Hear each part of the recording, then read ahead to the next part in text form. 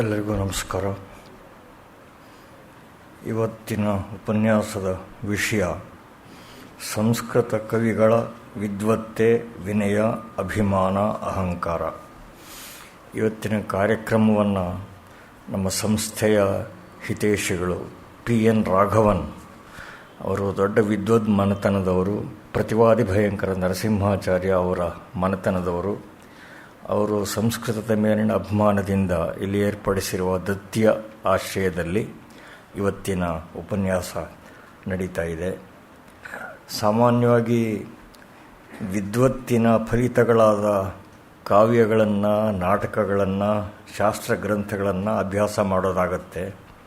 ಆದರೆ ವಿದ್ವತ್ತಿನ ಶಿಖರಗಳನ್ನೇರಿದ ವಿದ್ವಾಂಸರ ಜೀವನ, ಅವರಿಗೆ ಎದುರಾಗುವ ಸವಾಲುಗಳು, ಅವಕ್ಕೆ ವಿದ್ವಾಂಸರ ಪ್ರತಿಕ್ರಿಯೆಗಳು, ವಿದ್ವಾಂಸರ ಆತ್ಮವಿಶ್ವಾಸ ಪ್ರದರ್ಶಕ ಗರ್ವೋಕ್ತಿಗಳು, ಸ್ಪರ್ಧೆಗಳಲ್ಲಿ ನಡೆಯುವ ಮೇಲಾಟ, ಪೈಪೋಟಿಗಳು, ಇವುಗಳ ಹಿನ್ನೆಲೆಯ ಹೇರಳ ರಸಮಯ ಘಟನೆಗಳನ್ನು ನಮ್ಮ ಸಾಹಿತ್ಯ ಇತಿಹಾಸದಲ್ಲಿ ನೋಡ್ತೇವೆ.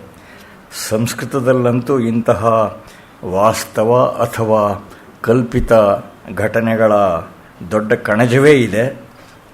ಕೆಲವು ಘಟನೆಗಳು ವಿದಿತವಾದ ಮೂಲಗಳಲ್ಲಿ ದೊರೆಯುತ್ತವೆ, ಹೆಚ್ಚಿನವು ಮೌಖಿಕ ಪರಂಪರೆಯಲ್ಲಿ ಪ್ರಚಲಿತವಾಗಿವೆ. ಇವೆಲ್ಲ ಸಾಹಿತ್ಯಾಸ್ವಾದನೆಗೆ ಹೊಸ ಆಯಾಮಗಳನ್ನು ನೀಡುತ್ತವೆ ಅನ್ನೋದರಲ್ಲಿ ಸಂದೇಹ ಇಲ್ಲ. ಅಪೂರ್ಣೇ ಪಂಚಮೇ ವರ್ಷೇ ವರ್ಣಿಯಾಮಿ ಜಗತ್ರಯಂ ಅಂತ ಹೆಮ್ಮೆಯಿಂದ ಹೇಳಿಕೊಂಡ ಶಂಕರ ಮಿಶ್ರನ ಘೋಷಣೆ. ತಮ್ಮನ್ನು ಅವಮಾನಿಸಿದವರನ್ನ ಕುರಿತು ಉದಯನಾಚಾರ್ಯರು ಬೌದ್ಧರು ಪ್ರತಿವಾದಗಳ ಮೂಲಕ ನಿಮ್ಮ ಮೇಲೆರಿಗಿದರೆ ಮದಧೀನಾ ತವ ಸ್ಥಿತಿ ಅಂತ ಹೇಳಿದ್ದು. ಶಿಥಿಲವಾಗಿದ್ದ ಮೀಮಾಂಸಾಶಾಸ್ತ್ರಾಧ್ಯಯನವನ್ನು ಪುನರುಜ್ಜೀವಿಸಿದ ಚಿತ್ರಧರ ಮಿಶ್ರರು ವಾರ್ಧಕ್ಯದಲ್ಲಿ ನಶೋಚನೀಯಂ ಕಿಮಪೀಹ ಭೂತಲೆ ಅಂತ ಹೇಳಿದ್ದು. ಹೀಗೆ ಅನೇಕ ಉಲ್ಲೇಖಗಳು ನಮಗೆ ಸಿಗತ್ವೆ. ನಾವು ಮರೆಯಬಾರದ ಸಂಗತಿ ಅಂತ ಹೇಳಿದ್ರೆ, ಸ್ವಪ್ರಶಂಸೆಯಂತೆ ಧ್ವನಿಸುವ ಘೋಷಣೆಗಳ ಮುಖ್ಯ ಆಶಯ ವಿದ್ವತ್ತಿಗೆ ಮನ್ನಣೆ ಸಲ್ಲಬೇಕು ಅನ್ನೋದು. ಇದನ್ನು, ಈ ಮೂಲ ಆಧಾರ ಸಂಗತಿಯನ್ನು ನಾವು ಮರೆಯಬಾರದು. ಆ ಭಾವನೆ ಎಷ್ಟೋ ಸಲ ಆಲಂಕಾರಿಕವಾಗಿ ವ್ಯಕ್ತವಾಗೋದು ಕೂಡ ಉಂಟು. ಆ ಸ್ವಾಹಂಕಾರ ಪ್ರದರ್ಶನಕ್ಕೆ ಸರಿಕಟ್ಟುವ ವಿದ್ವತ್ತು ಅವರಲ್ಲಿ ಇದ್ದದ್ದಂತೂ ನಿಸ್ಸಂಶಯ. ವಾದಕ್ಕೆ ನಿಂತಾಗ ತಾವು ಪರಶಿವನಿಗೂ ಕೂಡ ಹಿಮ್ಮೆಟ್ಟೋದಿಲ್ಲ ಅಂತ ಹೇಳ್ತಾ ಇದ್ದ ಅಪ್ಪಯ್ಯ ದೀಕ್ಷಿತರು ಕಾಶಿಯಿಂದ ಪಂಡಿತ ಸಮೂಹ ಬಂದು ಪರಿಚಯ ಕೇಳಿದಾಗ ನಾಹಂ ಅಧೀತಿ ವೇದೆ ನಚ ಪಠಿತಿ ಯತ್ರ ಕುತ್ರಚಿಚ್ಛಾಸ್ತ್ರೇ ಕಿಂತು ದರೇಂದು ವತಂಸಿನಿ ಪುರಹಿಂಸಿನಿ ಪುಂಸಿ ಭೂಯಸಿ ಭಕ್ತಿ. ನನ್ನ ಅರ್ಹತೆ ಅಂದರೆ ಪರಶಿವನಲ್ಲಿ ನನಗಿರೋ ಸಂಪೂರ್ಣ ಭಕ್ತಿ ಮಾತ್ರ ಅಂತ ಹೇಳುವ ವಿನಯವನ್ನು ಕೂಡ ಅವರು ಮೆರೆದದ್ದನ್ನು ನಾವು ನೋಡ್ತೇವೆ. ಒಟ್ಟಿನ ಮೇಲೆ ವಿದ್ವಾಂಸರ ಹೆಮ್ಮೆ, ಹೆಗ್ಗಳಿಕೆ, ಅಗ್ಗಳಿಕೆ, ಹಠಾಟೋಪ, ಅಭಿಮಾನ, ಅವಹೇಳನಗಳು, ಇದು ಒಂದು ಸ್ವಾರಸ್ಯಕರವಾದ ಪ್ರಪಂಚ. ಈ ವಿರಳ ಪ್ರಪಂಚದ ಪರ್ಯಟನೆಯನ್ನು ಮಾಡಿಸಬೇಕು ಅಂತ ಆದರಣೀಯರಾದ ಶತಾವಧಾನಿ ಡಾಕ್ಟರ್ ಗಣೇಶ್ ಅವರು ಪ್ರಾರ್ಥನೆ ಮಾಡುತ್ತೆ. ಓಂ ತತ್ಸತ್. ಎಲ್ಲರಿಗೆ ನಮಸ್ಕಾರ. ಈ ಒಂದು ವಿಷಯ ಸಂಸ್ಕೃತ ಕವಿಗಳ ವಿನಯ, ವಿದ್ವತ್ತೆ, ಅಭಿಮಾನ, ಪಾಂಡಿತ್ಯ, ಆ ಪಾಂಡಿತ್ಯ ವೀರ ಇತ್ಯಾದಿಗಳನ್ನು ಕುರಿತು ಮಾತನಾಡುವ ಅವಕಾಶವನ್ನು ಒದಗಿಸಿಕೊಟ್ಟದ್ದಕ್ಕಾಗಿ ಆಯೋಜಕರಿಗೆ, ಪ್ರಾಯೋಜಕರಿಗೆ ಮತ್ತು ರಸಿಕರಾಗಿ ತಾವು ಈ ಒಂದು ಬಂದಿನ ದಿವಸದಲ್ಲಿ ಕೂಡ ಬಂದಿದ್ದೀರಾ. ಇಷ್ಟು ಪ್ರೀತಿಯಿಂದ ಇದರೊಳಗೆ ಏನಾದರೂ ಒಂದು ಸ್ವಾರಸ್ಯ, ಚಮತ್ಕಾರ ಇದ್ದೀತು ಅನ್ನುವ ಕುತೂಹಲದಿಂದ ಬಂದಿದ್ದೀರಾ. ಅದಕ್ಕಾಗಿ ಎಲ್ಲರಿಗೆ ವಂದನೆ ಸಲ್ಲಿಸಿ ಆರಂಭ ಮಾಡ್ತೀನಿ. ದಿಗ್ದರ್ಶಕವಾಗಿ ಆದರಣೀಯರಾದ ರಾಮಸ್ವಾಮಿಯವರು ಹೇಳಿದ ಮಾತು ತುಂಬ ಮಾರ್ಮಿಕವಾದದ್ದು. ಅದೊಂದು ಅದ್ಭುತ ಪಥ ಪ್ರದರ್ಶಕ ಪ್ರದೀಪಿಕೆ, ಅದೊಂದು ಮಾರ್ಗದರ್ಶಿ ಸೂಚಿ ಸೂತ್ರ. ಅವರು ಹೆಮ್ಮೆಯನ್ನು ತೋರಿದರು, ವಿನಯವನ್ನು ತೋರಿದರು, ಅಹಂಕಾರವನ್ನು ಪ್ರದರ್ಶನ ಮಾಡದಂತೆ ಕಂಡರೂ ಕೂಡ ಅಲ್ಲಿ ತೋರುವಂಥದ್ದು ವೈದುಷ್ಯ ಮತ್ತು ಅದಕ್ಕೆ ಕೊಡಬೇಕಾದ ಗೌರವ, ಪ್ರತಿಭೆ ಮತ್ತು ಅದಕ್ಕೆ ಸಲ್ಲಬೇಕಾದ ಪುರಸ್ಕಾರ, ಅಂದರೆ ಪೂಜ್ಯ ಪೂಜಾ ವ್ಯತಿಕ್ರಮ ಆಗಬಾರದು ಅಂತ. ಪ್ರತಿಬದ್ನಾತಿ ಶ್ರೇಯ ಪೂಜ್ಯ ಪೂಜಾ ವ್ಯತಿಕ್ರಮ ಅಂತ ಕಾಳಿದಾಸ ಹೇಳ್ತಾನೆ. ಪೂಜನೀಯರು ಯಾರಿದ್ದಾರೆ, ಪೂಜ್ಯವಾದ ವಸ್ತು ಅಂತ ಯಾವುದಿದೆ, ಅದಕ್ಕೆ ನಾವು ಸಲ್ಲಿಸಬೇಕಾದ ಗೌರವ ಸಲ್ಲಿಸದಿದ್ದರೆ ಸಮಾಜದ ಶ್ರೇಯಸ್ಸನ್ನು, ವ್ಯಕ್ತಿಗಳ ಶ್ರೇಯಸ್ಸನ್ನು ಕುಂಟಿಸುತ್ತದೆ ಅದು ಅಂತ ತುಂಬ ದೊಡ್ಡ ಮಾತದು. ಮಹಾಕವಿ ಹೇಳಿದ ದಾರ್ಶನಿಕವಾದ ಉಕ್ತಿ. ಕಾರಣ, ಯಾವ ಸಮಾಜ ಯೋಗ್ಯತೆಗೆ ಗೌರವ ಸಲ್ಲಿಸಲ್ವೋ ಆ ಸಮಾಜಕ್ಕೆ ಉದ್ಧಾರವಿಲ್ಲ. ಯೋಗ್ಯತೆಯನ್ನು ಸಂಪಾದಿಸಿಕೊಳ್ಳಬೇಕು. ಸಂಪಾದಿಸಿಕೊಳ್ಳಕ್ಕಾಗದೇ ಇದ್ದರೆ ಯೋಗ್ಯತೆಯನ್ನು ಯಾರು ಸಂಪಾದಿಸಿದ್ದಾರೆ ಅವರನ್ನಾದರೂ ಗೌರವಿಸಬೇಕು. ಇದೇನು ತುಂಬ ಕಷ್ಟದ ಕೆಲಸ ಅಲ್ಲ. ಮತ್ತು ಅದು ತನ್ನಂತೆ ತಾನೇ ನಮ್ಮಲ್ಲಿ ವಿನಯವನ್ನು, ಸ್ಫೂರ್ತಿಯನ್ನು ಬೆಳೆಸಿ ತನ್ಮೂಲಕ ಅದು ನಮಗೆ ಮಾರ್ಗದರ್ಶಿಯಾಗಿ ಒಳ್ಳೆಯ ಕೆಲಸವನ್ನು ಮಾಡುವ ಪ್ರೇರಣೆ ಕೊಡುತ್ತದೆ. ಈ ಎಲ್ಲ ದೃಷ್ಟಿಯಿಂದ ಸಂಸ್ಕೃತ ಕವಿಗಳ ಈ ಒಂದು ವೈಭವ ಹತ್ತಿರ 1500-1800 ವರ್ಷಗಳಿಂದ ಬೆಳಕೊಂಡು ಬಂದಿರುವಂಥದ್ದು. ಮತ್ತು ಇದನ್ನೆಲ್ಲ ಅವರು ಶುಷ್ಕವಾಗಿ ಮಾಡಿಲ್ಲ, ರಸಮಯವಾಗಿ ಮಾಡಿದ್ದಾರೆ. ಜಂಬ ಕೊಚ್ಕೊಂಡ್ರು ಕಾವ್ಯಮಯವಾಗಿ ಜಂಬ ಕೊಚ್ಕೊಂಡಿದ್ದಾರೆ. ಇದು ಬಹಳ ಮುಖ್ಯ. ಏಕೆಂದರೆ ನಮ್ಮಲ್ಲಿ ಎಷ್ಟೋ ಬಾರಿ ಬೂಟಾಟಿಕೆ, ಆಡಂಬರಕ್ಕೆ ಅರ್ಥ ಅಂತೂ ಇರೋದಿಲ್ಲ. ಹೋಗಲಿ, ಅನರ್ಥವಾಗದೇ ಇರುತ್ತಾ ಅದೂ ಇಲ್ಲ, ಮಹಾ ಅನರ್ಥವಾಗುತ್ತದೆ. ಮತ್ತು ಅದರ ಆಕಾರವೂ ಚೆನ್ನಾಗಿಲ್ಲ, ಆಚಾರ ಮೊದಲೇ ಚೆನ್ನಾಗಿರೋಲ್ಲ. ಆದರೆ ಈ ಸಂಸ್ಕೃತ ಕವಿಗಳ ಉಕ್ತಿ ವೈಚಿತ್ರ್ಯ ಉಭಯತಾ ಸಂತೋಷಕಾರಿಯಾದದ್ದು. ಒಂದು ಅದರ ತಿರುಳಲ್ಲಿ ಸ್ವಾರಸ್ಯ ಇರುತ್ತದೆ, ಮತ್ತೊಂದರದ ತೋರಣದಲ್ಲಿ ಎಷ್ಟು ಎಲ್ಲ ಚಮತ್ಕಾರ ಇರುತ್ತದೆ ಅಂದರೆ, ಅಬ್ಬಾ, ಈ ಮಾತನ್ನು ಆಡುವ ಯೋಗ್ಯತೆ ಇದ್ದವನಿಗೆ ಇಷ್ಟು ಜಂಬ ಇದ್ದರೂ ಪರವಾಗಿಲ್ಲ, ದಕ್ಕಿಸಿಕೊಳ್ತಾರೆ ಬಿಡು ಅಂತ ಅನ್ನುವ ಭಾವ ಬರುತ್ತದೆ. ಇದು ತುಂಬ ನಮಗೆ ಮೆಚ್ಚುಗೆ ಆಗುವ ಸಂಗತಿ ಎನಿಸುತ್ತದೆ. ವ್ಯಾಸ ವಾಲ್ಮೀಕಿಗಳಂತಹ ಪ್ರಾಚೀನ ಕವಿಗಳಲ್ಲಿ ನಾವು ನಿರ್ಮಮರಾದ ಮಹರ್ಷಿಗಳನ್ನೇ ಕಾಣ್ತೀವಿ. ಅವರಲ್ಲಿ ಆವಾಹನೆಯೂ ಇಲ್ಲ, ವಿಸರ್ಜನೆಯೂ ಇಲ್ಲ, ಹಿರಿಮೆಯೂ ಇಲ್ಲ, ಕುಗ್ಗುವಿಕೆಯೂ ಇಲ್ಲ, ಮೇಲರಿಮೆ ಕೀಳರಿಮೆ ಯಾವುದೂ ಇಲ್ಲದೆ ಅವರು ಪರಿಶುದ್ಧವಾದ ಗಂಗೋದಕದಂತೆ ಕಾಣಿಸ್ತಾರೆ. ಆಮೇಲೆ ಬಂದ ಅಗ್ರಗಣ್ಯ ಕವಿ ಕಾಳಿದಾಸ ಅನ್ನಬಹುದು. ಅಶ್ವಘೋಷ ಇದ್ದಾನೆ. ಇತ್ಯೇಷ ವ್ಯುಪಶಾಂತಯೇ ನ ರತಯೇ ಮೋಕ್ಷಾರ್ಥ ಗರ್ಭಾಕೃತಿ ಅಂತ ನನ್ನ ಕಾವ್ಯವನ್ನು ನಾನು ಉಪಶಾಂತಿಗಾಗಿ, ಸಮಾಧಾನಕ್ಕಾಗಿ ಬರೆದಿದ್ದೇನೆ ಹೊರತು ರಂಜನೆಗಾಗಿ ಅಲ್ಲ. ಕಾವ್ಯತ್ವಕ್ಕಿಂತ, ಕಾವ್ಯ ಧರ್ಮಕ್ಕಿಂತ ಧರ್ಮವನ್ನು ಮಿಗಿಲಾಗಿ ತೆಗೆದುಕೊಂಡು ಬಂದಿದ್ದೀನಿ ಅಂತ ಹೇಳ್ತಾನೆ. ಅದರಿಂದ ಅವನಲ್ಲಿ ಸಹಜವಾಗಿ ಸೌಮನಸ್ಯವನ್ನು ಕಾಣ್ತೀವಿ. ಅವನು ಹೇಳಿ ಕೇಳಿ ಭದಂತ ಅಂದರೆ ವೈರಾಗ್ಯ ಸಂಪನ್ನಾದ ಮುನಿ, ಯತಿ, ಜಿನ, ಬೌದ್ಧ ಭಿಕ್ಷುವಾಗಿದ್ದ. ಹಾಗಾಗಿ ಅವನನ್ನು ನಾವು ಯಾವುದಕ್ಕೂ ಹೆಚ್ಚಾಗಿ ತೆಗೆದುಕೊಳ್ಳೋಕ್ಕೆ ಸಾಧ್ಯವಿಲ್ಲ. ಮತ್ತು ಅಷ್ಟು ಉಕ್ತಿ ವೈಚಿತ್ರ್ಯವೂ ಅವನಲ್ಲಿ ಈ ವಿಷಯದಲ್ಲಿ ಬಂದಿಲ್ಲ. ಮತ್ತು ಕಾಳಿದಾಸನ ನೋಡಿದರೆ ವಿನಯದ ಸಾಕಾರವಾಗಿ ಕಾಣಿಸ್ತಾನೆ. ಇಲ್ಲಿ ವಿನಯ ಅಂದರೆ ನಾವು ಗಮನಿಸಬೇಕಾದ ಒಂದು ಮುಖ್ಯ ಲಕ್ಷಣ, ಸುಮ್ಮನೆ ತಗ್ಗಿ ಬಗ್ಗಿ ಇರತಕ್ಕಂಥದ್ದು ಅಂತಲ್ಲ. ಯಾರ್ಯಾರನ್ನು ಕಂಡ್ರೂ ಅವ್ರನ್ನೆಲ್ಲ ಕಾಲಿಗೆ ಬಿದ್ದು ದಡಕ್ಕಂತ ನಮಸ್ಕಾರ ಮಾಡಿಬಿಡೋದು ಅಂತಲ್ಲ. ಅದನ್ನು DVG ಅವರ ಹಿರಿಯರು ಬಹಳ ಚೆನ್ನಾಗಿ ಹೇಳ್ತಾ ಇದ್ರಂತೆ. ನಮ್ಮ ಜನ ಏನಂದರೆ ಹನುಮಂತನ ಕಂಡು ಕೈ ಮುಗಿಯಬೇಕು, ಕಂಡು ಕೋತಿಗಳನ್ನೆಲ್ಲ ಕಂಡು ಕೆನ್ನೆ ಹೊಡ್ಕೊಳ್ಳೋ ತರಹ ಆಗಿಬಿಟ್ಟಿದೆ ಅಂತ ಜ್ಞಾಪಕ ಶಕ್ತಿ ಶಾಲೆಯಲ್ಲಿ ಒಂದು ಕಡೆ ತಿಳಿಸ್ತಾರೆ. ಹಾಗೆ ಯಾರ್ಯಾರಿಗೂ ವಿವೇಕ ಇಲ್ಲದೆ ಬಗ್ಗಿ ತಗ್ಗಿ ಅವರನ್ನು ಆಧರಿಸಿಕೊಂಡು ಮಾಡುವಂಥದ್ದು ವಿವೇಕಯುಕ್ತವಾದ ವಿನಯ ಅಲ್ಲ. ಆ ವಿನಯದಲ್ಲಿ ಯಾವುದೇ ಒಂದು ಸಂವೇದನಶೀಲತೆ, ಸೂಕ್ಷ್ಮಜ್ಞತೆ ಎಂಥದ್ದು ಕಾಣುವುದಿಲ್ಲ. ತಪ್ಪಲ್ಲವಾದರೂ ಅದು ಬಹಳ ದೊಡ್ಡ ಒಂದು ಪ್ರಶಂಸನೀಯವಾದ ಯೋಗ್ಯತೆಯನ್ನು ಪಡೆಯೋಲ್ಲ. ಆದರೆ ಕಾಳಿದಾಸ ಹಾಗಲ್ಲ. ಅವನಿಗೆ ಗೊತ್ತಿದೆ ಯಾವುದು ಯುಕ್ತ ಯಾವುದು ಅಯುಕ್ತ ಅಂತ. ಅವನ ಮೊದಮೊದಲ ಕೃತಿಗಳಲ್ಲಿ ಹೆಸರಿಸಬಹುದಾದ ಮಾಲವಿಕಾಗ್ನಿಮಿತ್ರದಲ್ಲಿಯೇ ಪ್ರತಿತ ಯಶಸಾಂ ಭಾಸ ಸೌಮಿಲ್ಲ ಕವಿಪುತ್ರಾದೀನಾಂ ಪ್ರಬಂಧಾನ್ ಅತಿಕ್ರಮ್ಯ ವರ್ತಮಾನ ಕವೆ ಕಾಳಿದಾಸಸ್ಯ ಕಥಂ ವಾ ಪರಿಷದೋ ಬಹುಮಾನ ಅಂತ ಕೇಳ್ತಾನೆ. ಸೂತ್ರಧಾರನ ಹತ್ರ ಅವನು ಪಾರಿಪಾರ್ಶ್ವಕ ಬಂದು ಕೇಳ್ತಾನೆ, ಭಾಸ ಸೌಮಿಲ್ಲ ಕವಿಪುತ್ರರಂಥ ಮಹಾಕವಿಗಳು ಪ್ರಖ್ಯಾತರು ಇರುವಾಗ ವರ್ತಮಾನ ಕವಿ, ನಮ್ಮೆದುರು ಕಾಣಿಸ್ತಕ್ಕಂಥ ಬಚ್ಚ, ವರ್ತಮಾನ ಅಂದರೆ ಪ್ರೆಸೆಂಟ್ ಪೊಯೆಟ್ ಅಂತ ಒಂದರ್ಥ, ನಮ್ಮ ಸುತ್ತಲೇ ಓಡಾಡ್ಕೊಂಡಿರ್ತಕ್ಕಂಥವನು, ಆ ರೀತಿಯಾದವನು, ಅವನ ಬಗ್ಗೆ ಏನು ನಮಗೆ ಆದರ ಉಂಟಾಗುತ್ತದೆ ಅಂತ. ಹಾಗೆಲ್ಲ ಹೇಳಬೇಡ. ಪುರಾಣ ಮಿತ್ಯೇವ ಸಾಧು ಸರ್ವಂ ನ ಚಾಪಿ ಕಾವ್ಯಂ ನವಮಿತ್ಯವದ್ಯಂ ಸಂತ ಪರೀಕ್ಷಾನ್ಯ ತರದ್ಭಜಂತೆ ಮೂಢ ಪರಪ್ರತ್ಯಯನೇಯ ಬುದ್ಧಿ ಅಂತ ಪ್ರಖ್ಯಾತವಾದ ಮಾತು. ಹಳತೆಲ್ಲ ಹೊನ್ನಲ್ಲ, ಹೊಸತೆಲ್ಲ ಹೊಲ್ಲ ಅಂತಲ್ಲ, ವಿವೇಕದಿಂದ ನೋಡಬೇಕು ಅನ್ನುವಲ್ಲಿ ಅವನ ಆತ್ಮಪ್ರತ್ಯಯ ಏನು ಅಂತ ಗೊತ್ತಾಗುತ್ತದೆ. ಮತ್ತು ವಿನಯ ಅನ್ನುವುದಕ್ಕೆ ಸಮುದಾಚಾರ, ಟೋಟಲ್ ಕಾಂಡಕ್ಟ್ ಅಂತ ಯಾವುದನ್ನು ನಾವು ಗಮನಿಸ್ತೀವಿ, ಕ್ಯಾರೆಕ್ಟರ್ ಅಂತ ಹೇಳ್ತೀವಿ, ಶೀಲ ಚಾರಿತ್ರ್ಯ ಅದು ತೋರುತ್ತದೆ.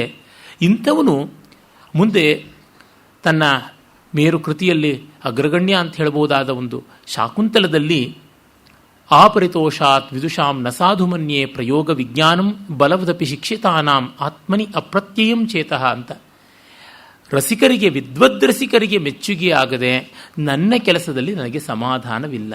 ಆಪರಿತೋಷಾತ್ ವಿದುಷಾಂ, ವಿದುಷಾಂ ಪರಿತೋಷೇಣ ವಿನ ನ ಕ್ವಾಪಿ ಮತ್ಕೃತೆ ಪ್ರಾಮುಖ್ಯಂ ಮನ್ಯೆ. ನಾನು ಆಪರಿತೋಷಾತ್ ವಿದುಷಾಂ ನ ಸಾಧು ಮನ್ಯೆ ಪ್ರಯೋಗ ವಿಜ್ಞಾನಂ. ಪ್ರಯೋಗ ವಿಜ್ಞಾನ ಅಂದರೆ ರಂಗಪ್ರಯೋಗಕ್ಕೆ ಅರ್ಹವಾಗುವ ರೂಪಕ ರಚನೆಯ ಕೌಶಲದಲ್ಲಿ ಪರಿಣತಿ ಪಡೆದಿದ್ದೀನಿ ಅಂತ ನಾನು ಅಂದುಕೊಳ್ಳೋದಿಲ್ಲ ಅಂತ. ಪ್ರಯೋಗ ವಿಜ್ಞಾನ ಅನ್ನುವುದಕ್ಕೆ ಒಂದು ಒಳ್ಳೆಯ ಪ್ರೇಕ್ಷಣೀಕವನ್ನು, ದೃಶ್ಯಕಾವ್ಯವನ್ನು ಬರೆದು ಅದನ್ನು ಎಲ್ಲ ಕಲಾಕಾರರ ಸಹಕಾರದಿಂದ ರಂಗಕ್ಕೆ ಏರಿಸುವಂಥದ್ದು, ಅದನ್ನು ಮಾಡುವ ಕೆಲಸ, ಅದಕ್ಕೆ ತೊಡಗಿದ್ದೀನಿ. ಅದು ನ ಮನ್ಯೇ ಪ್ರಯೋಗ ವಿಜ್ಞಾನಂ. ಯಾಕೆ? ಬಲವದಪಿ ಶಿಕ್ಷಿತಾನಾಂ, ಚೆನ್ನಾಗಿ ವ್ಯಾಸಂಗ ಮಾಡಿದರೂ ಆತ್ಮನಿ ಅಪ್ರತ್ಯಯಂ ಚೇತಃ, ಅಂತರಂಗದಲ್ಲಿ ಅವಿಶ್ವಾಸ ಬಂದುಬಿಡುತ್ತದೆ. ಎಂಥವರಪ್ಪ ಕೇಳಬೇಕಾದವರು, ನೋಡಬೇಕಾದವರು, ಅವರ ಎದುರಿಗೆ ನಾನೆಲ್ಲಿ? ಕೇಳುವ ಸೂರಿಗಳು, ಸನಕಾದಿಗಳು, ಜಂಗಮ ಜನಾರ್ದನರು. ಆ ದೊಡ್ಡ ಪರಿಷತ್ತನ್ನು ಗಮನಿಸಿಕೊಂಡ್ರೆ ನನಗೆ ಸಂಕೋಚವಾಗುತ್ತದೆ ಅಂತ. ಅದನ್ನು ತುಂಬ ಹಿಂದೆಯೇ ಎಷ್ಟೋ ಕವಿಗಳು ಹೇಳಿಕೊಂಡು ಬಂದಿದ್ದಾರೆ. ದೊಡ್ಡವರ ಮುಂದೆ ನಿವೇದಿಸಬೇಕಾದರೆ ಎಷ್ಟು ಸಂಕೋಚವಾಗುತ್ತದೆ, ಮಾತಿಗೆ ಎಲ್ಲಿಲ್ಲದ ಸ್ಥೈರ್ಯ ಬರಬೇಕು, ಅದು ನಿಲ್ಲದಂತೆ ಆಗಿಬಿಡುತ್ತದೆ. ಅದನ್ನು ಒಂದು ಕಡೆ ಆಚಾರ್ಯ ಹಜಾರಿ ಪ್ರಸಾದ್ ದ್ವಿವೇದಿಯವರು ಉಲ್ಲೇಖ ಮಾಡ್ತಾರೆ. ನಾಹೂತಾಪಿ ಪುರಃ ಪದಂ ರಚಯತಿ ಪ್ರಾಪ್ತೋಪಕಂಠಂ ಹಠಾತ್ ಪೃಷ್ಟಾನ ಪ್ರವಿಭಕ್ತಿ ಕಂಪಮಯತೆ ಸ್ತಂಭಂ ಸಮಾಲಂಬತೆ ವೈವರ್ಣ್ಯಂ ವೈವರ್ಣ್ಯಂ ಸ್ವರಭಂಗ ಮಂಚತಿ ಹಠಾನ್ ಮಂದಾಕ್ಷ ಬಲಾನ್ ಮಂದಾಕ್ಷ ಮಂದಾನನ ಕಷ್ಟಂಭೋ ಪ್ರತಿಭಾವತೋಪ್ಯಭಿಸಭಂ ವಾಣಿ ನವೋಢಾಯತೆ ಅಂತ. ನಮ್ಮ ನುಡಿ ದೊಡ್ಡ ಸಹೃದಯ ವಿದ್ವದ್ಗೋಷ್ಠಿಯಲ್ಲಿ ತೊಡಗಿಕೊಳ್ಬೇಕಾದರೆ ಮದುವೆಯಾಗಿ ಹೊಸದಾಗಿ ಸಂಸಾರಕ್ಕೆ ಬಂದ ನವವಧುವಿನಂತೆ ನಾಚಿ ನೀರಾಗಿ ಹೋಗುತ್ತದೆ ಅಂತ. ಈ ಪದ್ಯದ ಚಮತ್ಕಾರ ಶ್ಲೇಷ ಎಷ್ಟು ಚೆನ್ನಾಗಿದೆ ಅಂದರೆ, ನಾಹೂತಾಪಿ ಪುರಃ ಪದಂ ರಚಯತಿ, ಬಾ ಅಂತ ಕರೆದರೂ ಪದಂನ ರಚಯತಿ, ಹೆಜ್ಜೆ ಮುಂದೆ ಇಡೋಲ್ಲ ಅಂತ. ಪದಂನ ರಚಯತಿ ಅಂದರೆ ಹೆಜ್ಜೆ ಮುಂದೆ ಇಡೋಲ್ಲ, ಮಾತು ಪದ ಹೊರಡೋದಿಲ್ಲ ಅಂತ. ಆಮೇಲೆ ಪ್ರಾಪ್ತೋಪಕಂಠಂ ಹಠಾತ್, ಕೊರಳಿಗೆ ಕೈ ಹಾಕಿ ಅಪ್ಪಿಕೊಳ್ಳಕ್ಕೆ ಹೋದರೂ ಕೂಡ ಅದು ಜಾರಿಕೊಂಡು ಬಿಡುತ್ತದೆ ಅಂತ. ಕೊರಳವರೆಗೂ ಬಂದಿರುತ್ತೆ ಮಾತು, ನಾಲಿಗೆ ಮೇಲೆ ಬರೋಲ್ಲ, ಗಂಟ್ಲಲ್ಲಿದೆ ಬರ್ತಾ ಇಲ್ಲ ಅಂತಂತೀವಿ. ಕೆಲವರು ಅಂದ್ಕೊಂಡು ಬಿಡ್ತಾರೆ, ಅಲ್ಲಿ ಇಲ್ಲಿ ಹರಟೆ ಕಟ್ಟೆ ಮೇಲೆ ಕೂತು ಹರಟೋದ್ರಿಂದಲೋ, ಮನೆಯಲ್ಲಿ 4 ಜನರ ಮುಂದೆ ಕೋಲಾಹಲ ಮಾಡೋದ್ರಿಂದಲೋ, ಫೇಸ್ಬುಕ್ಕಲ್ಲಿ, ಪಾಸ್ಬುಕ್ಕಲ್ಲಿ, ರೇಸ್ಬುಕ್ಕಲ್ಲಿ ಅಬ್ಬರ ಮಾಡೋದ್ರಿಂದಲೋ ತಮಗೆ ವಕ್ತೃತ್ವ ಬಂದಿದೆ, ವಾಗ್ಮಿತ್ವ ಬಂದಿದೆ, ಇಂತಹ ಸಭೆಯಲ್ಲಿ ಜಯಿಸ್ಕೊಳ್ತೀವಿ ಅಂತ. ಆದರೆ ಗಟ್ಟಿಗರಾದಂಥ ವಿದ್ವದ್ರಸಿಕರು ಕೂತ ಸಭೆಯಲ್ಲಿ ಯಾವ ಥರ ರಸನೇ ರಮ್ಯ ಪದ ಪ್ರದೀಪಿಕೆ ಶುಭಂ ರಸ್ಯಾರ್ಥ ಚಿಂತಾಮಣಿ ಪ್ರಸರಸ್ವಾಂತ ಶಿವಂ, ನಾಲಿಗೆ ನಿನಗೆ ಮಂಗಳವಾಗಲಿ, ನನ್ನ ಬುದ್ಧಿಯೇ ನಿನಗೆ ನೆಮ್ಮದಿ ಇರಲಿ, ಈ ರಸಿಕರನ್ನು ಸಂತೋಷಪಡಿಸಬೇಕಾದ ಭಾರ ಬಂದಿದೆ. ವೇಲೂರಿ ಶಿವರಾಮಶಾಸ್ತ್ರಿ ಶತಾವಧಾನಿಗಳು ತಮ್ಮ ಮೊದಲ ಶತಾವಧಾನ ಮಾಡಬೇಕಾದ್ರೆ ಈ ಜಾಮುನ ನೀದು ದಯ ಉಂಡವಲೆನ್ ಅಂತ ಹೇಳ್ಬಿಡ್ತಂತಾರೆ. ಈ ಹೊತ್ತು ನಿನ್ನ ದಯೆ ಬೇಕಮ್ಮ, ಇಲ್ಲದೇ ಇದ್ರೆ ಆಗುವಂಥದ್ದಲ್ಲ ಶತಾವಧಾನ ಅಂತ. ನಾನು ಮೊದಲನೇ ಶತಾವಧಾನ ಮಾಡಿದಾಗ ಇದೇ ಥರ ಬಂದು ಕೋಲಾಹಲ, ಆಗಿನ್ನೂ ಗೋಲಿಬಾರೆಲ್ಲ ಆಗ್ತಾ ಇದ್ದ ಕಾಲ. ಆಗ ನಡ್ಕೊಂಡು ಭಾರತೀಯ ವಿದ್ಯಾಭವನಕ್ಕೆ ಹೊರಟೆ. ಬೆಳಗ್ಗೆ 9-9:30 ಅಷ್ಟೊತ್ತಿಗೆ ಅಲ್ಲಿದ್ದೆ. 8 ಗಂಟೆಗೆ ಮನೆ ಬಿಟ್ಟು ಹೊರಟೆ. ನಮ್ಮ ಮನೆಯ ಪಕ್ಕದ ರಸ್ತೆನಲ್ಲೇ ಗೋಲಿಬಾರ್ ಆಗ್ತಾ ಇತ್ತು. ನಾನು ಈ ಕಡೆಗೆ ಮಲ್ಲೇಶ್ವರಮಿಂದ ಶೇಷಾರಿಪುರಂ ಕಡೆಗೆ ನಡ್ಕೊಂಡು ಹೋದೆ. ಬಹುಭಾರೋದ್ಯಮ ಮೆಂದುದಂ ಶತವಧಾನ ಆಧಾನ, ಅದು ಬಹುಭಾರ ಅಂತಕ್ಕಂಥದ್ದು ಶತವಧಾನ ಆಧಾನ ಸಂಧಾನಮಂ ವಹಿಸಲ್ ನಿಂದನಿದಂ ನಿಬಂಧನ ಶತ ಪ್ರಸ್ತಾರ ವಿಸ್ತಾರಮಂ. 100 ಪದ್ಯ 100 ವಸ್ತು ಹೇಳಬೇಕು, ಬೆಳಗ್ಗೆಯಿಂದ ಸಂಜೆ ಒಳಗೆ ಮುಗಿಸ್ತೀನಿ ಶತಾವಧಾನ ಅಂತ ಹೇಳಿದ್ದೀನಿ, ಒಂದೇ ದಿವಸದಲ್ಲಿ ಮಾಡಿ ಮುಗಿಸ್ತೀನಿ ಪೂರ್ಣಧಾರಣ ಅಂತ. ಅದೇ ಸಹನೀಯಂ ಮಹನೀಯಮೆಂದು ಮಿಗೆಮನ್ ಮಾನವನಾಖ್ಯಾನಮೆಂದು ಹಿತಂಗೊಳ್ಳುವವಲಿಂದು ಬಂದು ಪರೆಯೋ ವಿದ್ಯಾರತಿ ಭಾರತಿ. ಇದು ಮಹನೀಯ ಆಗದೆ ಇದ್ರೆ ಸಹನೀಯವಾದರೂ ಆಗಲಿ, ಬಂದು ಜನಕ್ಕೆ ಕೂತ್ಕೊಳ್ಳಾಗದೆ ತೂಚಿ ಎನ್ನಿಸ್ಕೊಳ್ಳಂತೆ ಆಗದೇ ಇರಲಿ ಅಂತ ಯಾರಿಗೂ ಭಯ ಆಗುತ್ತೆ. ಹಾಗೆ ಪ್ರಾಪ್ತೋಪಕಂಠಂ ಹಠಾತ್ ಪೃಷ್ಟಾನ ಪ್ರವಿಭಕ್ತಿ. ಏನಪ್ಪ ಏನು ಹೇಳಬೇಕು ಅಂತಿದೆಯಾ ಹೇಳಿಬಿಡಪ್ಪ ಅಂತ ಯಾರು ಕೇಳಿದ್ರು ನ ಪ್ರವಿಭಕ್ತಿ. ಆ ಹೊಸ ಮದುವಣಗಿತ್ತಿ ಕೂಡ ಏನಮ್ಮ ಬಾ ಇಲ್ಲಿ ಕೂತ್ಕೋ, ನೋಡು ಏನು ಬೇಕು, ಏನು ತಿಂತೀಯ, ಏನು ಕುಡಿತೀಯ ಅಂದ್ರೂ ಮಾತಾಡೋದಿಲ್ಲ. ಸಂಕೋಚ ಲಜ್ಜೆ ಹಾಗೆ ಆಗಿಬಿಡ್ತದೆ. ಕಂಪಮಯತೆ, ಬೆಬ್ಬೆ ಅಂತ ನಡುಗುತ್ತೆ ಮಾತು. ಈ ಹುಡುಗಿನೂ ಗಡಗಡ ನಡುಗುತ್ತಾಳೆ. ಸ್ತಂಭಂ ಸಮಾಲಂಬತೆ, ಸ್ತಬ್ಧ, ಅರೆಸ್ಟ್ ಆಗ್ಬಿಟ್ಟು ನಿಂತೇ ಹೋಗ್ಬಿಡುತ್ತೆ, ಮಾತು ಸತ್ತು ಹೋಗ್ಬಿಡುತ್ತದೆ. ವೈವರ್ಣ್ಯಂ, ಮುಖ ಕೆಂಪಾಗುತ್ತೆ, ಬೆಳಚ್ಕೊಂಡು ಹೋಗುತ್ತೆ ವಧುವಿಗೆ. ಇಲ್ಲಿ ವೈವರ್ಣ್ಯಂ ಅಂದರೆ ವರ್ಣಗಳು ಬದಲಾಗ್ಬಿಡುತ್ತೆ. ಸಭಾಕಂಪ ಅಂತ ಹೇಳೋಕೆ ಹೋಗ್ಬಿಟ್ಟು ಭಸಾಪಂಕ ಅಂತ ಯಾರೋ ಅಂದ್ಬಿಟ್ರಂತೆ. ಚೌಡಯ್ಯನವರ ಪಿಟೀಲು ಮತ್ತಾವ್ರದ್ದು ಗಿಟಾರು ಅಂತ ಹೇಳೋದಕ್ಕೆ ಚೌಡಯ್ಯನವರ ಗಿಟೀಲು ಮತ್ತೊಬ್ಬರ ಪಿಟಾರ್ ಅಂತ ಹೇಳ್ಬಿಟ್ಟು ಅಂದ್ರಂತೆ. ಹೀಗೆಲ್ಲ ಎಚ್ ಕೆ ರಂಗನಾಥ್ ಅವರು ಆಕಾಶವಾಣಿ ವಿಭ್ರಮಗಳನ್ನು ಬೇಕಾದಷ್ಟು ಹೇಳಿದ್ದಾರೆ. ಹಾಗೆ ವೈವರ್ಣ್ಯ ಆ ಥರ ಆಗುತ್ತದೆ. ಸ್ವರಭಂಗ ಮಂಚತಿ, ಗಂಟ್ಲು ಕೀರ್ಲಾಗ್ಬಿಡುತ್ತೆ, ಗೊಗ್ಗರಾಗ್ಬಿಡುತ್ತೆ, ಗರಗರ ಅಂದ್ಬಿಡುತ್ತೆ. ಸ್ವರಗಳು ಬರೋಲ್ಲ, ಹ್ರಸ್ವಾಕ್ಷರಗಳು ದೀರ್ಘಾಕ್ಷರಗಳಾಗುತ್ತವೆ, ದೀರ್ಘಾಕ್ಷರಗಳು ಹ್ರಸ್ವಾಕ್ಷರಗಳಾಗುತ್ತವೆ, ಹೀಗೆಲ್ಲ ಆಗುತ್ತವೆ. ಹೀಗೆ ಬಲಾನ್ ಮಂದಾಕ್ಷ ಮಂದಾನನ ನಾಚಿಕೊಂಡು ತಲೆ ತಗ್ಗಿಸುವಂತೆ ಆಗ್ಬಿಡ್ತಾಳೆ ಆ ತರುಣಿ. ಈ ಮಾತು ತಲೆ ತಗ್ಗುತ್ತದೆ. ಪ್ರತಿಭಾವತೋಪ್ಯಭಿಸಭಂ, ಪ್ರತಿಭಾವಂತನಿಗೂ ಸಭೆ ಮುಂದೆ ನಿಂತಾಗ ವಾಣಿ ನವೋಢಾಯತೆ, ತನ್ನ ಮಾತು ಹೊಸ ಮಧುವಣಗಿತ್ತಿಯಂತೆ ತುಂಬ ಸಂಕೋಚ ಪಡುತ್ತದೆ ಅಂತ. ಹೀಗಿರುವಾಗ ಕಾಳಿದಾಸನಂತವನು ಬಲವದಪಿ ಶಿಕ್ಷಿತಾನಾಂ ಆತ್ಮನಿ ಅಪ್ರತ್ಯಯಂ ಚೇತಃ, ಚೆನ್ನಾಗಿ ಓದಿಕೊಂಡಿದ್ದರೂ ಅಂತರಂಗದಲ್ಲಿ ಏನೋ ಕೊರತೆ, ಏನೋ ಹೆಚ್ಚು ಕಡಿಮೆ ಅನಿಸುತ್ತದೆ. ಪಥಪುಷ್ಟಿಂ ಪರಿಕಿಂಚಿ ಶಬ್ದವಿದುಲನ್ ಪಾಟಿಂಚಿ ಅರ್ಥಂಬುಲನ್ ಕೊತುಕಲ್ ತೀರ್ಚಗ ತಿದ್ದಿ, ಎಷ್ಟೆಲ್ಲ ಒಪ್ಪ ಮಾಡಿದ್ರು ಅದು ಏದೋ ತಕ್ಕುವೈತೋಚು, ಏನೋ ಕೊರತೆ ಆಗುತ್ತದೆ. ಈ ಕುದುವಂತೀರ್ಚು ಕವಿತ್ವ ಬೀಜ ಮಿದಿಮಾ ಕುಂಚಿಕ್ಕುನೋ ಚಿಕ್ಕದೋ ಅಂತ ರಾಳ್ಳಪಲ್ಲಿಯವರು ಹೇಳ್ತಾರೆ. ಆ ನಿಜವಾದ ಕವಿತ್ವದ ಬೀಜ ನಮಗೆ ಸಿಕ್ಕು ಈ ಎಲ್ಲ ಕೊರತೆಯನ್ನು ತೀರಿಸುವಂತೆ ಆಗುತ್ತದೆಯೋ ಇಲ್ಲವೋ ಗೊತ್ತಿಲ್ಲ ಅಂತ. ಈ ಬಗೆಯ ಭಾವ ಮತ್ತೆ ಮತ್ತೆ ಬರುತ್ತದೆ. ಅದನ್ನು ಕಾಳಿದಾಸ ಇಲ್ಲಿ ತೋರ್ಪಡಿಸ್ತಾನೆ.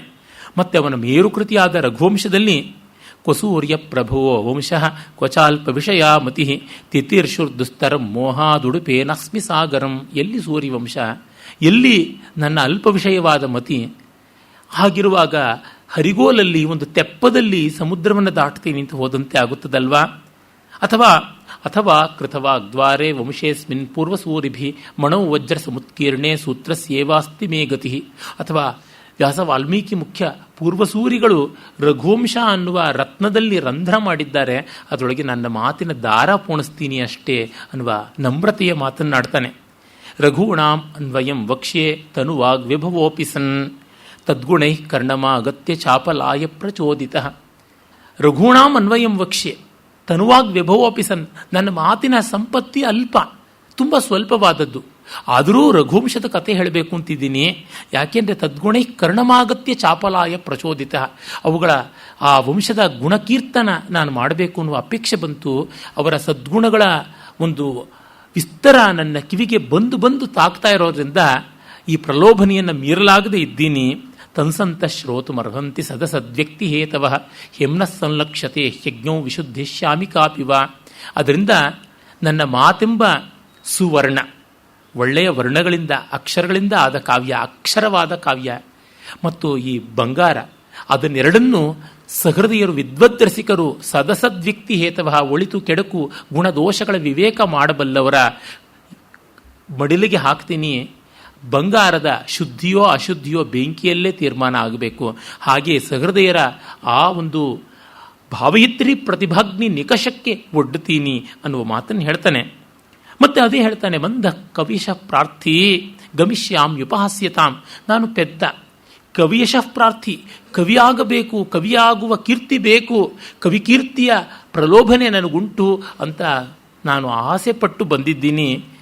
ಈ ಎಲ್ಲ ದೊಡ್ಡ ಕೆಲಸಕ್ಕೆ ಕೈ ಹಾಕಿದ್ರೆ ಗಮಿಷ್ಯಾಂ ಉಪಹಾಸ್ಯತಾಂ, ಗೇಲಿಗೆ ತುತ್ತಾಗ್ತೀನಿ. ಯಾಕೆ? ಪ್ರಾಂಶುಲಭ್ಯೇ ಫಲೇ ಲೋಭಾತ್ ಉದ್ಬಾಹುರಿವ ವಾಮನಃ.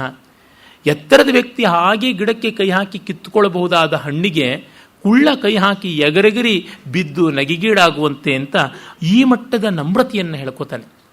ಅಂದರೆ ಎಷ್ಟು ಮಟ್ಟಿಗೆ ಅವನ ವಿನಯ ಆ ವಸ್ತು ಮಹಾತ್ಮ್ಯದ ಎದುರಿಗೆ, ಎಷ್ಟು ದೊಡ್ಡ ವಸ್ತು ನಾನು ಕೈಗೊಂಡಿರೋದು ಹೇಗೆ ಅಂತಾನೆ. ಮುಂದೆ ಯಾವ ಕವಿಗಳು ಈ ಮಟ್ಟದ ನಮ್ರತೆಯನ್ನು, ವಿನಯವನ್ನು ತೋರ್ಪಡಿಸಲಿಲ್ಲ ತಮ್ಮ ಕಾವ್ಯದಲ್ಲಿ. ಈ ಮಟ್ಟದ ಫಲವನ್ನು, ಸಾಫಲ್ಯವನ್ನು, ಯಶಸ್ಸನ್ನು ಪಡೆಯಲಿಲ್ಲ. ಸುಮ್ಮನೆ ವಿನಯವಲ್ಲ ಇದು, ಪ್ರಾಮಾಣಿಕವಾದ ಪ್ರತಿಭಾ ಪಾಂಡಿತ್ಯ ಪರಿಶ್ರಮಗಳ ಪರಿಪಾಕದ ವಿನಯ, ಆತ್ಮದರ್ಶನದ ವಿನಯ. ಅದಕ್ಕೆ ನೋಡಿ ಅವನು ಇನ್ನೊಂದು ಮಧ್ಯಮ ಕಾಲದಲ್ಲಿ ರಚನೆ ಮಾಡಿದ್ದು ಆ ವಿಕ್ರಮೋರ್ಷಿಯದಲ್ಲಿ ಕೂಡ ಹೇಳ್ತಾನೆ, ಪ್ರಣಯಿಷುವಾದಾಕ್ಷಿಣ್ಯಾತ್ ಅಥವಾ ಸದ್ವಸ್ತು ಪುರುಷ ಬಹುಮಾನಾತ್ ಶೃಣುತ ಮನೋಭಿರವಹಿತೈ ಕ್ರಿಯಾಮಿಮಾಂ ಕಾಳಿದಾಸಸ್ಯ. ಪ್ರಣಯಿಗಳ ಬಗೆಗಿನ ಪ್ರೀತಿ ವಿಶ್ವಾಸದಿಂದ, ಲವರ್ಸ್ ಕತೆ ಇದು ಎನ್ನುವ ಒಂದು ಆಸ್ಥೆಯಿಂದ, ಅಥವಾ ಸದ್ವಸ್ತು ಪುರುಷ ಬಹುಮಾನಾತ್, ಅಥವಾ ದೊಡ್ಡ ವಂಶದವನು ಚಂದ್ರವಂಶದವನು, ಚಂದ್ರನ ಮೊಮ್ಮಗ, ಬುಧನ ಮಗ ಪುರೂರವ, ಈಗಳು ನಾರಾಯಣ ಮಹರ್ಷಿಯ ಮಗಳು, ಈ ರೀತಿಯಾದ ಒಂದು ದೊಡ್ಡವರ ಸಂಘ ಇದೆ ಎನ್ನುವ ಭಾವದಿಂದಲಾಗಲಿ ಕ್ರಿಯಾಮಿಮಾಂ ಕಾಳಿದಾಸಸ್ಯ ಅವಹಿತೈ ಮನೋಭಿ ಶೃಣುತ, ನೀವು ಸಮಾಹಿತ ಮನಸ್ಕರಾಗಿ ಕೇಳಿ ಅಂತ ಬೇಡ್ಕೋತಾನೆ. ಇದು ಕಾಳಿದಾಸನ ಮಹನೀಯವಾದ ದೃಷ್ಟಿ, ತುಂಬ ದೊಡ್ಡದಾದದ್ದು. ಏಕೆಂದರೆ ಎಷ್ಟೋ ಜನ ಕವಿಗಳಿಗೆ ಬೂಟಾಟಿಕೆ ವಿನಯ ಇರುತ್ತದೆ. ಆ ವಿನಯ ತಮ್ಮ ತಪ್ಪುಗಳನ್ನು ಬೇರೆ ಯಾರೂ ಲೆಕ್ಕಿಸದೇ ಇರಲಿ ಅಂತ ಸೇಫ್ ಗಾರ್ಡ್ ಮಾಡ್ಕೊಳ್ಳೋದಕ್ಕೆ ಇನ್ಶೂರೆನ್ಸ್ ಮಾಡಿಸುವಂಥದ್ದು. ಅದು ಪ್ರಯೋಜನಕ್ಕೆ ಬರೋಲ್ಲ. ಮೊದಲೇ ಕೇವಿಟ್ಟುಗಳು ಹಾಕ್ಕೊಂಡು ಕೂತ್ಕೊಳ್ಳೋಂಥದ್ರೊಳಗೆ ಅರ್ಥ ಇಲ್ಲ. ನಾನೇನೂ ಕಾಣೆ ಅಂತಂದ್ಬಿಡೋದು. ಚಂದವನು ಕಾಣೆ, ಯತಿಯನ್ನು ಕಾಣೆ, ಗುರುಲಘವು ಕಾಣೆ, ಅಮೃತಗಣ ವಿಷಗಣವನ್ನು ಕಾಣೆ, ತುಂಬ ಜನ ಕವಿಗಳು ಹೇಳ್ಕೊಂಡಿದ್ದಾರೆ. ಇವರು ಏನೂ ಕಾಣೆ, ನಾ ಕಾಣೆಗೂ ಇಲ್ಲ, ಆದರೂ ಬರೆದು ಬಿಟ್ಟಿದ್ದಾರೆ. ಇದು ಬರುವಂಥದ್ದು ಹೀಗಲ್ಲ ಕಾಳಿದಾಸ.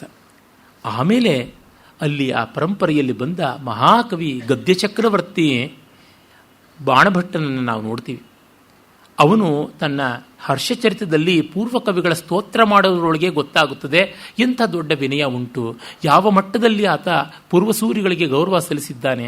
ವ್ಯಾಸರ ಬಗೆಗಿನ ಒಂದು ಪದ್ಯವಾಗಲಿ, ಭಾಸನ ಬಗೆಗಿನದಾಗಲಿ, ಕಾಳಿದಾಸನ ಬಗೆಗಿನದಾಗಲಿ ಪದ್ಯವನ್ನು ನೋಡಿದರೆ ಇವನು ಎಷ್ಟು ಚೆನ್ನಾಗಿ ಇವರನ್ನು ಆದರಿಸಿದ್ದಾನೆ, ಆಸ್ವಾದಿಸಿದ್ದಾನೆ ಅಂತ.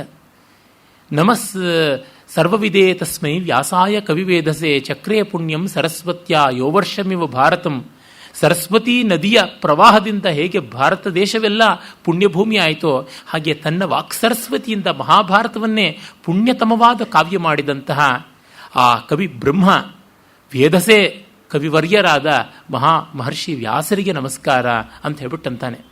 ಸರ್ವವಿದೇ ತಸ್ಮೈ ವ್ಯಾಸಾಯ, ಎಲ್ಲವನ್ನೂ ಬಲ್ಲಂಥ ವ್ಯಾಸರಿಗೆ, ಕವಿವೇಧಸೆ ಕವಿಬ್ರಹ್ಮರಿಗೆ ನಮಸ್ಕಾರ ಅಂತಂತಾನೆ. ನಿರ್ಗತಾಸು ನವಾಕಸ್ಯ ಕಾಳಿದಾಸಸ್ಯ ಸೂಕ್ತಿಷು ಅಂತ ಕಾಳಿದಾಸನ್ನ ಅಷ್ಟು ಚೆನ್ನಾಗಿ ಆರಾಧನೆ ಮಾಡ್ತಾನೆ, ಭಾಸನನ್ನು ಕೊಂಡಾಡ್ತಾನೆ. ಮತ್ತೆ ಹೇಳ್ತಾನೆ, ಒಳ್ಳೆಯ ಕೃತಿ ಸಿಗುವುದು ಕಷ್ಟ, ನವೋರ್ಥೋ ಜಾತಿರಗ್ರಾಮ್ಯ ಶ್ಲೇಷೋಕ್ಲಿಷ್ಟ ಸ್ಫುಟೋರಸ ವಿಕಟಾಕ್ಷರ ಬಂಧಶ್ಚ ಕೃತ್ಸ್ನಮೇಕತ್ರ ದುರ್ಲಭ ಅಂತ, ಕೃತ್ಸ್ನಮೇಕತ್ರ ದುರ್ಲಭಂ ಅಂತ ಒಳ್ಳೆಯ ರಸ,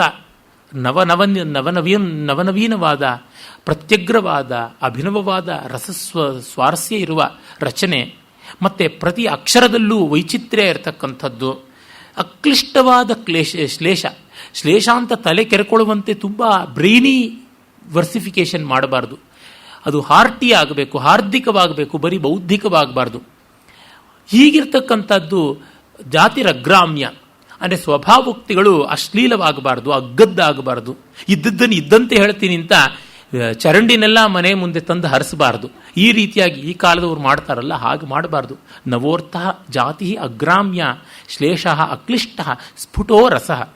ರಸ ಯಾವುದು ಅಂತ ಸಂದಿಗ್ಧತೆ ಇರಬಾರ್ದು. ಶೃಂಗಾರ ಅಂದರೆ ಶೃಂಗಾರ, ವೀರ ಅಂದರೆ ವೀರ ಇರಬೇಕು. ಇದು ಶೃಂಗಾರವೋ ಬೀಭತ್ಸವೋ, ಇದು ವೀರವೋ ಭಯಾನಕವೋ ಅಂತೆಲ್ಲ ಸಂದಿಗ್ಧತೆ ಇರಬಾರ್ದು. ಇದು ಸಾರಾ ಪಾಯಸವ ಅಂತ, ಇದು ಉದ್ರೊಡೆಯ ಮದ್ದೂರು ಒಡೆಯ ಅಂತ ಬಂದರೆ ಸಂದೇಹ ಗತಿ ಏನಾಗುತ್ತದೆ. ಹೀಗಿರಬಾರ್ದು, ಸ್ಪಷ್ಟತೆ ಬೇಕು. ಗೂಡಾರದ ಕವಿಯುಂ ಕವಿಯೇ ಅಂತ ಹೇಳ್ತಾರೆ. ಯಾವುದೂ ಗೊತ್ತಾಗದೆ ಗೂಡಾರದೊಳಗಡೆ ಏನೂ ಗೊತ್ತಾಗಲ್ಲ, ಕಗ್ಗತ್ತಲು ಕಿಟಕಿನೂ ಇರೋಕ್ಕೆ ಸಾಧ್ಯವಿಲ್ಲ. ಅದರೊಳಗೆ ಎಂಥದ್ದು ಪ್ರಯೋಜನ? ಗೊಂದಲ ಮಾಡಬಾರದು ಅಂತ ಹೇಳ್ಬಿಟ್ಟಂತಾನೆ. ನವ್ಯ ಕವಿತೆ ಥರ ಇರಬಾರದು ಅಂತ ಬಾಣಭಟ್ಟ. ಅಂಥವನು ಕಾದಂಬರಿಯಲ್ಲಿ ಉಪಕ್ರಮ ಶ್ಲೋಕಗಳ ಕಟ್ಟಕಡೆಗೆ ಒಂದು ಮಹಾಮಹನೀಯವಾದ ಮಾತನ್ನು ಹೇಳ್ತಾನೆ. ದ್ವಿಜೇನ ತೇನ ಕ್ಷತಕಂಠ ಕೌಂಠಯ ಮಹಾಮನೋಮೋಹ ಮಲೀಮಸಂಧಯ ಅಲಬ್ಧ ವೈದಗ್ಧ್ಯ ವಿಲಾಸ ಮುಗ್ಧಯ ಧಿಯಾ ನಿಬದ್ಧೆ ಯಮತಿದ್ವಯೀ ಕಥಾ. ಇಂಥ ಪದ್ಯ ಬರೆಯೋದಕ್ಕೆ ಬಂದರೆ ಒಂದು ಜನ್ಮ ಸಾರ್ಥಕ ಅಂತ. ಇವತ್ತಿಗೂ ಹೇಳ್ತೀನಿ, ಸಂಸ್ಕೃತದಲ್ಲಿ ವಂಶಸ್ಥ ಛಂದಸ್ಸಿನ ಹದ ಏನು, ಬನಿ ಏನು, ಬಿಗಿ ಏನು ಅಂತ ಇದು ಒಂದೇ ಪದ್ಯದಲ್ಲಿ ಹೇಳ್ಬೋದು. 1300 ವರ್ಷ ಆಯಿತು. ಇದಕ್ಕೆ ಹೆಗಲಣಿಯಾಗಬಹುದಾದ ಪದ್ಯಶಿಲ್ಪ ವಂಶಸ್ಥ ವೃತ್ತದಲ್ಲಿ ಭಾರವಿಯಂಥವನಿಗೆ ಕೊಡಕ್ಕಾಗಿಲ್ಲ. ದ್ವಿಜೇನ ತೇನಾಕ್ಷತ ಕಂಠ ಕೌಂಠಯ, ವಾತ್ಸ್ಯಾಯನ ಮಹರ್ಷಿಯ ಗೋತ್ರದಲ್ಲಿಂದ ಬಂದ ನಾನು ಆ ರಾಜದೇವಿಯ ಪುತ್ರನಾಗಿರ್ತಕ್ಕಂಥವನು, ಶೋಣನದ ತೀರದಲ್ಲಿ ಪ್ರೀತಿಕೂಟದಲ್ಲಿ ಇದ್ದಂಥವನು, ಅಂಥ ನಾನು ಆ ವಂಶದಲ್ಲಿ ಕುಬೇರ, ಈಶಾನ ಮೊದಲಾದವರ ಮಹಾವಿದ್ವತ್ ಕವಿಗಳ ವಂಶದಲ್ಲಿ ಹುಟ್ಟಿದವನು. ಅಷ್ಟಿದ್ರೂ ಕೂಡ ಅಕ್ಷತ ಕಂಠ ಕೌಂಠೆಯ, ಈ ನಾಲಿಗೆ ಕೆರೆತ ಇದೆಯಲ್ಲ, ನಾಲಿಗೆ ನವೆ, ಏನಾದರೂ ಬರೀಬೇಕು ಅಂತ ಗಂಟಲ ತಿಣುಕಾಟ ಉಂಟು, ನಾನು ಕವಿ ಆಗಬೇಕು ಅಂತ. ಹಾಗಾಗಿ ಆ ಅಕ್ಷತ ಕಂಠ ಕೌಂಠೆಯ ಕೊರತೆಯಿಲ್ಲದ ಆಸೆ, ಅದರಿಂದಾಗಿ ಮಹಾಮನೋಮೋಹ ಮಲೀಮ ಸಾಂಧಯ. ಕಾಳಿದಾಸ, ಭಾಸ ಅಂತ ಮಹಾಕವಿಗಳಿರುವಾಗ ಬುದ್ಧಿ ಮಂಕಾಗಿ ಕಗ್ಗತ್ತಲ ಕೀಕಾರಣ್ಯವಾಗಿ ಮಹಾಮನೋಮೋಹ ಮಲೀಮ ಸಂಧಯ ಅಲಬ್ಧ ವೈದಗ್ಧ್ಯ ವಿಲಾಸ ಮುಗ್ಧಯಾಧಿಯ. ಮನೋಹರವಾದ ಪದ್ಯರಚನೆಗೆ, ಕಾವ್ಯರಚನೆಗೆ, ಗದ್ಯರಚನೆಗೆ ಬೇಕಾಗಿರುವ ವಿದ್ವತ್ತೆ ಏನೂ ಇಲ್ಲದೆ ಅಲಬ್ಧ ವೈದಗ್ಧ್ಯ ವಿಲಾಸ ಮುಗ್ಧಯಾಧಿಯ ನಿಬದ್ಧೇಯ ಅತಿದ್ವಯೀ ಕಥ. ಈಗ ನಾನು ಬರೆದಿರ್ತಕ್ಕಂಥದ್ದು ಅತಿದ್ವಯೀ ಕಥ, ಅದ್ವಿತೀಯ ಕಥಾ ಅಲ್ಲ, ಅತಿದ್ವಯೀ ಕಥಾ. ಯಾವ ಎರಡನೇದು ಬಂದರೂ ಅದಕ್ಕಿಂತ ಮೇಲು ಅಂತ ಅನಿಸುವಂಥದ್ದು. ಅದ್ವಿತೀಯ ಅಂದರೆ ಎರಡನೇದಾಗದ್ದು, ಅತಿದ್ವಯಿ ಅಂತಂದರೆ ಎರಡನೇದು ಯಾವುದು ಬಂದರೂ ಅದನ್ನು ಮೆಟ್ಟಿ ನಿಲ್ಲುವಂಥದ್ದು ಅಂತ. ಈ ಅತಿದ್ವಯಿ ಕಥೆಯನ್ನು ಬರೀತೀನಿ. ಅಲ್ಲಿ ಹೇಳುವಲ್ಲಿ ಆತ್ಮವಿಶ್ವಾಸ ಇದೆ. ಅರೆ, ನಾನು ಇಂಥವನು, ಏನೋ ಗೊತ್ತಿಲ್ಲದವನು, ಆದರೆ ಬರೆಯೋದಕ್ಕೆ ಹೊರಟಿದ್ದೀನಿ ಅಂತ. ಅವನ ಮಗನಾದರೂ ಭೂಷಣ ಭಟ್ಟ ಅಪೂರ್ಣವಾದ ತಂದೆಯ ಕಾವ್ಯವನ್ನು ನೋಡಿ ಯಾತೇ ದಿವಂ ಪಿತರಿ ಅಂತ ಹೇಳ್ತಾನೆ. ತಂದೆ ತೀರ್ಕೊಂಡ್ಬಿಟ್ಟ, ಕಾವ್ಯ ಅಪೂರ್ಣವಾಯಿತು. ಎಲ್ಲರೂ ಕೇಳ್ತಾ ಇದ್ರು, ಏನಪ್ಪ ನಿಮ್ಮ ಅಪ್ಪನ ಕಾವ್ಯ ಮುಗಿಸೋದಿಲ್ವಾ, ನಿಮ್ಮಪ್ಪ ನಿಮಗೆ ಕಥೆ ಹೇಳಿಲ್ವಾ, ತುಂಬ ಸೊಗಸಾದ ಕಥೆ, ಅಷ್ಟು ಸುಂದರವಾದ ವರ್ಣನೆಗಳು, ಹೇಗೆ ಮುಂದುವರಿಸಿ ನೀವು ಅಂತಂದರೆ, ಅದಕ್ಕಾಗಿ ಮುಂದುವರಿಸ್ತಾ ಇದ್ದೀನಿ. ನ ಕವಿತ್ವ ದರ್ಪಾತ್, ಕಾವ್ಯ ರಚನೆಯ ಶಕ್ತಿ ಇದೆ, ನಮ್ಮಪ್ಪನ ಉತ್ತರಾಧಿಕಾರಿ ಅಂತಲ್ಲ. ಇಂದು ಲಲ್ಲು ಪ್ರಸಾದ್ ನನ್ನ ರಾಜಕೀಯ ವೃತ್ತಿಗೆ ಉತ್ತರಾಧಿಕಾರಿ, ತನ್ನ ಉತ್ತರ ಕ್ರಿಯಾಧಿಕಾರಿಯೇ ಅಂತ ಹೇಳ್ಕೊಂಡಿದ್ದಾರೆ. ಆ ತರಹ ಅಲ್ಲ, ಹೀಗಲ್ಲ. ಬರೀ ಕವಿಗಳ ಮಕ್ಕಳಾದರೆ ಸಾಲದು, ಅವರ ಯೋಗ್ಯತೆಗೆ ತಕ್ಕಂತೆ ಆಗಬೇಕು. ಅದನ್ನು ಹೇಳ್ತಾನೆ. ಆ ಕಾರಣದಿಂದ ನಾನು ಬರಿತಾ ಇದ್ದೀನಿ. ಸಹೃದಯರಿಗೆಲ್ಲ ಇದು ಅಪೂರ್ಣವಾಯಿತು ಅನ್ನುವ ಕೊರತೆ ಇದ್ದದ್ದರಿಂದ ಅದನ್ನು ತೀರಿಸೋದಕ್ಕೆ ಬರ್ತಿದ್ದೀನಿ, ಮತ್ತು ಯಾವ ರೀತಿಯಿಂದಲೂ ಅಲ್ಲ ಅಂತ ಅವನು ಭೂಷಣ ಭಟ್ಟ ಹೇಳ್ತಾನೆ. ಈ ರೀತಿ ಬಾಣಭಟ್ಟನಲ್ಲಿ ನಾವು ನೋಡ್ತೀವಿ. ಮುಂದೆ ವಿದ್ವತ್ ಕವಿಗಳು ಬಂದರು. ಅವರಲ್ಲಿ ಈ ಮಟ್ಟದ ನಮ್ರತೆ, ವಿನಯ ಕಾಣಿಸಲ್ಲ.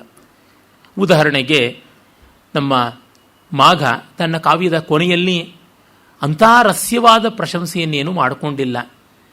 ಅದೇ ರೀತಿಯಲ್ಲಿ ರತ್ನಾಕರನ್ನು ನೋಡ್ತೀವಿ. ಹರವಿಜಯ ಅನ್ನುವ 5000 ಶ್ಲೋಕಗಳ 50 ಸರ್ಗದ ಮಹಾಕಾವ್ಯ ಬರೆದ. ಹರವಿಜಯ ಕಾವ್ಯದ ಅಂತ್ಯದಲ್ಲಿ ನೀವು ಕವಿಗಳೇ ಶೃಣುತ ಅಕವಿರಪಿ ಭವತಿ ಕವಿಹಿ, ಈ ಕಾವ್ಯವನ್ನು ಓದಿದ್ರೆ ಕವಿಯಲ್ಲದೆ ಇದ್ದವನು ಕವಿ ಆಗ್ತಾನೆ. ಕವಿರಪಿ ಭವತಿ ಮಹಾಕವಿ ಕ್ರಮೇಣ, ಕವಿಯಾದವನು ಕ್ರಮದಲ್ಲಿ ಮಹಾಕವಿ ಆಗ್ತಾನೆ ಅಂತ. ಆದರೆ ಈ ಪುಣ್ಯಾತ್ಮನೇ ಮಹಾಕವಿ ಅಲ್ಲ, ಇನ್ನು ಇವನು ಕಾವ್ಯವನ್ನು ಓದ್ದವ್ರು ಮಹಾಕವಿ ಎಲ್ಲ ಆಗ್ತಾರೆ. ಅಂದರೆ ದಪ್ಪ ದಪ್ಪ ಪದಗಳನ್ನು ಕೂಡಿಸಿ ಆಡಂಬರದಲ್ಲಿ ಬರೆಯುವುದೇ ದೊಡ್ಡದು ಅಂತ ಅಂದುಕೊಂಡ. ಭಾರವಿ ಮಾಘಾದಿಗಳಲ್ಲಿ ಚಿತ್ರಕಾವ್ಯ ಅಲ್ಪ ಪ್ರಮಾಣದಲ್ಲಿ ಬರ್ತದೆ. ಭಾರವಿ ಚಿತ್ರಕಾವ್ಯ ಪ್ರವರ್ತಕ. ಅವನು 1 ದ್ವ್ಯಕ್ಷರ ಬರೆದರೆ, ಚಾರು ಚುಂಚುಚ್ಚರಾಚೀರೆ ಅಂತ. ಮಾಘ 11 ದ್ವ್ಯಕ್ಷರ ಬರೆದರೆ, ಇವನು 100ಕ್ಕೂ ಕಡಿಮೆ ಇಲ್ಲದೆ ಇರೋ ದ್ವ್ಯಕ್ಷರಗಳನ್ನು ಬರೀತಾನೆ. ಈ ಥರ ತುಂಬ ದೊಡ್ಡ ದೊಡ್ಡ ಛಂದಸ್ಸುಗಳಲ್ಲಿ, ಶಾರ್ದೂಲ ವಿಕ್ರೀಡಿತಾದಿಗಳಲ್ಲಿ ಕೂಡ ದ್ವ್ಯಕ್ಷರಾದಿಗಳನ್ನು ಬರೀತಾನೆ, ಏಕಾಕ್ಷರ ಬರೀತಾನೆ. ಹೀಗೆಲ್ಲ ಉಂಟು ಇವನ ತಾಕತ್ತು, ಪಾಂಡಿತ್ಯ. ಆದರೆ ಅದನ್ನು ಓದಿದ್ರೆ ವ್ಯುತ್ಪತ್ತಿ ಬಂದು, ಪಾಂಡಿತ್ಯ ಬಂದು, ಪ್ರತಿಭಾಶಾಲಿ ಮುಂದೆ ಮಹಾಕವಿ ಆದಾನೆ ಹೊರತು ಬರೀ ಅದನ್ನು ಓದಿಕೊಂಡು ಮಾತ್ರಕ್ಕೆ ಅಲ್ಲ. ಇವನ ಸಮಕಾಲೀನ, ಅದೇ 8ನೇ ಶತಮಾನಕ್ಕೆ ಸೇರಿದ ಕಾಶ್ಮೀರದ ಕವಿ ಅವನು ಶಿವಸ್ವಾಮಿ ಕಪ್ಪಿಣಾಬ್ದಿಯ ಕಾವ್ಯದಲ್ಲಿ ಅನುಕೃತ ರಘುಕಾರ ದಂಡಿ ದಂಡ ಶಿವಾಂಕ ಅಂತ, ನಾನು ಕಾಳಿದಾಸನನ್ನು ಅನುಸರಿಸಿದ್ದೀನಿ, ದಂಡಿಗೆ ದೊಣ್ಣೆ ಹಿಡ್ಕೊಂಡು ಬಾರಿಸಬಲ್ಲೆ, ನಾನು ಶಿವ ಅಂತಕ್ಕಂಥ ಸಾಹಿತ್ಯ ಮುದ್ರೆಯನ್ನು ಇಟ್ಟುಕೊಂಡು ಬರೀತೀನಿ ಅಂತ ಹೇಳ್ಕೊತಾನೆ ತನ್ನ ಬಗ್ಗೆ. ನಿಜ, ಕಾಳಿದಾಸನ ಅನುಸರಿಸ್ತೀನಿ ಅಂತ ಹೇಳ್ಕೋಬಹುದು, ಎಲ್ಲ ಕವಿಗಳು ಅನುಸರಿಸ್ತೀವಿ. ಆದರೆ ಸಿಗ್ತಾನೆಯೇ ಕಾಳಿದಾಸ? ಪದವೀಂ ಕಾಳಿದಾಸಸ್ಯ ಲಲಿತಾಂ ಮೃದುಲೈಃ ಪದೈಹಿ ನ ಶಕ್ನುವಂತ್ಯಹೋ ಗಂತುಂ ಪಶ್ಯಂತೋಪಿ ಕವೀಶ್ವರಾಹ ಅಂತ ಸಾಯಣಾಚಾರ್ಯರು ಹೇಳಿದಂತೆ ಕಾಳಿದಾಸನ ಹೆಜ್ಜೆ ಗುರುತುಗಳು ಕಾಣಿಸ್ತಲೇ ಇವೆ. ಅವನ ಲಲಿತ ಮನೋಹರವಾದ ಕಾವ್ಯದ ಪದ ಪದ್ಧತಿ ತೋರ್ತಲೇ ಇದೆ. ಆದರೂ ಇಂದಿಗೂ ಯಾವ ಕವಿಗಳು ಆ ದಾರಿನಲ್ಲಿ ನಡೆದು ಆ ಸ್ಥಾನವನ್ನು ಪಡೆಯೋಕ್ಕೆ ಆಗಿಲ್ಲ. ಇನ್ನು ನಾವು ಕಾಣತಕ್ಕಂಥದ್ದು ಮಹಾ ವಿದ್ವತ್ಕವಿ ರಾಜ ವರೇಣ್ಯ ಭೋಜ. ಅವನು ಭೋಜ ತನ್ನ ಅನೇಕ ಶಾಸ್ತ್ರ ಕಾವ್ಯಗಳಿಂದ ಲೋಕವಿಖ್ಯಾತನಾಗಿದ್ದಾನೆ. ಆ ಮಹಾನುಭಾವನ ಚರಿತ್ರೆ ಚಿರಪಾವನಕಾರಿಯಾದದ್ದು. ಅಲ್ಲಿ ಅವನು ತನ್ನ ಚಂಪೂ ರಾಮಾಯಣದಲ್ಲಿ ಆರಂಭದಲ್ಲಿ ಇಷ್ಟು ನಮ್ರತೆಯಿಂದ ಹೇಳ್ಕೊಳ್ತಾನೆ. ವಾಲ್ಮೀಕಿ ಗೀತ ರಘುಪುಂಗವ ಕೀರ್ತಿಲೇಶೈ ತೃಪ್ತಿಂ ಕರೋಮಿ ಕಥಮಪ್ಯಧುನಾ ಬುಧಾನಾಂ ಗಂಗಾಜಲೈರ್ಭುವಿ ಭಗೀರಥ ಯತ್ನಲಬ್ಧೈ ಕಿಂ ತರ್ಪಣಂ ನ ವಿದಧಾತಿ ನರಃಪಿತೃಣಾಂ ಅಂತ ಹೇಳ್ತಾನೆ. ಹಿಂದೆ ವಾಲ್ಮೀಕಿ ಬರೆದ ರಾಮಾಯಣದ ಕಥೆಯನ್ನೇ ನಾನು ಇಟ್ಕೊಂಡು ಕಾವ್ಯ ಬರೆದು ಹೇಗೋ ವಿದ್ವಾಂಸರಿಗೆ ಸಹೃದಯರಿಗೆ ಸಂತೋಷ ಕೊಡ್ತೀನಿ. ಯಾಕೆ ಇದೇ ಕಥೆ, ಯಾಕೆ ಇದೇ ದಾರಿ ಅಂದರೆ, ಭಗೀರಥ ತನ್ನ ಪಿತೃಗಳನ್ನು ಉದ್ಧಾರ ಮಾಡುವುದಕ್ಕೆ ಅಂತ ಸಗರಪುತ್ರರು 60,000 ಜನರು ಪಾತಾಳದಲ್ಲಿ ಭಸ್ಮೀಭೂತರಾದವರಿದ್ದರಲ್ಲ, ಆ ಮಹರ್ಷಿಯ ಗೌತಮನ ಕ್ರೋಧದಿಂದ ಅವರನ್ನೆಲ್ಲರನ್ನ ಮತ್ತೆ ಸ್ವರ್ಗಕ್ಕೇರಿಸೋದಕ್ಕಿಂತ ದೇವಗಂಗೆಯನ್ನು ಪಾತಾಳದವರೆಗೂ ತಂದ. ಅಂತೂ ಅವನ ಪಿತೃಗಳಿಗೆ ಸದ್ಗತಿ ಆಯಿತು. ಈಗ ನಾವು ಅದೇ ಗಂಗೆಯಲ್ಲಿ ತರ್ಪಣ ಕೊಡ್ತೀವಿ ನಮ್ಮ ಪಿತೃಗಳಿಗೆ ಸದ್ಗತಿ ಆಗಲಿ ಅಂತ. ಹಾಗೆ ವಾಲ್ಮೀಕಿ ಭಗೀರಥ ಪ್ರಯತ್ನದಿಂದ ರಾಮಾಯಣ ಗಂಗಾ ನದಿಯನ್ನು ತಂದರೆ, ನಾನು ನನ್ನ ಕಾವ್ಯದಲ್ಲಿ ಅದೇ ಗಂಗಾ ನದಿಯಲ್ಲಿ ಒಂದಷ್ಟು ಬೊಗಸೆ ತೆಗೆದುಕೊಂಡು ನನ್ನ ಪಿತೃಸಮಾನರಾದ ನಿಮ್ಮಂಥ ಸಹೃದಯರಿಗೆ ತರ್ಪಣ ಉಂಟು ಮಾಡ್ತೀನಿ, ಸಂತೋಷವನ್ನು ಉಂಟು ಮಾಡ್ತೀನಿ ಅಂತಾನೆ. ಯಾವ ನಮ್ರತೆ, ಎಂಥ ರಸಿಕತೆ! ಈ ಪದ್ಯದ ಸ್ವಾರಸ್ಯ ಎಷ್ಟು ಚೆನ್ನಾಗಿದೆ, ಅಲ್ಲಿ ಕೊಟ್ಟಂಥ ಒಂದು ದೃಷ್ಟಾಂತ ಅಲಂಕಾರ ಎಷ್ಟು ಸುಂದರವಾದದ್ದು.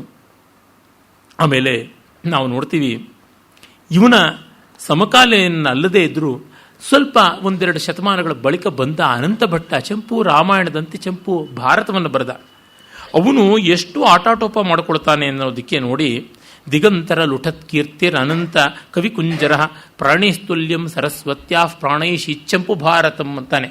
ದಿಗಂತರ ಲುಠತ್ ಕೀರ್ತಿ ಹಿಂತ ಅಥವಾ ದಿಗಂತರ ಲಸತ್ ಕೀರ್ತಿ ಹಿಂತ, ಆಕಾಶದವರೆಗೂ ಇರುವ ಕೀರ್ತಿನೆಲ್ಲ ಕದ್ದು ಬಿಟ್ಟಿದ್ದೀನಿ, ಅಥವಾ ಅಲ್ಲಿವರೆಗೂ ಕೀರ್ತಿ ಹಬ್ಬಿದೆ. ಅನಂತ ಕವಿಕುಂಜರ, ಅನಂತ ಅಂತಕ್ಕಂಥ ಕವಿದಿಗ್ಗಜ, ನಾನು ಸರಸ್ವತಿಗೆ ಪ್ರಾಣಪಾತ್ರವಾದ ಈ ಚಂಪೂ ರಾಮಾಯಣವನ್ನು ಪ್ರಾಣೈಷಿ ರಚನೆ ಮಾಡಿದ್ದೀನಿ. ಮುನ್ಮೀಲದಂಬುಜ ಕದಂಬಕ ಸೌರಭಾಣಾಂ ಮುನೃತ್ಯದೀಶ ಮಕುಟೀ ತಟಿನೀ ಸಖೀನಾಂ ಆಚಾಂತ ವೈರ್ ಯಶಸಾಂ ಅಮೃತೋರ್ಮಿಲಾನಾಂ ವಾಚಾಮನಂತ ಸುಖವೇರ್ ವಸುಧೇವ ಮೂಲ್ಯಂ. ಅರಳುತ್ತಾ ಇರತಕ್ಕಂಥ ಕಮಲ ಪುಷ್ಪಗಳ ಪರಿಮಳಕ್ಕೆ ಸ್ಪರ್ಧೆಯಾಗುವ, ಎದ್ದೆದ್ದು ಕುಣಿವ ಮಹೇಶ್ವರನ ಜಟಾಜೂಟದಲ್ಲಿ ತಾಂಡವಿಸುವ ಗಂಗಾ ನದಿಯ ತರಂಗಗಳಿಗೆ ಹೆಗಲಣಿಯಾದ ಕೀರ್ತಿಗಳನ್ನು ಹೊಂದಿರುವ ಎಲ್ಲರನ್ನೂ ಕೂಡ ನಾನು ಹೀರಿ ನನ್ನ ಮಾತನ್ನು ಈ ಕಾವ್ಯ ರೂಪದಲ್ಲಿ ಇಟ್ಟಿದ್ದೀನಿ. ನನ್ನ ಮಾತಿಗೆ ಬೆಲೆ ಇಡೀ ಜಗತ್ತೇ ಉಂಟು ಅಂತ. ವಸುಧೈವ ಮೂಲ್ಯಂ ಭೂಮಿನೇ ಈ ಜಗತ್ತೇ ಬೆಲೆ ಅಂತಂತಾನೆ. ಆ ಮಟ್ಟಿಗಿಲ್ಲ ಕಾವ್ಯ, ಅಗ್ಗದ ಚಮತ್ಕಾರ, ಪಾಂಡಿತ್ಯ ಚೆನ್ನಾಗಿದೆ. ಅದು ಕಲಿಬೇಕು ಅಂದವರಿಗೆ ಅದು ಉಂಟು. ಹೀಗೆ ಭೋಜರಾಜ ಚಂಪೂ ರಾಮಾಯಣದಲ್ಲಿ ಹೇಳಿದರೆ, ಚಂಪೂ ಭಾರತದಲ್ಲಿ ಅನಂತ ಕವಿ ಹೇಳ್ತಾನೆ. ಇನ್ನು ಹೆಣ್ಣು ಮಕ್ಕಳ ಕಡೆಗೆ ಸ್ವಲ್ಪ ತಿರುಗಿ ನೋಡೋಣ. 33% ಮಿನಿಮಮ್ ರಿಸರ್ವೇಷನ್ ಇದ್ದೇ ಇದೆಯಲ್ಲ. ನಮ್ಮ ಕನ್ನಡದ ಹೆಣ್ಣು ಮಗಳು ವಿಜ್ಜಿಕಾದೇವಿ ನಾವು ನೋಡುವಂಥ ಕವಯಿತ್ರಿಯರ ಪೈಕಿ ಅತ್ಯಂತ ಪ್ರಾಚೀನೆ ಅಂತ ಹೇಳ್ಬೋದು. ಅವಳು ಹೇಳ್ತಾಳೆ, ದಂಡಿ ತನ್ನ ಪ್ರಸಿದ್ಧವಾದ ಕಾವ್ಯಾದರ್ಶದಲ್ಲಿ ಸರಸ್ವತಿ ಧವಳ ಶರೀರೆ ಅಂತ ಹೇಳಿಬಿಟ್ಟು ಚತುರ್ಮುಖ ಮುಖಾಂಭೋಜ ವನಹಂಸ ಮಧುರ್ಮಮ ಮಾನಸೇ ರಮತಾಂ ನಿತ್ಯಂ ಸರ್ವಶುಕ್ಲ ಸರಸ್ವತಿ. ಆ ಪರಮಾತ್ಮ ಚತುರ್ಮುಖ ಬ್ರಹ್ಮನ ಮುಖಗಳೆಂಬ ಕಮಲ ವನಗಳ ನಡುವೆ ಬೆಳ್ಳಗೆ ಓಡಾಡುವ ಹಂಸಿ ನನ್ನ ಮಾನಸವೆಂಬ ಮಾನಸ ಸರೋವರದಲ್ಲಿ ನಿರಂತರ ವಿಹಾರ ಮಾಡಲಿ, ಸರ್ವಶುಕ್ಲೆ ಸರ್ವ ಧವಳ ಶರೀರಿಣಿ ಸರಸ್ವತಿ ಅಂತಾನೆ. ಅದಕ್ಕೆ ಇವಳು ರಿಜಾಯಿಂಡರ್ ಹಾಕ್ತಾಳೆ. ಸಮಕಾಲೀನ ಅವನು ಪ್ರಾಯಶಃ ಒಂದೇ ಕಡೆ ಓದಿದ್ದಿರಬೇಕು. ಆಗ ಕಾಂಚೀಪುರಿ ದೊಡ್ಡ ವಿದ್ಯಾಸ್ಥಾನವಾಗಿತ್ತು. ಜೊತೆಗೆ ದಂಡಿಯ ಪೂರ್ವಜರು ಕರ್ನಾಟಕದವರೇ ಆಗಿದ್ದರು. ಹಾಗಾಗಿ ಅವಳಿಗೆ ಸಂಪರ್ಕ ಇದ್ದಿರಬೇಕು ದಂಡಿಯದು. ಅದರಿಂದ ಅವಳು ಹೇಳ್ತಾಳೆ, ನೀಲೋತ್ಪಲ ದಲಶ್ಯಾಮಾಂ ಮಾಂ ಅಜಾನತ ವಿಜ್ಜಿಕಾಂ ಮಾಂ ಅಜಾನತ ವೃಥೈವ ದಂಡಿನಾ ಪ್ರೋಕ್ತ ಸರ್ವಶುಕ್ಲ ಸರಸ್ವತಿ. ಕನ್ನೈದಿಲ ಹಾಗೆ ಕಪ್ಪು ಬಣ್ಣದಲ್ಲಿರುವ ನನ್ನನ್ನು ಅರಿಯದೇ ದಂಡಿ ಸರಸ್ವತಿ ಬೆಳ್ಳಗಿದಾಳೆ ಅಂತ ಅಂದುಬಿಟ್ಟ ಅಂತ. ಇವಳು ಶ್ಯಾಮಲ ಶಾರದೆ. ನಾನೊಂದು ಕಥೆಯನ್ನೇ ಬರೆದಿದ್ದೀನಿ ಶ್ಯಾಮಲ ಶಾರದೆ ಅಂತ ಅವಳ ಬಗ್ಗೆ. ಅಂದರೆ ಅವಳ ಕೆಚ್ಚು ನೋಡಿ, ನಾನು ಸರಸ್ವತಿ ಅನ್ನೋದನ್ನು ಯಾವ ಥರ ಭಂಗ್ಯಂತರದಿಂದ ಹೇಳ್ತಾಳೆ. ಆ ವಕ್ರೋಕ್ತಿ ಪರ್ಯಾಯೋಕ್ತ ಕ್ರಮದಿಂದ ನೀಲೋತ್ಪಲ ದಲಶ್ಯಾಮಾಂ ವಿಜ್ಜಕಾಂ ಮಾಂ ಅಜಾನತ ವೃಥೈವ ದಂಡಿನಾ ಪ್ರೋಕ್ತ ಸರ್ವಶುಕ್ಲ ಸರಸ್ವತಿ. ಆಕ್ಷೇಪಾಲಂಕಾರ ಉಂಟು, ವ್ಯಾಜ ಸ್ತುತ್ಯಲಂಕಾರ, ವ್ಯಾಜ ನಿಂದಾಲಂಕಾರ, ಪರ್ಯಾಯೋಕ್ತ ಅಲಂಕಾರ, ಎಲ್ಲ ಅಲಂಕಾರಗಳು ಇಲ್ಲಿ ಎಷ್ಟು ಚೆನ್ನಾಗಿ ಬಂದಿವೆ. 2 ಸಾಲಲ್ಲಿ 32 ಅಕ್ಷರಗಳ ಅನುಷ್ಟುಪ್ಪಿನಲ್ಲಿ ಎಂಥ ಸೊಗಸನ್ನು ತುಂಬಿದ್ದಾಳೆ. ಅವಳು ಹೇಳ್ತಾಳೆ, ಈ ಜಗತ್ನಲ್ಲಿ ಇರೋದು 3 ಕವಿಗಳು. ಕವೀನಾಂ ಕವಿ ಬ್ರಹ್ಮ, ಚತುರ್ಮುಖ ಬ್ರಹ್ಮ ವೇದ ಕೊಟ್ಟವನು. ಆಮೇಲೆ ಆದಿಕವಿ ವಾಲ್ಮೀಕಿ, ಮತ್ತು ಕವಿ ಬ್ರಹ್ಮ ವ್ಯಾಸ. ಏಕೋಭೂನ್ ನಲಿನಾಥ್, ಕಮಲದಲ್ಲಿ ಹುಟ್ಟಿದ ಬ್ರಹ್ಮ. ತತಶ್ಚ ಪುಲಿನಾಥ್, ಆಮೇಲೆ ದ್ವೈಪಾಯನ, ದ್ವೀಪದಲ್ಲಿ ಹುಟ್ಟಿದವನು. ವಲ್ಮೀಕತಶ್ಚ ಅಪರಃ, ಹುತ್ತದಿಂದ ಎದ್ದು ಬಂದವನು ಮತ್ತೊಬ್ಬ. ತೇ ಸರ್ವೇ ಕವಯ, ಅವರೆಲ್ಲ ಕವಿಗಳು. ಪ್ರಸನ್ನ ಮತಯ, ತಿಳಿಯಾದ ಮನಸ್ಸಿನವರು. ತೇಭ್ಯೋ ಮಹದ್ಭ್ಯೋ ನಮಃ, ಆ ದೊಡ್ಡವರಿಗೆಲ್ಲ ನಮಸ್ಕಾರ. ಅರ್ವಾಂಚೋ ಯದಿ ಗದ್ಯ ಪದ್ಯ ರಚನಾ ಚಾತುರ್ಯ ಮಾತನ್ವತೆ, ಇವರಾದ ಮೇಲೆ ಮುಂದಿನವರು ನಾನೂ ಇದ್ದೀನಿ ಅಂತ ಗದ್ಯ ಪದ್ಯ ರಚನೆಯಲ್ಲಿ ಚಾತುರ್ಯ ತೋರ್ಸಕ್ಕೆ ಬಂದರೆ ತೇಷಾ ಮೂರ್ಧ್ನಿ ವಹಾಮಿ ವಾಮಚರಣಂ ಕರ್ನಾಟ ರಾಜಪ್ರಿಯ, ಅವರ ತಲೆ ಮೇಲೆ ನನ್ನ ಎಡಗಾಲಿಡ್ತೀನಿ. ನಾನು ಪುಲಕೇಶಿಯ ಸೊಸೆ, ಚಂದ್ರಾದಿತ್ಯನ ಹೆಂಡತಿ, ಕರ್ನಾಟ ರಾಜಪ್ರಿಯ ಅಂತ ಅವಳು ಹೇಳ್ಕೋತಾಳೆ. ಎಂಥ ಗರ್ವ ಇವಳಿಗೆ ಅಂದರೆ, ಒಂದು ಸ್ವಲ್ಪ ಅನ್ವಯ ಬದಲಾಯಿಸಿದ್ರೆ, ಅರ್ವಾಂಚೋ ಯದಿ ಗದ್ಯ ಪದ್ಯ ರಚನಾ ಚಾತುರ್ಯ ಮಾತನ್ವತೆ ತೇಷಾಂ ವಾಮಚರಣಂ ಕರ್ನಾಟ ರಾಜಪ್ರಿಯ ಮೂರ್ಧ್ನಿ ಅಹಂ ವಹಾಮಿ. ಇವರು ಮೂರು ಆದಮೇಲೂ ಯಾರಾದರೂ ಒಳ್ಳೆ ಕಾವ್ಯ ರಚನೆ ಮಾಡಿದ್ರೆ ಅವರ ಎಡಗಾಲನ್ನ ನನ್ನ ತಲೆ ಮೇಲೆ ಸದಾ ಹೊರತೀನಿ ಅಂತ ಅರ್ಥ ಆಗುತ್ತೆ. ಅಂದರೆ ಯೋಗ್ಯತೆ ಇದ್ದರೆ ಬೆಲೆ ಕೊಡ್ತೀನಿ ಅಂತಕ್ಕಂಥದ್ದು. ಈ ಬಗೆಯ ಚಾತುರ್ಯವನ್ನು ನಾವು ಅವಳಲ್ಲಿ ಕಾಣ್ತೀವಿ. ಹಾಗೆ ನಮ್ಮ ಮತ್ತೊಬ್ಬ ಕನ್ನಡದ ಹೆಣ್ಣು ಮಗಳು ಗಂಗಾದೇವಿ, ಅವಳು ಅಬ್ಬರ ಮಾಡೋಲ್ಲ, ತುಂಬ ಸೊಗಸಾದ ಕಾವ್ಯ ಬರೆದಿದ್ದಾಳೆ. ಇದೇ ವೇದಿಕೆಯಲ್ಲಿ ಅವಳ ಇಡೀ ಕಾವ್ಯದ ಪರಿಚಯ ಮಾಡಿಕೊಟ್ಟಿದ್ದೀನಿ. ಅವಳು ಕಾಳಿದಾಸನ ಬಗ್ಗೆ ಹೇಳ್ತಾಳೆ ನೋಡಿ.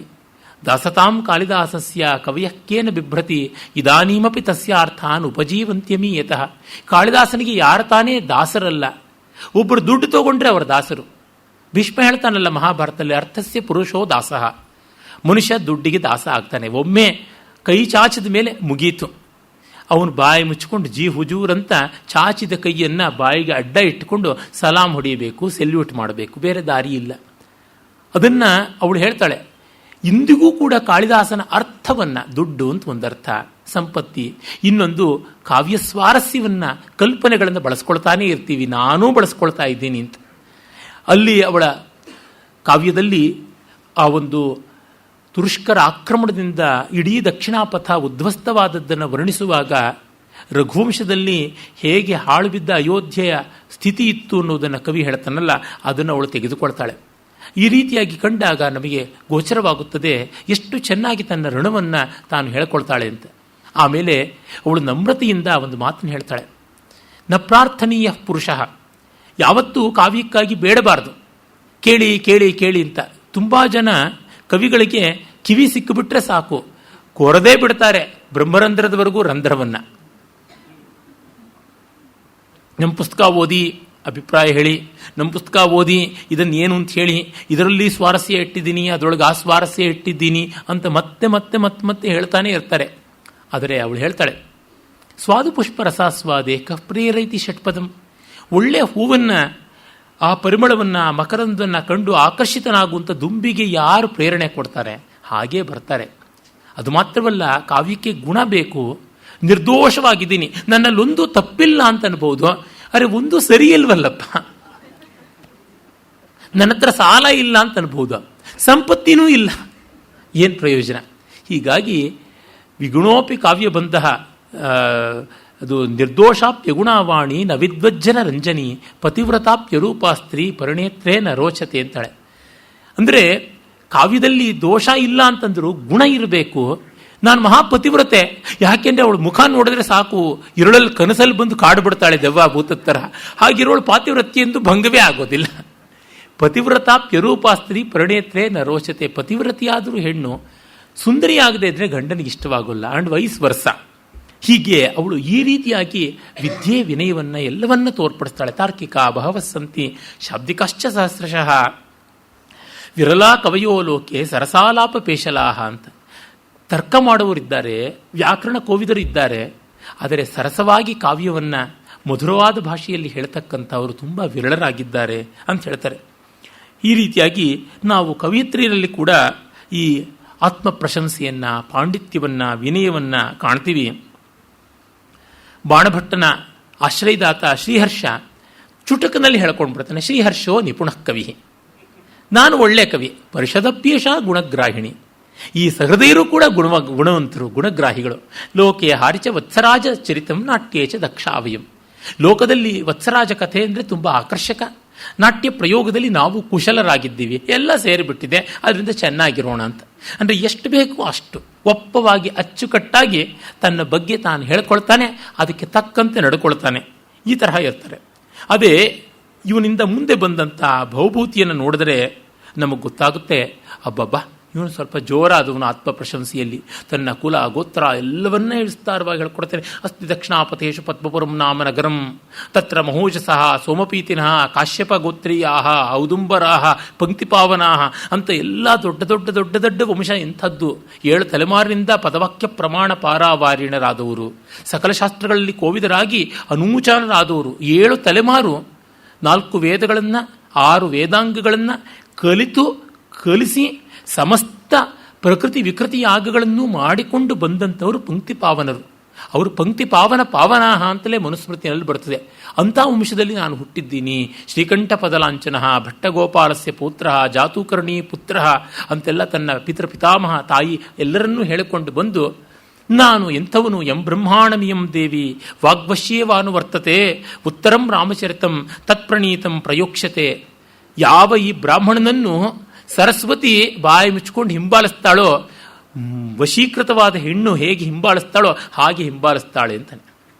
ಸರಸ್ವತಿ ನನ್ನ ಹಿಂದೆ ಬರ್ತಾಳೆ ಅಂತ. ತೆಲುಗಿನಲ್ಲಿ ಪಿಲ್ಲರ್ ಬರ್ರಿ ಪಿನವೀರ ಭದ್ರ ಅಂತ ಒಬ್ಬ ಕವಿ ವಾಣಿನ ರಾಣಿ ಅಂತ ಹೇಳ್ಕೊತಾನೆ. ಹರಿಹರಿ ಆ ಥರದ ಮಹಾಕೋಲಾಹಲದ ಕವಿಗಳು ಬೇಕಾದಷ್ಟು ಜನ ಇದ್ದಾರೆ. ಆ ರೀತಿಯಲ್ಲಿ ನಾವು ಹೇಳದಂತೆ ನಾವು ಮಾಡಿದಂತೆ ಅಂತಕ್ಕಂಥದ್ದು. ಅಂಥವನು ಉತ್ತರ ರಾಮಚರಿತದ ಆರಂಭದಲ್ಲಿ ಹೀಗೆ ಹೇಳ್ಕೊಳ್ತಾನೆ. ಕಟ್ಟಕಡೆಯಲ್ಲಿ ನೋಡಿ ತನ್ನ ಕಾವ್ಯ ಎಂಥದ್ದು. ಪಪ್ಪೇಭ್ಯಶ್ಚ ಪುನಾತಿ ವರ್ಧಯತಿ ಚ ಶ್ರೇಯಾಂಸಿ ಸೇಯಂ ಕಥಾ ಮಂಗಲ್ಯಾಚ ಮನೋಹರಾಚ ಜಗತಾಂ ಮಾತೇವ ಗಂಗೇವ ಚ ತಾಮೇತಾಂ ಪರಿಭಾವಯಂತ ಅಭಿನೈಃ ವಿನ್ಯಸ್ತ ರೂಪಾಮಿಮಾಂ ಶಬ್ದ ಬ್ರಹ್ಮವಿಧ ಕವೇ ಪರಿಣತ ಪ್ರಜ್ಞಸ್ಯ ವಾಣೀಮಿಮಾಂ ಅಂತ ತನ್ನನ್ನು ತಾನೇ ಹೇಳ್ಕೊಳ್ತಾನೆ. ಈ ನನ್ನ ಕಾವ್ಯ ದೃಶ್ಯಕಾವ್ಯವಾದ ಉತ್ತರ ರಾಮಚರಿತೆ ಎಲ್ಲರಿಗೂ ಕೂಡ ಪಾಪ ನಿವಾರಣೆ ಮಾಡುತ್ತದೆ, ಶ್ರೇಯಸ್ಸನ್ನು ವರ್ಧಿಸುತ್ತದೆ ಮತ್ತು ಮಂಗಳಕರವಾದದ್ದು, ಮನೋಹರವಾದದ್ದು, ಜಗತ್ತಿಗೆ ತಾಯಿಯಂತೆ ಗಂಗೆಯಂತೆ ಇರತಕ್ಕಂಥದ್ದು. ಇದನ್ನು ಅಭಿನಯದಿಂದ ಕೂಡಿರುವಂಥದ್ದನ್ನು ನೀವೆಲ್ಲ ಆಸ್ವಾದಿಸಿ. ಇದು ಎಂಥದ್ದು, ಶಬ್ದ ಬ್ರಹ್ಮವನ್ನು ಬಲ್ಲಂಥ ಪರಿಣತ ಪ್ರಜ್ಞ, ಮೆಚ್ಯೂರಿಟಿ ತುಂಬ ಇರತಕ್ಕಂಥ ಕವಿಯ ಈ ರಚನೆ. ಈ ಪರಿಣತ ಪ್ರಜ್ಞಸ್ಯ ವಾಣೀಮಿಮಾಂ ಶೃಣುತ, ಇದನ್ನು ನೀವು ಕೇಳಿ ಪರಿಭಾವಯಂತು ಅಂದರೆ ಆಸ್ವಾದಿಸೋಣವಾಗಲಿ ಅಂತ ಹೇಳ್ತಾನೆ. ಇದು ಅವನ ಪರಿಪಾಕದ ದಶೆಯಲ್ಲಿ ಹೇಳಿದ್ದು. ಸ್ವಲ್ಪ ಕೆಚ್ಚು ಎಲ್ಲ ಇನ್ನೂ ಇದ್ದಾಗ ಏನು ಹೇಳ್ತಾನೆ ನೋಡಿ. ಒಳ್ಳೆಯ ವಿಮರ್ಶೆ ಬರಲಿಲ್ಲ ಅವನ ನಾಟಕಕ್ಕೆ, ರೇಗೆ ಹೋಗ್ಬಿಡ್ತು. ಏನಾಮ ಕೇಚಿದೇಹನ ಪ್ರಥಯಂತ್ಯವಜ್ಞಾನ್ ಜಾನಂತಿತೆ ಕಿಮಪಿ ತಾನ್ ಪ್ರತಿನೀಶ ಯತ್ನ ಉತ್ಪತ್ಸ್ಯತೆಸ್ತಿ ಮಮ ಕೋಪಿ ಸಮಾನ ಧರ್ಮ ಕಾಲೋಹ್ಯಯಂ ನಿರವಧಿರ್ ವಿಪುಲಾಚ ಪೃಥ್ವಿ. ಏನಾಮ ಕೇಚಿದಿಹ ನ ಪ್ರಥಯಂತ್ಯವಜ್ಞಾಂ. ನನ್ನ ವಿಷಯದಲ್ಲಿ ಯಾರಾದರೂ ಉಪೇಕ್ಷೆ ಮಾಡಿದ್ರೆ ಏನಾಮ ಯಾರು ಬೇಕಾದರೂ ಇರಲಿ. ಜಾನಂತಿತೆ ಕಿಮಪಿ ತಾನ್ ಪ್ರತಿನೀಶ ಯತ್ನ. ಅವ್ರು ಏನೂ ತಿಳ್ಕೊಂಡವರಲ್ಲ, ಏನೋ ತಿಳಿದಿರ್ಬೋದು ಅಥವಾ ಏನೋ ತಿಳಿದೇ ಇರಬಹುದು. ಅವರಿಗೆ ಅಲ್ಲ ನಾನು ಬರಿತಾ ಇರೋದು. ನನ್ನ ಕಾವ್ಯವನ್ನು ನನ್ನನ್ನು ಹೀಗಳಿಯೋರಿಗೆ, ನನ್ನ ಉಪೇಕ್ಷೆ ಮಾಡೋರಿಗೆ ಅಲ್ಲ. ಪ್ರತಿಯೊಬ್ಬ ಕವಿಗೂ ಇದು ಅನಿಸುತ್ತದೆ, ನಾನು ನಿಮಗಲ್ರಿ ಬರೆದಿದ್ದು ಅಂತ. ಪ್ರಿಂಟ್ ಮಾಡಿದ್ಮೇಲೆ ಹಾಗೆ ಹೇಳೋಕ್ಕೆ ಸಾಧ್ಯವ, ನನ್ನನ್ನು ಮೆಚ್ಚುವರಿಗೆ ಮಾತ್ರ ಈ ಪುಸ್ತಕ ಅಂತ? ಆಗೋಲ್ಲ. Once written and published it's gone. ಹೀಗಾಗಿ ನನಗನ್ನಿಸ್ತು ಬರ್ಕೊಂಡೆ ಅಂದರೆ ನನಗನ್ನಿಸ್ತು ನಾನು ಅದನ್ನು ಉಗೀತೀನಿ ಅಂತಲೂ ಅನ್ನಬೇಕಾಗುತ್ತದೆ. ಒಮ್ಮೆ ಅದನ್ನು ಪ್ರಕಟಿಸಿದ್ವೋ ನಮಗೆ ಅದರ ಮೇಲೆ ಹಕ್ಕಿಲ್ಲ. ಕಾಪಿರೈಟ್ ರಿಸರ್ವ್ಡ್ ಇರುತ್ತೆ, ಆದರೆ ಅದರ ನಿಂದೆಗೆ ಸ್ತುತಿಗೆ ಅದು ಇದೆಯಲ್ಲ. ಪರಕಾಲ ಮಠದ ಸ್ವಾಮಿಗಳು ಶ್ರೀಕೃಷ್ಣ ಬ್ರಹ್ಮತಂತ್ರ ಯತೀಂದ್ರರು 19ನೇ ಶತಮಾನದ ಕೊನೆಯಲ್ಲಿದ್ದವರು ಹೇಳ್ತಾರೆ, ನಿಂದತುವಾ ನಂದತುವಾ ಮಂದ ಮನೀಷಾ ನಿಶಮ್ಯ ಕೃತಿಮೇತಾಂ ಹರ್ಷಂ ವಾ ಮರ್ಷಂ ವಾ ಸರ್ಷಪ ಮಾತ್ರಮಪಿ ನೈವ ವಿಂದೇಮ. ಈ ಕೃತಿಯನ್ನು ಓದಿ ಯಾರಾದರೂ ಅಜ್ಞಾನಿಗಳು ಹೊಗಳಲಿ ತೆಗಳಲಿ ಎರಡೂ ನಮಗೇನು ಒಂದು ಸಾಸಿವೆ ಕಾಳಷ್ಟು ಮನಸ್ಸಿಗೆ ಸಂತೋಷವನ್ನು ತರಲ್ಲ, ಬೇಸರವನ್ನು ತರಲ್ಲ. ಹರ್ಷಂ ವಾ ಆಮರ್ಷಂ ವಾ, ಕೋಪವನ್ನು ಮಾಡಿಕೊಳ್ಳಲ್ಲ. ಸರ್ಷಪ ಮಾತ್ರಮಪಿ, ಸಾಸಿವೆ ಅಷ್ಟೂ ನಮಗಾಗೋಲ್ಲ. ಅಜ್ಞಾನಿಗಳು ಹೊಗಳಿದ್ರೂ ಒಂದೇ, ತೆಗಳಿದ್ರೂ ಒಂದೇ. ವಿಜ್ಞಾನಿಗಳು ಏನು ಹೇಳ್ತಾರೆ ಅಂತ ನೋಡೋಣ ಅನ್ನುವಂಥದ್ದು. ಹಾಗಾಗಿ ಉತ್ಪತ್ಸ್ಯತೆಸ್ತಿ ಮಮ ಕೋಪಿ ಸಮಾನ ಧರ್ಮ. ಯಾರು ಹುಟ್ಟುತ್ತಾನೆ ಇದನ್ನು ಉತ್ಪತ್ಸ್ಯತೆ, ಹುಟ್ಟುವನು, ಅಸ್ತಿ ಈಗಲೂ ಇರ್ತಾನೆ, ಎಲ್ಲೋ ಇರ್ತಾನೆ. ಮಮ ಕೋಪಿ ಸಮಾನ ಧರ್ಮ, ನನ್ನ ಜೊತೆಗೆ ಸಮಾನ ಧರ್ಮಿಯಾದವನು, a person of my wavelength, a connoisseur of my wavelength, after my heart ಇರ್ತಾನೆ. ಕಾಲೋ ಏಯಂ ನಿರವಧಿ, ಕಾಲ ಅಪಾರ, ಪೃಥ್ವಿ ವಿಶಾಲ. ಹಾಗಾಗಿ ಎಂದೋ ಯಾರೋ ಬರ್ತಾರೆ, ಅದಕ್ಕೆ ನಾನು ಯಾಕೆ ಬೇಜಾರು ಮಾಡಿಕೊಳ್ಳಲಿ ಅಂತ ಇದು ಒಂದು ಸಮಾಧಾನ ಮಾಡ್ಕೋತಾನೆ. ಮತ್ತೆ ಹೇಳ್ಕೋತಾನೆ, ನನಗೆಷ್ಟು ಪಾಂಡಿತ್ಯ ಇದೆ, ಯದ್ವೇದಾಧ್ಯಯನಂ ಯಥೋಪನಿಷದಾಂ ಸಾಂಖ್ಯಸ್ಯ ಯೋಗಸ್ಯ ಚ ಜ್ಞಾನಂ ತತ್ ಕಥನೇನ ಕಿಂ ನಹಿ ತತಃ ಕಶ್ಚಿತ್ ಗುಣೋ ನಾಟಕೆ ಯತ್ ಪ್ರೌಢಿತ್ವ ಮುದಾರತಾ ಚ ವಚಸಾಂ ಯಚ್ಚಾರ್ಥತೋ ಗೌರವಂ ತಚ್ಚೇದಸ್ತಿ ತತಸ್ತದೇವ ಗಮಕಂ ಪಾಂಡಿತ್ಯ ವೈದಗ್ಧ್ಯಯೋ. ಆ ವೇದಾಧ್ಯಯನ ಏನು ಮಾಡಿದ್ದೀನಿ, ಯದ್ವೇದಾಧ್ಯಯನಂ ಯಥೋಪನಿಷದಾಂ ವೇದಾಂತ ವ್ಯಾಸಂಗ, ಅದ್ವೈತ ವೇದಾಂತವನ್ನು ಚೆನ್ನಾಗಿ ವ್ಯಾಸಂಗ ಮಾಡಿದ್ದ, ವಿವರ್ತವಾದ ಚೆನ್ನಾಗಿ ಬಲ್ಲವನಾಗಿದ್ದ. ಯಥೋಪನಿಷದಾಂ ಸಾಂಖ್ಯಸ್ಯ ಯೋಗಸ್ಯ ಚ, ಮತ್ತೆ ಸಾಂಖ್ಯ ಯೋಗ ಮೊದಲಾದ ಇನ್ನಿತರ ದರ್ಶನಗಳನ್ನು ವ್ಯಾಸಂಗ ಮಾಡಿದ್ದೆ. ನ್ಯಾಯಮೀಮಾಂಸಾದಿಗಳಂತೂ ಲೀಲಾಜಾಲ ಅವನಿಗೆ. ಅದನ್ನೆಲ್ಲ ಹೇಳಿಕೊಂಡು ಏನು ಪ್ರಯೋಜನ? ತತ್ ಕಥನೇನ ಕಿಂ ನಹಿ ತತಃ ಕಶ್ಚಿತ್ ಗುಣೋ ನಾಟಕ್ಕೆ. ನಾಟಕ ಬರೆಯುವಾಗ ನಾನು ಏನೋ ಓದಿದ್ದೆ ಅಂತಂದರೆ, ಅಡುಗೆ ಮಾಡೋವನಿಗೆ ನಿನಗೆ ಅಡುಗೆ ಏನು ಬರುತ್ತಪ್ಪ ಅಂದರೆ ಕಾರ್ ಡ್ರೈವಿಂಗ್ ಎಲ್ಲ ಕಲ್ತಿದ್ದೀನಿ ಸರ್, ನಾನು ಟ್ರಕ್ಕನ್ನು ಓಡಿಸ್ತೀನಿ ಅಂದರೆ ಇದಕ್ಕೇನಂತ ನೋಡೋಣ, ಉಪ್ಪುಂದ ಅಂದರೆ ಪಪ್ಪುಂದಿ ಅಂತ ಹೇಳಿದ್ರಂತೆ, ಉಪ್ಪಿದೆಯಾ ಅಂತ ಕೇಳಿದ್ರೆ ಕಡಲೆ ಪಪ್ಪಿದೆ ಅಂತಂದ್ರಂತೆ. ಹೀಗೆ ಅದೆಲ್ಲ ಪ್ರಯೋಜನ. ಯತ್ ಪ್ರೌಢಿತ್ವಂ, ಮಾತಿನಲ್ಲಿ ಪ್ರೌಢಿತ್ವ, ಉದಾರತಾ ಚ ವಚಸಾಂ, ವಾಗ್ವೈಭವದಲ್ಲಿ ಒಂದು ಔದಾರ್ಯ, ಹೆಚ್ಚಾರ್ಥತೋ ಗೌರವಂ, ರಸದಲ್ಲಿ ಘನತೆ, ತಚ್ಚೇದಸ್ತಿ, ಅದಿದ್ದಲ್ಲಿ ಪಾಂಡಿತ್ಯ ವೈದಗ್ಧ್ಯವೋ ಗಮಕಃ, ಪಾಂಡಿತ್ಯ ಮತ್ತು ಪ್ರತಿಭೆ ಇವೆರಡಕ್ಕೂ ಅದು ಹೊಂದಿಕೊಂಡು ಬರುವ ಗಮಕ ಸಂಗತಿಯಾಗುತ್ತದೆ. ಅದು ಬಿಟ್ಟರೆ ಇಲ್ಲ. ನನ್ನ ಕೃತಿಯಂಥದ್ದು ಭೂಮ್ನಾ ರಸಾನಾಂ ಗಹನ ಪ್ರಯೋಗ ಸೌಹಾರ್ದ ಹೃದಯಾನಿ ವಿಚೇಷ್ಟಿತಾನಿ ಔದ್ಧತ್ಯ ವಾಯೋಜಿತ ಕಾಮಸೂತ್ರಂ ಚಿತ್ರ ಕಥಾ ವಾಚಿ ವಿದಗ್ಧತಾಚ. ಹೀಗಿರಬೇಕು, ಎಲ್ಲ ರಸಗಳ ಪ್ರಯೋಗ ಇರಬೇಕು ಮತ್ತು ಉದಾತ್ತ ಗಂಭೀರವಾದಂಥ ಸಂದರ್ಭಗಳು ಇರಬೇಕು, ಕಾಮಸೂತ್ರವೂ ಸೇರಿದಂತೆ ಸಕಲ ಶೃಂಗಾರ ಸ್ವಾರಸ್ಯಗಳು ಇರಬೇಕು, ಅದ್ಭುತವಾದ ವಿಸ್ಮಯಾವಹವಾದ ನಿಬ್ಬೆರಗಾಗಿಸುವಂಥ ಕಥಾನಕ ಕ್ರಮ, ಸಸ್ಪೆನ್ಸ್, ಥ್ರಿಲ್ಲರ್ ಎಲ್ಲ ಇರಬೇಕು ಅಂತ ಆ ಮಸಾಲೆ ಎಲ್ಲ ಹಾಕಿ ಮಾಡಿಯೂ ಲೋಕದಲ್ಲಿ ಆದರ ಪಡೆಯಲಿಲ್ಲ. ಅವನಿಗೆ ಆವಾಗ ಬಂದ ಈ ಬೇಸರ ಎಂಥದ್ದು ಅಂತ ಗೊತ್ತಾಗುತ್ತದೆ. ಹೀಗೆ ಕೆಲವು ಕವಿಗಳು ನೋವನ್ನೂ ಕೋಪವನ್ನೂ ಪ್ರತಿಭೆಯನ್ನೂ ಪಾಂಡಿತ್ಯವನ್ನೂ ಹೇಳ್ಕೊಳ್ತಾರೆ. ಅದರ ಬಗೆಯ ಭಾವಭೂತಿಯ ಗಟ್ಟಿತನ ದೊಡ್ಡದು. ಅವನು ಯೋಗ್ಯತೆ ಉಳ್ಳವನು, ತಾಕತ್ತಿನವನು. ಅದಕ್ಕಾಗಿ ಈ ಮಾತುಗಳು ನಿಲ್ಲುತ್ತವೆ.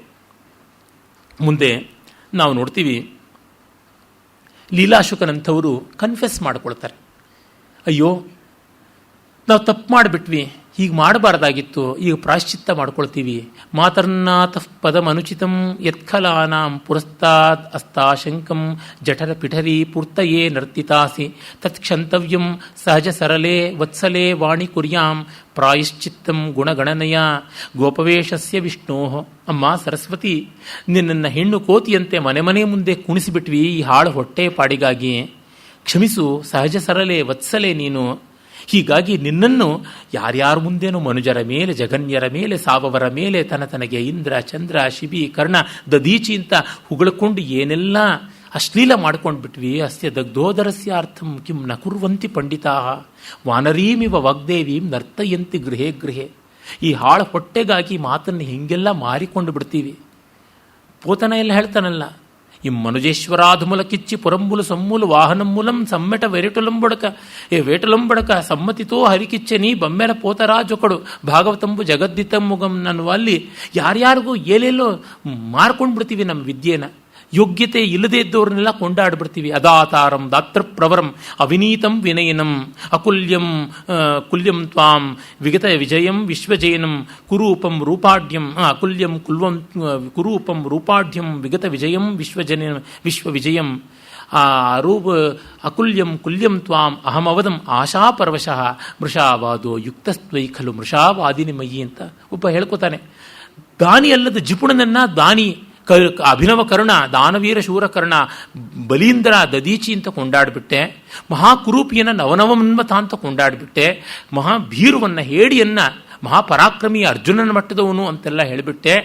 ಹೀಗೆ ನಾನು ಇಲ್ಲದ ಗುಣವನ್ನೆಲ್ಲ ನಿನಗೆ ಹೇಳಿದ್ರಿಂದ, ಸುಳ್ಳು ಹೇಳಿದ್ರಿಂದ ನೀನು ನನಗೇನೋ ಜೈಗಿರಿ ಕೊಡ್ತೀನಿ, ಆಸ್ತಿ ಕೊಡ್ತೀನಿ, ಕನಕಾಭಿಷೇಕ ಮಾಡ್ತೀನಿ, ಕಂಕಣ ತೋಡಿಸ್ತೀನಿ, ಗಂಡಪೇಂಡೆ ಎರಡು ತೋಡಿಸ್ತೀನಿ, ಮುತ್ತಿನ ಕಿರೀಟ ಇಡ್ತೀನಿ, ಆನೆ ಮೇಲೆ ಮೆರವಣಿಗೆ ಮಾಡಿಸ್ತೀನಿ ಸುಳ್ಳು ಹೇಳಿ ಏನೂ ಮಾಡಲಿಲ್ವಲ್ಲ. ಸರಿ ಆಯಿತು, ನಾನು ಹೇಳಿದ ಸುಳ್ಳಿಗೆ ನೀನು ನನಗೆ ಸುಳ್ಳನ್ನೇ ಹೇಳಿದೆ ಅಂತಾನೆ ಒಬ್ಬ ಕವಿ. ಈ ತರಹ ಆಗಿಬಿಡುತ್ತೆ. ಹಾಗಾಗಿ ಅಲ್ಲಿ ನಾವು ನೋಡ್ತಕ್ಕಂಥದ್ದು ಈ ಹೊಟ್ಟೆಪಾಡಿಗೆ ಕವಿಗಳು ಏನು ಮಾಡ್ತಾರೆ, ಅದು ನಾನು ಮಾಡಿ ತಪ್ಪು ಮಾಡಿದೆ ತಾಯಿ, ಹಾಗಾಗಿ ಈಗ ನಿನ್ನನ್ನು ಪ್ರಾಯಶ್ಚಿತ್ತಂ ಗುಣಗಣನೆಯ ಗೋಪವೇಶಸ್ಯ ವಿಷ್ಣು, ಆ ವೇಣುಗೋಪಾಲ ಮಧುರ ಮೂರ್ತಿಯ ಸ್ತುತಿಗಾಗಿ ನಿನ್ನನ್ನು ಬಳಸುವ ಮೂಲಕ ನಿನಗೆ ಸಾರ್ಥಕವಾದ ರೂಪ ಕೊಡ್ತೀನಿ, ಹಾಗಾಗಿ ಪ್ರಾಯಶ್ಚಿತ್ತ ಮಾಡ್ಕೊಳ್ತಾ ಇದ್ದೀನಮ್ಮ, ನನ್ನನ್ನು ಸೈರಿಸಿಕೋ ಅಂತ ಹೇಳ್ಬಿಟ್ಟು ಅಂತಾನೆ. ಅಂದರೆ ಎಷ್ಟು ಹಾರ್ದವಾದ ಭಾವ, ನಿನ್ನನ್ನು ಯುಕ್ತವಾದ ರೀತಿಯಲ್ಲಿ ಬಳಸ್ತೀನಿ ಅಂತ ಹೇಳಿಬಿಟ್ಟು. ನಮ್ಮ ಆರ್ ಶಂಕರ್ ಸತ್ಕವಿ, ಆತ ತನ್ನ ಭಾರಾವತಾರ ಸ್ತವದಲ್ಲಿ ಆ ಭಾವವನ್ನೇ ಹೇಳ್ತಾನೆ. ಅಂದರೆ ಅಮ್ಮ ಸರಸ್ವತಿ, ನಿನ್ನ ನೃತ್ಯಕ್ಕೆ ಯಾರ್ಯಾರೋ ಇದುವರೆಗೂ ಪ್ರೇಕ್ಷಕರಾಗಿದ್ದರು, ಇವತ್ತು ನಿನ್ನ ಮುಂದೆ ನಟರಾಜನೇ ಪ್ರೇಕ್ಷಕನಾಗಿರ್ತಾನೆ. ನಿನ್ನ ವಾಣಿ ವಿಲಾಸ ನರ್ತನವನ್ನು ನನ್ನ ನಾಲಿಗೆಯ ರಂಗಸ್ಥಳದಲ್ಲಿ ನೋಡಿದ ಆ ನಟರಾಜ ಸಂತೋಷ ಪಡ್ತಾನೆ. ಒಳ್ಳೆ ಕಲಾವಿದರಾದವರು, ವಿದ್ವದ್ರಸಿಕರು ಮೆಚ್ಚಿದರೆ ಅದಕ್ಕೆ ಪ್ರಯೋಜನ ಉಂಟು, ಆ ಸಂದರ್ಭ ನಿನಗೆ ಒದಗುತ್ತದೆ ಅಂತ ಹೇಳ್ತಾನೆ ಎನ್ನುವ ಮಾತನ್ನು ನಾವಿಲ್ಲಿ ಜ್ಞಾಪಿಸಿಕೊಳ್ಳಬಹುದು. ಆಮೇಲೆ ನಾವು ಮುಂದೆ ಬಂದರೆ ಶ್ರೀಹರ್ಷ ಇದ್ದೇ ಇದ್ದಾನೆ.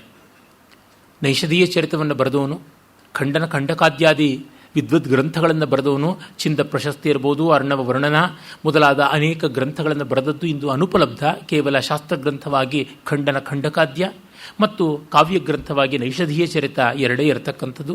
ನೈಷಧಂ ವಿದ್ವದೌಷಧಂ ಅಂತ ಹೇಳ್ತೀವಿ. ಆ ಮಟ್ಟಕ್ಕೆ ಬಹಳ ವಿಚಿತ್ರವಾದಂಥ ದುರೂಹ್ಯವಾದ ರೀತಿಯ ಕಲ್ಪನೆಗಳನ್ನು ಮಾಡ್ತಾನೆ. ಬಹಳ ವಿಚಿತ್ರವಾದದ್ದು. ಎಂದಾದರೂ ಈ ವೇದಿಕೆಯಲ್ಲಿ ಅವನ ಆ ಅತಿನವ್ಯವಾದ ತೃತೀಯ ಪಂಥ ಅಂತ ಹೇಳುವಂಥ ರೀತಿಯ ಕಾವ್ಯದ ಕೆಲವೊಂದಾದರೂ ಪರಿಚಯ ಮಾಡಿಕೊಡೋಣ.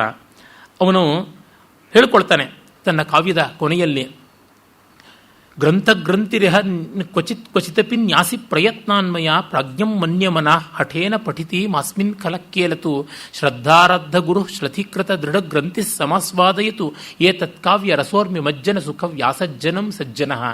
ನಾನೀ ನನ್ನ ಗ್ರಂಥದಲ್ಲಿ, ಅದು ಶಾಸ್ತ್ರಕ್ಕೂ ಹೇಳ್ತಾನೆ ಕಾವ್ಯಕ್ಕೂ ಹೇಳ್ತಾನೆ, ಅಲ್ಲಲ್ಲಿ ಬೇಕು ಅಂತಲೇ ಗಂಟು ಹಾಕಿದ್ದೀನಿ. ಗ್ರಂಥಿ ಇಲ್ಲದೆ ಗ್ರಂಥ ಎಂಥದ್ದು. ಕ್ವಚಿತಪಿ ನ್ಯಾಸಿ ಪ್ರಯತ್ನಾನ್ಮಯ, ವಿತ್ ಎಫರ್ಟ್, ಪ್ರಯತ್ನಪೂರ್ವಕವಾಗಿ ನಾನು ತೊಡಕು ಮಾಡಿದ್ದೀನಿ. ಯಾಕೆ ಅಂದರೆ ಪ್ರಾಜ್ಞಂ ಮನ್ಯಮನ ಹಠೇನ ಪಠಿತಿ ಮಾಸ್ಮಿನ್ ಕಲಕ್ಕೇಲತು. ನಾನು ಬುದ್ಧಿವಂತ ಅಂತ ಅಂದುಕೊಂಡ ನೀಚನಾದವನು, ಪೆದ್ದ, ಅಯೋಗ್ಯ, ದುಷ್ಟ, ಅವನು ಓದಿ ಈ ಗ್ರಂಥವನ್ನು ಟ್ಯಾಂಪರ್ ಮಾಡದೇ ಇರಲಿ, ನಾನು ಅರ್ಥ ಮಾಡಿಕೊಂಡೆ ಅಂತ ಆಟಾಟೋಪ ಮಾಡ್ಕೊಂಡು ಬಂದರೆ ವಿದ್ವಾಂಸರು, ಅಯ್ಯೋ ಪೆದ್ಮುಂಡೇದೆ ಇದೆಲ್ಲಗೂ ಅರ್ಥ ನಿಂಗೇನು ಗೊತ್ತಿದೆ ಅಂತ ಅವನನ್ನು ಬಯಲು ಮಾಡಲಿ ಅಂತಲೇ ಅವನು ಎಡವಿಸೋದಕ್ಕೆ ಇಲ್ಲಿ ಇಟ್ಟಿದ್ದೀನಿ ಗಂಟೆಗಳನ್ನು ಅಂತ ಹೇಳ್ತಾನೆ. ಬಿಚ್ಚಲಾಗದೆ ಉಗುರು ಕಿತ್ಕೊಂಡು ಒದ್ದಾಡಲಿ. ನ್ಯಾಸಿ ಪ್ರಯತ್ನಾನ್ಮಯ. ಯಾಕೆ, ಯಾರಿಗೆ ಇದು ಬಿಡಿಸೋಕ್ಕಾಗತ್ತೆ? ಶ್ರದ್ಧಾರಾಧ್ಯ ಗುರು ಶ್ರಥೀಕೃತ ದೃಢ ಗ್ರಂಥಿ ಸಮಸ್ವಾದಯತು. ಯಾರು ಗುರುಪದದಲ್ಲಿ ಚೆನ್ನಾಗಿ ಈ ಶಾಸ್ತ್ರ ಕಾವ್ಯಾದಿಗಳನ್ನು ಕೂಲಂಕಷವಾಗಿ ತಲಸ್ಪರ್ಶಿಯಾಗಿ ವ್ಯಾಸಂಗ ಮಾಡಿದ್ದಾರೋ ಅವರು ಏತತ್ ಕಾವ್ಯ ಏತತ್ ಶಾಸ್ತ್ರ ರಸೋರ್ಮಿ ಮಜ್ಜನ ಸುಖ ವ್ಯಾಸಜ್ಜನಂ ಸಜ್ಜನ. ಸಜ್ಜನರು ಈ ಕಾವ್ಯದ, ಈ ಶಾಸ್ತ್ರದ ವ್ಯಾಸಂಗದ ಸುಖವನ್ನು, ರಸಮಜ್ಜನವನ್ನು, ರಸ ನಿಮಜ್ಜನವನ್ನು ಮಾಡಲಿ ಅಂತ ಹೇಳ್ತಾನೆ. ಆಮೇಲೆ ಅವನು ಹೇಳ್ತಾನೆ, ನನಗೆ ಕಾನ್ಯಕುಬ್ಜ ನರೇಂದ್ರ, ಅವನು ಗೋವಿಂದಚಂದ್ರನ ಮಗ ಜಯಂತಚಂದ್ರ, ಅವನು ತಾಂಬೂಲದ್ವಯಂ ಆಸನಂಚ ಲಭತೆ ಕಾನ್ಯಕುಬ್ಜೇಶ್ವರಾತ್ ಯಸ್ ಸಾಕ್ಷಾತ್ ಕುರುತೆ ಸಮಾಧಿಷು ಪರಂ ಬ್ರಹ್ಮ ಪ್ರಮೋದಾರ್ಣವಂ ಅಂತ ಹೇಳ್ತಾನೆ. ನನಗೆ 2 ತಾಂಬೂಲ ಕೊಡ್ತಾ ಇದ್ದ, ಮತ್ತೆ ದೊಡ್ಡ ಆಸನವನ್ನು ಕೊಟ್ಟು ಗೌರವಿಸ್ತಾ ಇದ್ದ ಕಾನ್ಯಕುಬ್ಜ ನರೇಶ್ವರ. ಆ ಕಾಲದಲ್ಲಿ ಸರ್ವೋಚ್ಚನಾದಂಥ ರಜಪೂತರ ಚಕ್ರವರ್ತಿಯಾಗಿದ್ದ ಅವನು. ಮತ್ತೆ ನಾನು ಸಮಾಧಿಯಲ್ಲಿ ಬ್ರಹ್ಮ ಸಾಕ್ಷಾತ್ಕಾರ ಮಾಡ್ಕೊಳ್ತಾ ಇದ್ದೀನಿ ಅಂತ ಹೇಳ್ತಾನೆ. ಆ ರೀತಿಯಾದ ಕೆಚ್ಚು ನನ್ನದು. ಯತ್ ಕಾವ್ಯಂ ಮಧುವರ್ಷಿ ದರ್ಶಿತ ಪರಾಸ್ತರ್ಕೇಶು ಯಸ್ಯೋಕ್ತಯ ಶ್ರೀ ಹರ್ಷಕೃತೆ ಕೃತಿಮುದೇ ತಸ್ಯಾಭ್ಯುದೀಯಾದಿಯಂ. ಈ ಕಾವ್ಯ ಮಧುವರ್ಷಿ, ಜೇನನ್ನು ಸುರಿಸ್ತಕ್ಕಂಥದ್ದು, ಮತ್ತು ದರ್ಶಿತ ಪರಾಸ್ತರ್ಕೇಶು ಯಸ್ಯೋಕ್ತಯ, ಯಾವನ ತರ್ಕ ವೈರಿಗಳನ್ನು, ಎದುರಾಳಿಗಳನ್ನು ಧ್ವಂಸ ಮಾಡ್ತಾ ಇತ್ತು ಅಂಥದ್ದು ಅಂತ. ಅವನು ಜಯಂತಚಂದ್ರನ ಆಸ್ಥಾನಕ್ಕೆ, ಅಥವಾ ಜಯಚಂದ್ರ ಅಂತಲೂ ಅವನು ಹೇಳ್ತಾರೆ, ಹೋದಾಗ ಒಂದು ಸಂದರ್ಭ ಆಗುತ್ತದೆ. ಅವನ ತಂದೆ ಹೀರಾ ಅಂತ ಕವಿ, ತಾಯಿ ಮಾಮಲ್ಲದೇವಿ, ಕೆಲವರು ಅಲ್ಲದೇವಿ ಅಂತಲೂ ಹೇಳ್ತಾರೆ. ಅವರ ತಂದೆ ತಾಯಿಗಳಿಗೆ ಇವನೊಬ್ಬನೇ ಮಗ. ತಂದೆ ಇವನ ಚಿಕ್ಕ ವಯಸ್ಸಿನಲ್ಲಿಯೇ ವಾದ ಮಾಡೋದಕ್ಕಿಂತ ಜಯಚಂದ್ರನ ಆಸ್ಥಾನಕ್ಕೆ ಹೋಗಿ ಅಲ್ಲಿದ್ದ ಉದಯನ ಅನ್ನುವ ಪಂಡಿತನ ಕೈನಲ್ಲಿ ಸೋತ ಅಂತ ಪ್ರಸಕ್ತಿ ಉಂಟು. ಆದರೆ ಆ ಉದಯನಾಚಾರ್ಯ ಮತ್ತು ಈಗಷ್ಟೇ ರಾಮಸ್ವಾಮಿಯವರು ಹೇಳಿದ ನೈಯಾಯಿಕ ವರೆಣ್ಯ ಉದಯನಾಚಾರ್ಯರು ಭಿನ್ನರು ಅಂತ ಗೊತ್ತಾಗುತ್ತದೆ. ನೈಯಾಯಿಕ ವರೆಣ್ಯ ಉದಯನಾಚಾರ್ಯರು ಅವರು ಒಮ್ಮೆ ಜಗನ್ನಾಥ ಕ್ಷೇತ್ರಕ್ಕೆ ಹೋದಾಗ ಬಾಗಿಲು ಹಾಕಿತ್ತು. ಅದನ್ನು ಅವರು ಹೇಳ್ತಾರೆ, ಏ ಜಗನ್ನಾಥ, ಬಾಗಿಲೇನು ಹಾಕ್ಕೊಂಡು ಕೂತಿದ್ದೀಯ? ಐಶ್ವರ್ಯ ಮದಮತ್ತೋಸಿ, ಏನು ಲಕ್ಷ್ಮೀ ಇದ್ದಾಳೆ ಅಂತ ಕೊಬ್ಬು ಬಂತೇನೋ? ಮಮಜ್ಞಾಯ ವೆಚ್ಚಸೆ, ನನ್ನನ್ನು ಉಪೇಕ್ಷೆ ಮಾಡ್ತಿದ್ದೀಯಾ? ಉಪಸ್ಥಿತೇಶು ಬೌದ್ಧೇಶು ಮದದೇನಾ ತವ ಸ್ಥಿತಿ. ಬೌದ್ಧರು ಬಂದು ದೇವರೇ ಇಲ್ಲ ಅಂತ ನಿರೀಶ್ವರವಾದ, ಕ್ಷಣಿಕವಾದ, ನೈರಾತ್ಮ್ಯವಾದ ಮಾಡಿದಾಗ ನಿನ್ನನ್ನು ಬಚಾವ್ ಮಾಡಿಸೋದಕ್ಕೆ ನಿನ್ನ ಸ್ಥಿತಿ ನನ್ನ ಕೈನಲ್ಲಿರುತ್ತೆ, ತೆಗಿ ಬಾಗ್ಲು ಅಂತಂದಾಗ ಬಾಗಿಲು ಠಕಾರ ಅಂತ ತೆಕ್ಕೊಳ್ತು ಅಂತ. ಪಾಪ ಭಕ್ತವರೇಣ್ಯ ಕವಿ ಕನಕದಾಸರು ಬಾಗಿಲನ್ನು ತೆರೆದು ಸೇವೆಯನ್ನು ಕೊಡೋ ಹರಿಯೇ ಕೂಗಿದರು, ದನಿ ಕೇಳಲಿಲ್ಲವೇ ಗಂಟಲ ನರಹರಿಯೇ ಅಂತೆಲ್ಲ ಕರೀತಾರೆ. ಪಾಪ ಈತನಿಗೆ ಹಾಗೆಲ್ಲ ಇಲ್ಲ, ಏನು ಬಾಗಿಲು ತೆಗೆಯೋಲ್ವೇನೋ ಅಂತ ದಬಾಯಿಸಿದ್ದು. ತ್ಯಾಗರಾಜರು ಪಾಪ ತೆರೆತೀಯಗರಾದ ಅಂತ ಬೇಡ್ತಾರೆ. ಇದೆಲ್ಲ ಭಕ್ತರ ದಾರಿ, ತಾರ್ಕಿಕರ ದಾರಿ, ತೆಗಿತೀಯೋ ಇಲ್ವಾ ಹಾಗೆ ಅಂತ ಅಂದಿದ್ದು ಅಂತ.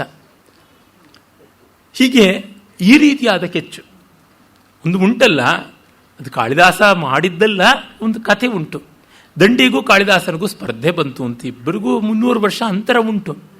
ಸರಸ್ವತಿ ಹತ್ತಿರಕ್ಕೆ ಹೋಯಿತು ಕೇಸು, ಯಾರು ಕವಿ ಅಂತ. ಆಗ ಸರಸ್ವತಿ ಕವಿರ್ದಂಡಿ ಕವಿರ್ದಂಡಿ ಕವಿರ್ದಂಡಿ ನ ಸಂಶಯ ಅಂತ 3 ಸರ್ತಿ ಹೇಳಿದಂತೆ, ದಂಡಿನೇ ಕವಿ ದಂಡಿನೇ ಕವಿ ದಂಡಿನೇ ಕವಿ ಅಂತ.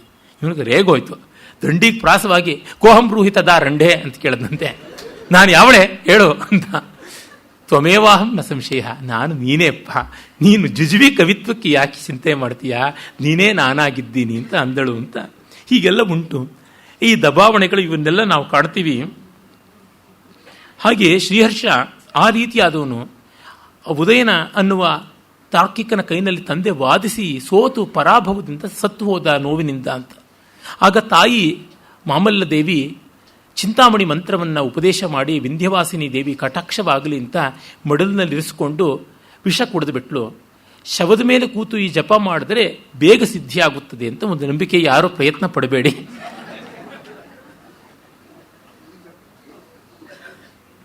ಆಮೇಲೆ ದೇವಿ ಸಾಕ್ಷಾತ್ಕಾರವಾಯಿತು. ಇವನು ಅಸಾಮಾನ್ಯವಾದ ಕವಿತ್ವ ರಚನೆ ಮಾಡೋಕ್ಕೆ ಶುರು ಮಾಡ್ದ.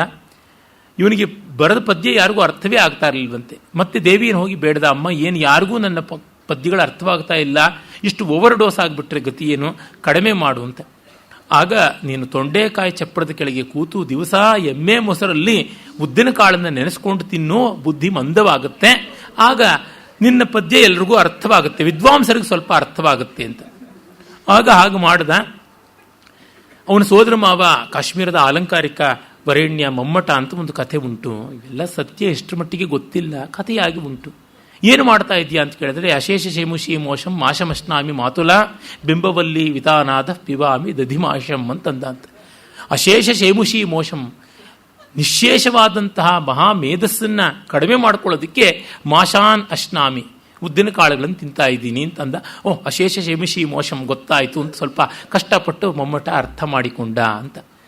ಆಮೇಲೆ ಇವನ ಕಾವ್ಯವನ್ನು ನೋಡಿ, ಅಯ್ಯೋ ಈ ಕಾವ್ಯವನ್ನು ನಾನು ಮೊದಲೇ ಇಟ್ಕೊಂಡಿದ್ದಿದ್ರೆ ನನ್ನ ಕಾವ್ಯಪ್ರಕಾಶದ ದೋಷ ಪ್ರಕರಣಕ್ಕೆಲ್ಲ ಉದಾಹರಣೆ ಸಿಕ್ಕಿಬಿಡ್ತಾ ಇತ್ತು ನಿನ್ನ ಕಾವ್ಯದಲ್ಲೇ ಅಂತ ಗೇಲಿ ಮಾಡಿದಂತೆ.